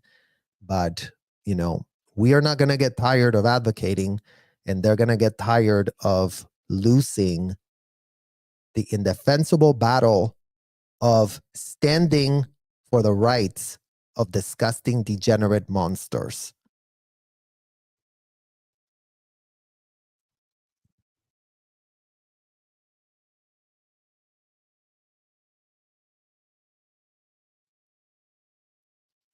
Is it true that Scientology makes so much bad propaganda that people could just be insulated to the point where they could be convinced the earth is flat? I mean, guys, any con is propaganda. So is it Scientology? Is it Jodi Hilderbrandt? Is it Jeffrey and Ghislaine? Is it all the con man uses confidence and sells that branding, and then people fall for it, and then people get implicated, and then people don't have, a way to literally stand in their own 2 feet, and all of a sudden, bam, everything is upside down. So I don't know that Scientology is the ones that invented that, but they definitely do that. And again, we've already seen another case study. Charles Manson, go and check that out for yourself. Charles Manson also told his degenerate proteges to go and commit a felony because the world was going to end and bloody, bloody, blah. So, Charles Manson was implicated in a conspiracy, and he wasn't able to escape jail just because he wasn't there committing the crimes. His proteges certainly did. So all of you Scientology parents that really want to go with that defense, go check how that turned out for the people that did the bidding of a deranged lunatic. William Simon's comment, search, just thinking that because child trafficking is so big in Eastern Europe, maybe this is why Scientology is recruiting so much there. 100%, William. These people go where visas are needed. Okay, so these people go where visas are needed. These people go where, where there's, good-looking people. These people go where there's people that they can really stick their fangs on that is going to help their, their brand. So they're all about building a brand, you guys. This is all they're building, a brand, a brand, a brand. We're a brand. We really want to help people. We really want to do this. We really want to do that. And, it's like that brand is being literally questioned as we speak, because in what world was any of this a disgusting brand? It's a club of degenerates that sadistically entitle themselves to abuse kids. Period. Full stop. So, yeah, they're going to any country that they can. There's no borders for them that they won't go. Michael, seems to me that ex-Scientologists could expose the child abuse and human trafficking going on in the COS. 100%, Michael. And, also the Mormon parents could be exposing that. And also the Catholic people could be exposing that. And also the people in these institutions that are not all about that can be exposing that. And we need everyone to expose it because, again, it's like the kids cannot be expected to advocate for themselves or to be effective. They're not going to be effective. They're literally, we would know how ineffective we were when we were being squashed like that. So that's what doesn't make sense. The power is in the people that did this. And even if they want to be like, oh, but I had no shred of a clue. Okay, but then you did have a shred of a clue. And then what did you do? Nothing? So what does that make you? I mean, in my experience, you guys, I go, at least the people stuck in the hotel have the excuse that they're like, oh, L. Ron Hubbard told me I couldn't be more under the influence of this man.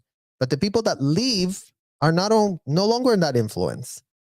So why are they nowhere to be found on the public record calling themselves out and stopping and helping stop the more disgusting abuse of more minors, of more victims that are so defenseless and, so gullible and manipulatable, as if they weren't looking for that because they love their little paradise of abuse, you guys. That's unfortunately the answer to that disgusting question.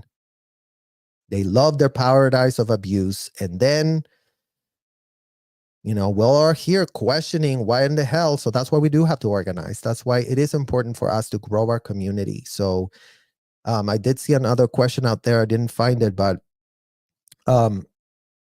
you ask, what can you do to help? Like, spread the word for people that can stomach this issue, for people that want to advocate. They don't even have to, do anything else other than get informed. If you want to be an advocate, get informed and find out why you should care. So far, the Scientology movement has all been about help adults that make bad choices. And that movement has gotten us nowhere. Where literally nothing has changed inside of Scientology hotels for 74 years. So nothing has been done. No kids are safe. No kids are not getting audited. No kids are not getting ethics handlings. And no kids are being groomed in courses with salons with dolls. So we all have to spread the awareness and let people know what in the hell is going on. And I'm sorry that all of you have also spent a lot of years, finding out about Scientology. We're getting all manner of DMs like that. And we're getting all manner of people saying, damn, I had no idea, but I now get it, right? Because everybody smelled a rat. It's just that, it's too hard if you don't have eyeballs there to know. And for us, we didn't want to have eyeballs there, but we were forced to have them. And now this is where we are. Michael, also get the authorities to act to shut the COS down. Well, Michael, you guys are the ones that are helping us. The more we grow our community, the more it is understood that these authorities need to do something about it. That's the only power we have. We only have the power of our voice. The Constitution doesn't give us the authority to go do your job, LAPD. Go and arrest Debbie Cook, who was doing this for 17 years. Ask her to give you the receipts. Ask her to cut you a deal. Ask her to tell you what in the hell she did. Ask you to, help you build a case so y'all can do your job. I mean, it's really that simple, but we're not allowed to say that because the police acts like, oh, we're so independent, you guys. We don't want to be told what to do. Well, then fine. Then we'll just talk to people on YouTube or talk to ourselves to our screen, to our supporters that are watching these lives as we keep showing receipts of minors going into vans at, god awful hours of the night, as if we haven't already caught that, you know what I mean? But, it's just a little bit like, how do we get the authorities to act? You would think that we paying their taxes is going to help, but so far in the year 2024, we don't have any evidence that people act because they get told that they need to act. No more kids in Scientology. Put the end to the hate. Thank you. Put the end to the hate. That's exactly the message. That is literally exactly the message. It's like all we need to do is to achieve that end goal. There's no kids in the hotels. There's no kids implicated. Bye-bye. See you later. We don't want to talk to the street anymore. We wasted enough of our lives. We're going to go live some of our life. I mean, as if we've literally already gone 4 hours on this live, you guys. And shout out to all of you who have stood there watching this. I'm really thankful for your support, to be honest. Seriously. General Boa, your words are impacting and strong, and I feel for you. Good what you do. Don't stop. Thank you, General Boa. Well, again, it's like at least we're not screaming into a void. You guys, at least we do have, shout out to the 73 of you that are here listening, because we're not screaming to a void.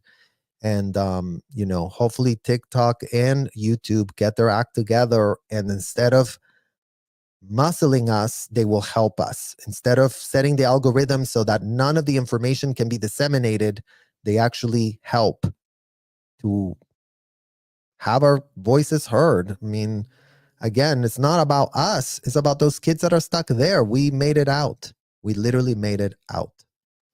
Man, I'm so disgusted the execs never mentioned a word of any of this. Well, yeah, that's right, man. It's called in Scientology, it's called they're getting bypassed. If they don't do their job, if they don't get their own ethics in, then they're incapable of doing that. And now they're now leaving it up to us to have to do it for them. So now they're very pressed and want to darbo us and say that we are, exactly what Jodi Hilderbrandt was doing, right? It's like, oh, they're unhinged. They're very angry. They're really this, they're really that. And seriously, what we would ask to them is like, what kind of drug are y'all on to not feel a shred of rage? Because rage isn't the problem, is your apathy and your convenient senilism that is showing Scientology parents. So skip us with the bullshit that, oh, I didn't process my trauma yet. Process it quick. Get over yourselves already. Stop trying to control the narrative and to prop up yourselves to be this goody two-shoe granola people that you were never. You want to start being someone else? Start showing the receipts. Start showing that you'll change. Start showing that your priorities are in the right place. Because right now, the priorities are for y'all to grift, for y'all to play the victim, and for y'all to play dumb. So with those three things, we can do nothing. With those three things, you are still leaving it all up to the kids that y'all abused to have to do everything for you. And you know what? Fine, we will. We're not waiting for you to wake up. We're not waiting for you to do anything anymore. Literally, we don't give an F. Y'all won't do it, then fine, we'll do it. We have plenty of people in our community that are helping, that are volunteers. We're not going to ask any of y'all for passports. We're not going to ask y'all to sign billion-year contracts with us. We're not going to change you to listen to us ad nauseum because we really think that we want to hear ourselves talking a la L. Ron Hubbard. We need the receipts. We need the justice. We need to juxtapose. We need to react to all the things that the corporate media blurs out so we can pierce through the veil of the status quo that holds up all of this disgusting enslavement of kids and all of these people that are getting sweetheart deals so that no other predator out there is scared to abuse kids. That's what in the hell is called. We need everyone to raise your voice. Exactly, William. How many generations of cockroaches have been bred in those hotels? Be a very good study to do. Not that, Helen. Literally, Michael. Oh, yeah, you guys. Literally, Michael is on, supporting us. And you all saw his interview with Aaron. And, he is, a blessing to have because, again, even though we have been through hell and back, the universe has our back. All of you have our back, and we have unconditional love, and we have support, and we have people that are not, benefiting every single time that we get gaslit. And that is power to survivors. And that is the power of our network together. And, I feel bad for you guys if you haven't been part of the Tom Cruise religion, then no one advocates for you and you feel so casted to the side. This is all of our advocacy and all of our pain being redirected to where it needs to go.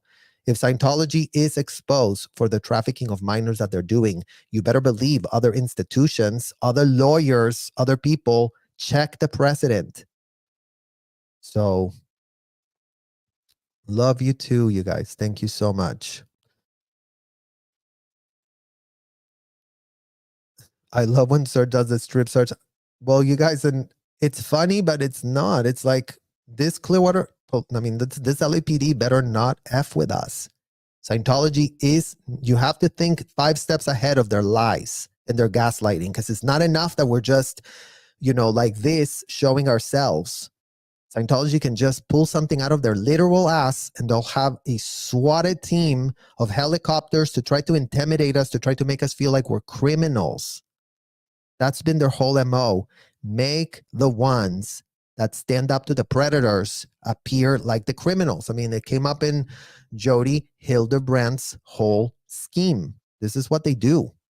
So we got to be 2 steps ahead of the idiots that think they're going to get away with, gaslighting and horrible stuff.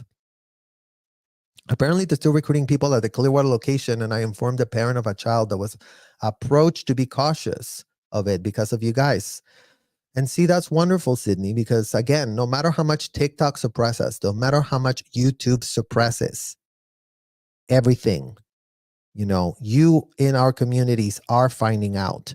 You in watching all of the other accounts of horrific abuse from all the other creators that speak to their pain, expose themselves, like literally, are putting all this effort so that we all get informed. So it's going to be much harder for them to do this. And it's going to be much harder for them to, really, Scientology is a crisis management operation, you guys. And the fact that we're putting kids at the forefront of this is going to start making them twice before abducting more minors from other countries. Believe you me, it will.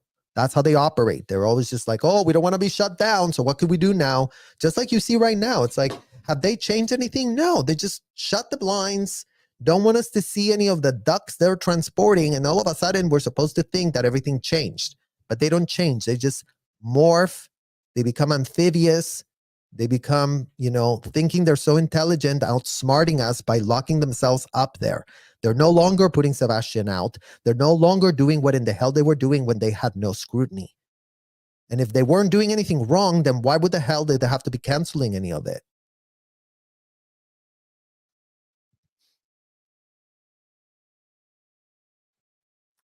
You should do a Q&A for your 10K members. That should be happening soon. Absolutely, you guys. I'm actually planning on doing a Q&A with a very, very special guest. So definitely look forward to that. Power to survivors, 100%.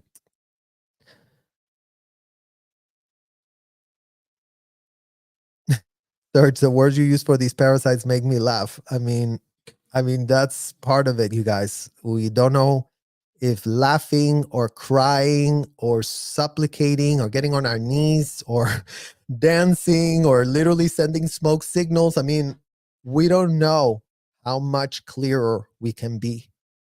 So I'm definitely glad that you guys get my sarcastic point of view, because that's the only alchemy that I have to make sense of what we're talking about. Seriously.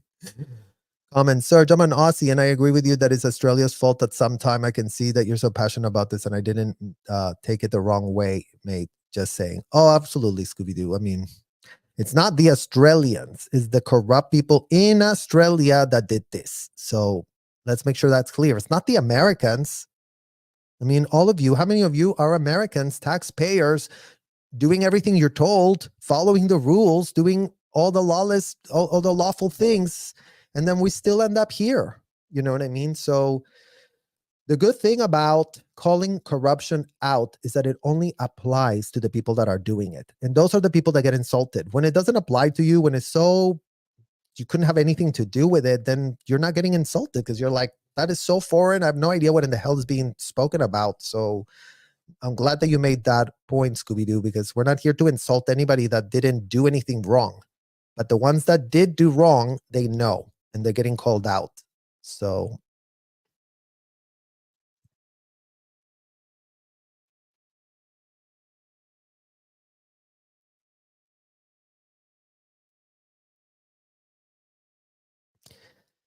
mainstream media sanitizes verbiage and regurgitates what Scientology tells them. Search tells it like it really is. Scientology triggers. I like your name. Definitely Scientology triggers. And that's what we're calling out the corporate media on. They're supposed to not do that. They're supposed to investigate, you guys. They're supposed to come up with their own words. That's what's being called out. We don't want them to use our words. We lived the hell. That's why we can speak to it in the way we can speak to it. I don't expect someone to come with a microphone and say, okay, Serge, let's really regurgitate everything you're just saying. It's impossible. Like, investigations don't work on, I was told this, I was told that. I mean, that's not a thing. So corporate media, get your shit together. Stop being such grifters. Start actually helping and informing the public so y'all can protect the reputation of the brands that you guys have built, purporting that you really know and you're very professional, because that's what's exactly being called out. Thank you, Brave. Thank you for all of your super chats today. I really appreciate your support. My therapist told me the reason L. Ron Hubbard goes after psychiatry is because he failed when he tried to become a psychiatrist. Well, then I'll give you this one more, Brave. And tell your therapist this. Okay? Tell them this. Scientology is crisis management 24/7. What would happen if a child ends up in the hands of a psychologist or psychiatrist as the mandated reporters that they are, as the people that are trained to understand power dynamic imbalances, that can make reports to the police, that police cannot play dumb about, right? It's like, that's why we have these systems of therapists, right? It's like, oh, I am spotting this, I'm pulling the string on that. This is a child that's showing up to school, showing us, very weird things. So What's going on in your house? What's happening? Oh, my mom is sending me to a classroom every weekend. I can no longer play with my friends. I'm locked up in this classroom against my will for the full 10 hours because they really want me to put in course time. And so I don't have any more friends, and I'm doing all manner of drills with dolls where they're grooming me to take being asked disgusting questions, and I'm being groomed to tell everyone how much I love it. That's something that Scientology has worked tirelessly for the last decades. So all they give an F about is nobody end up with a mandated reporter. They go so far as to even hand selecting the nurses and the doctors that you can go to. So shout out to all the Scientology doctors that do know what in the hell's going on, that are putting your literal doctor licenses on the line. And Scientology definitely has doctors like that, you guys. Just like they have cops that are Scientologists, just like they have doctors that are Scientologists. As if, what is it? Minkoff. That's why he was, what's her face? Lisa, whatever. McPherson being driven 40 minutes away to that doctor because they cannot have a shred of scrutiny. So I would tell your therapist that sure, he was a failed everything. L. Ron Hubbard was nothing but a failure, a complete and utter pathetic failure. And we're going to get into that in our second part of our video that is going to get into more of that story of what we were doing yesterday. So stay tuned for that because that's coming up right next. In Quebec, Canada.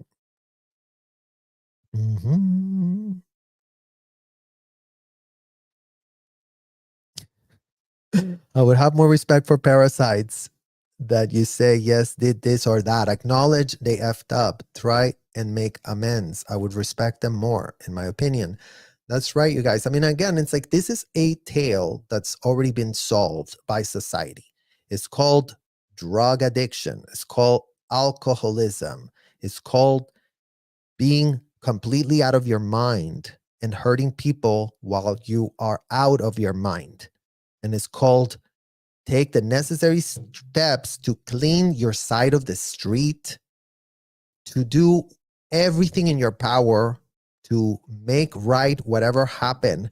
We're not going to get anywhere here by demonizing people.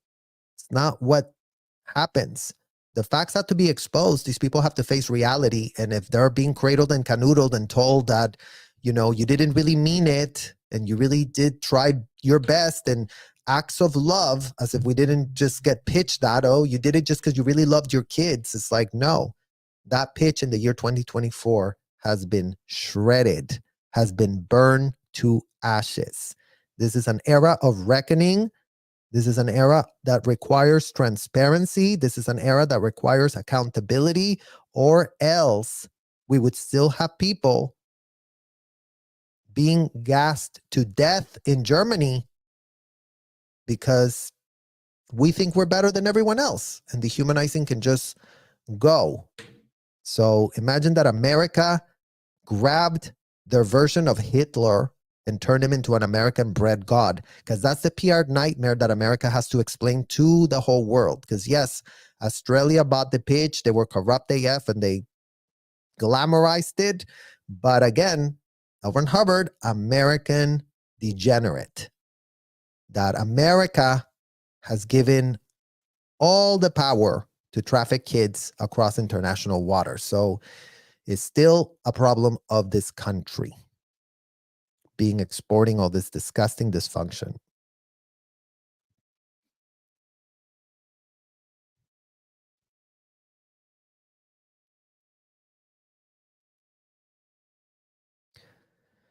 My heart absolutely breaks for everything you and the other children have suffered and continue to suffer in COS. And that's why we're doing this, right? Because our hearts break for the kids that are still being told that they deserve to be bondaged, that they deserve to be modern day slaves, that it couldn't be more legal, that their parents really mean them well, and good luck next lifetime, maybe not being born in a disgusting family of unhinged, entitled degenerates. That's what our heart hurts for today. Because, we've already made peace with the fact that our parents are walking unindicted felons.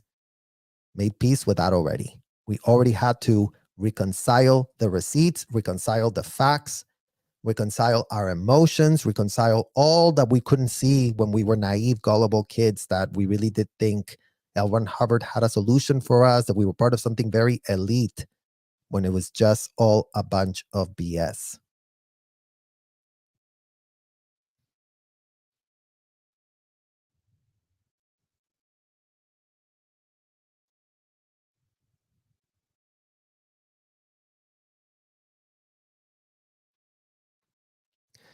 I saw the interview, literally, Michael, your partner on Aaron's channel, and I saw how much love and support you are and see a beautiful soul person. Great to see. Definitely Scooby-Doo. So I think we're going to leave with that, you guys. We're going to leave with the blessing that it is to have survived this, the blessing that it is to be on the flip side, the blessing that it is to be able to advocate and be the change we want to see, as you guys had seen. And I'm going to post that video of what we discussed outside as Aaron was being locked up unjustly. I'm going to have you guys see that. But Aaron's brother, Colin Smith Levin, who I grew up with, who we both were being lauded and paraded as some sort of prodigies that we were. Because again, you guys, when kids are that young, they're so malleable. You can be so smart. You can, Scientology didn't, if you were not a smart kid, they would have you doing dishes and disgusting work, which is even another disgusting problem. But Colin is not here to make these points. Liz Gale's brother, not with us. He's not here to make these points. Benjamin Presley Keogh is not here to make these points. And Jenny Burpee, and I mean, there's just so many kids that have not been able to live to tell. And we would know that. And, their spirit is with us today. They wanted all of this to end. They didn't deserve what was done to them. They didn't deserve parents that would act unhinged, that would act completely lawlessly reckless, and with a straight face tell us that they were going to show us ethics. Because that's where the false pitch comes in. These people just, say the word ethics, and all of a sudden they really think that they're the ethical people. So you Scientology parents couldn't be more deranged, couldn't be more disgusting, couldn't be more of degenerates by your choices and your actions. So before you really go, oh my God, Serge, you're so critical of the parents, go look up the definition.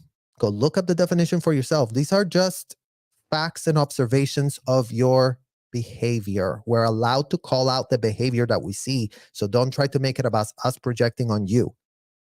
If you don't want to be called a degenerate, then convince us with a pitch how eroding all common sense boundaries between y'all and kids is not the action of a full-blown degenerate, because I don't know what else to call that. You guys, I really, truly don't know. Like, if you don't have the humanity to make that distinction for yourself and understand the type of power dynamic and balance that exists between adults and kids, as all of these Scientology parents are guilty of, you guys, and yes, it's a broad statement, literally broad AF. Well, did you all not go with the pitch that, yes, everybody was just an adult as kids? And like I said, if there is some sort of semblance there of parent that said, no, I didn't, I never did that. Sure. Did your kid end up in the Sea Org? Did your kid end up getting audited? Did your kid end up getting sec checked, ethics officered, groomed through a course room? Were they a minor? Were they hoping that you were going to not put them in harm's way? Because all of those things need to be looked into by these, Scientology parents. So I think we've left them with enough to think about for one lie. And, we're going to be doing more because there's so much more to talk. There's literally no end in sight as long as these people don't wake up to the facts, we will continue to expose the receipts. We will continue to demand accountability from all three-letter agencies of this country. We will continue to force the LAPD and the Clearwater Police to get on the record and start making things make sense. So thank you all so much for joining me and staying with me for this marathon. I mean, we literally just ran a marathon, you guys. 4 hours and 28 minutes is marathonic time. And believe you me, we're running like hell, because a marathon at 4:30 should be, I mean, that's pretty fast. I mean, I think the record is like 3 something, but I would be happy if I was able to go through a 4.5 hour marathon, you guys, which is what we have. So again, thank you so much for all of you who watch and replay crew and spreading the message and forward and text and send it to as many people as you think could stand behind our movement and help us make a change so that none of these disgusting things are happening, and so that we really start changing this society and start sending a message to all the child predators that we are coming for them. That is their necks that are going to be put on the line. That is their heads that are going to be literally put on the top of a pike and then go, and we're not going to give a shred of an F, because head on a pike was a term that was used by all of these child abusers, you guys. So now we're using their little words right back at them. So you were putting our heads on a pike when we were 12, when we're about to put y'all's heads on a pike now, that we're on the flip side. On a figurative pike, because you can't put a head on a pike if you're not law enforcement, if you don't have a shred of power. So don't get pressed. Don't try to twist our words, OSA. And good luck with twisting our words, because as you try to twist our words, we're just going to go, oh, look, L. Ron Hubbard said, put a head on a pike to really put ethics in. Send a real message that the ethics will go in as soon as everybody is informed that if they do that, they're going to be in a lot of trouble. Okay, OSA? So just remember that little policy. Head on a pike. And let's write it so all of you guys can remember. I know you love reading my little notes, and I enjoy it too. So here, we're putting y'all's heads on pikes. We're showing the whole world that nobody wants child abusers around. Nobody has time. Nobody has a shred of compassion or empathy for that. So the sooner you joined the right team, the sooner you start actually helping, the less of a chance your head will end up a pipe. The less you just stay there being part of the problem, wishy-washy everything, whitewashing everything, blaming it all on David. Well, you know where your head is going to be. And again, you're an adult, so you made that choice because you've been informed. So thank you guys so much for watching, and we will see you all really, really soon.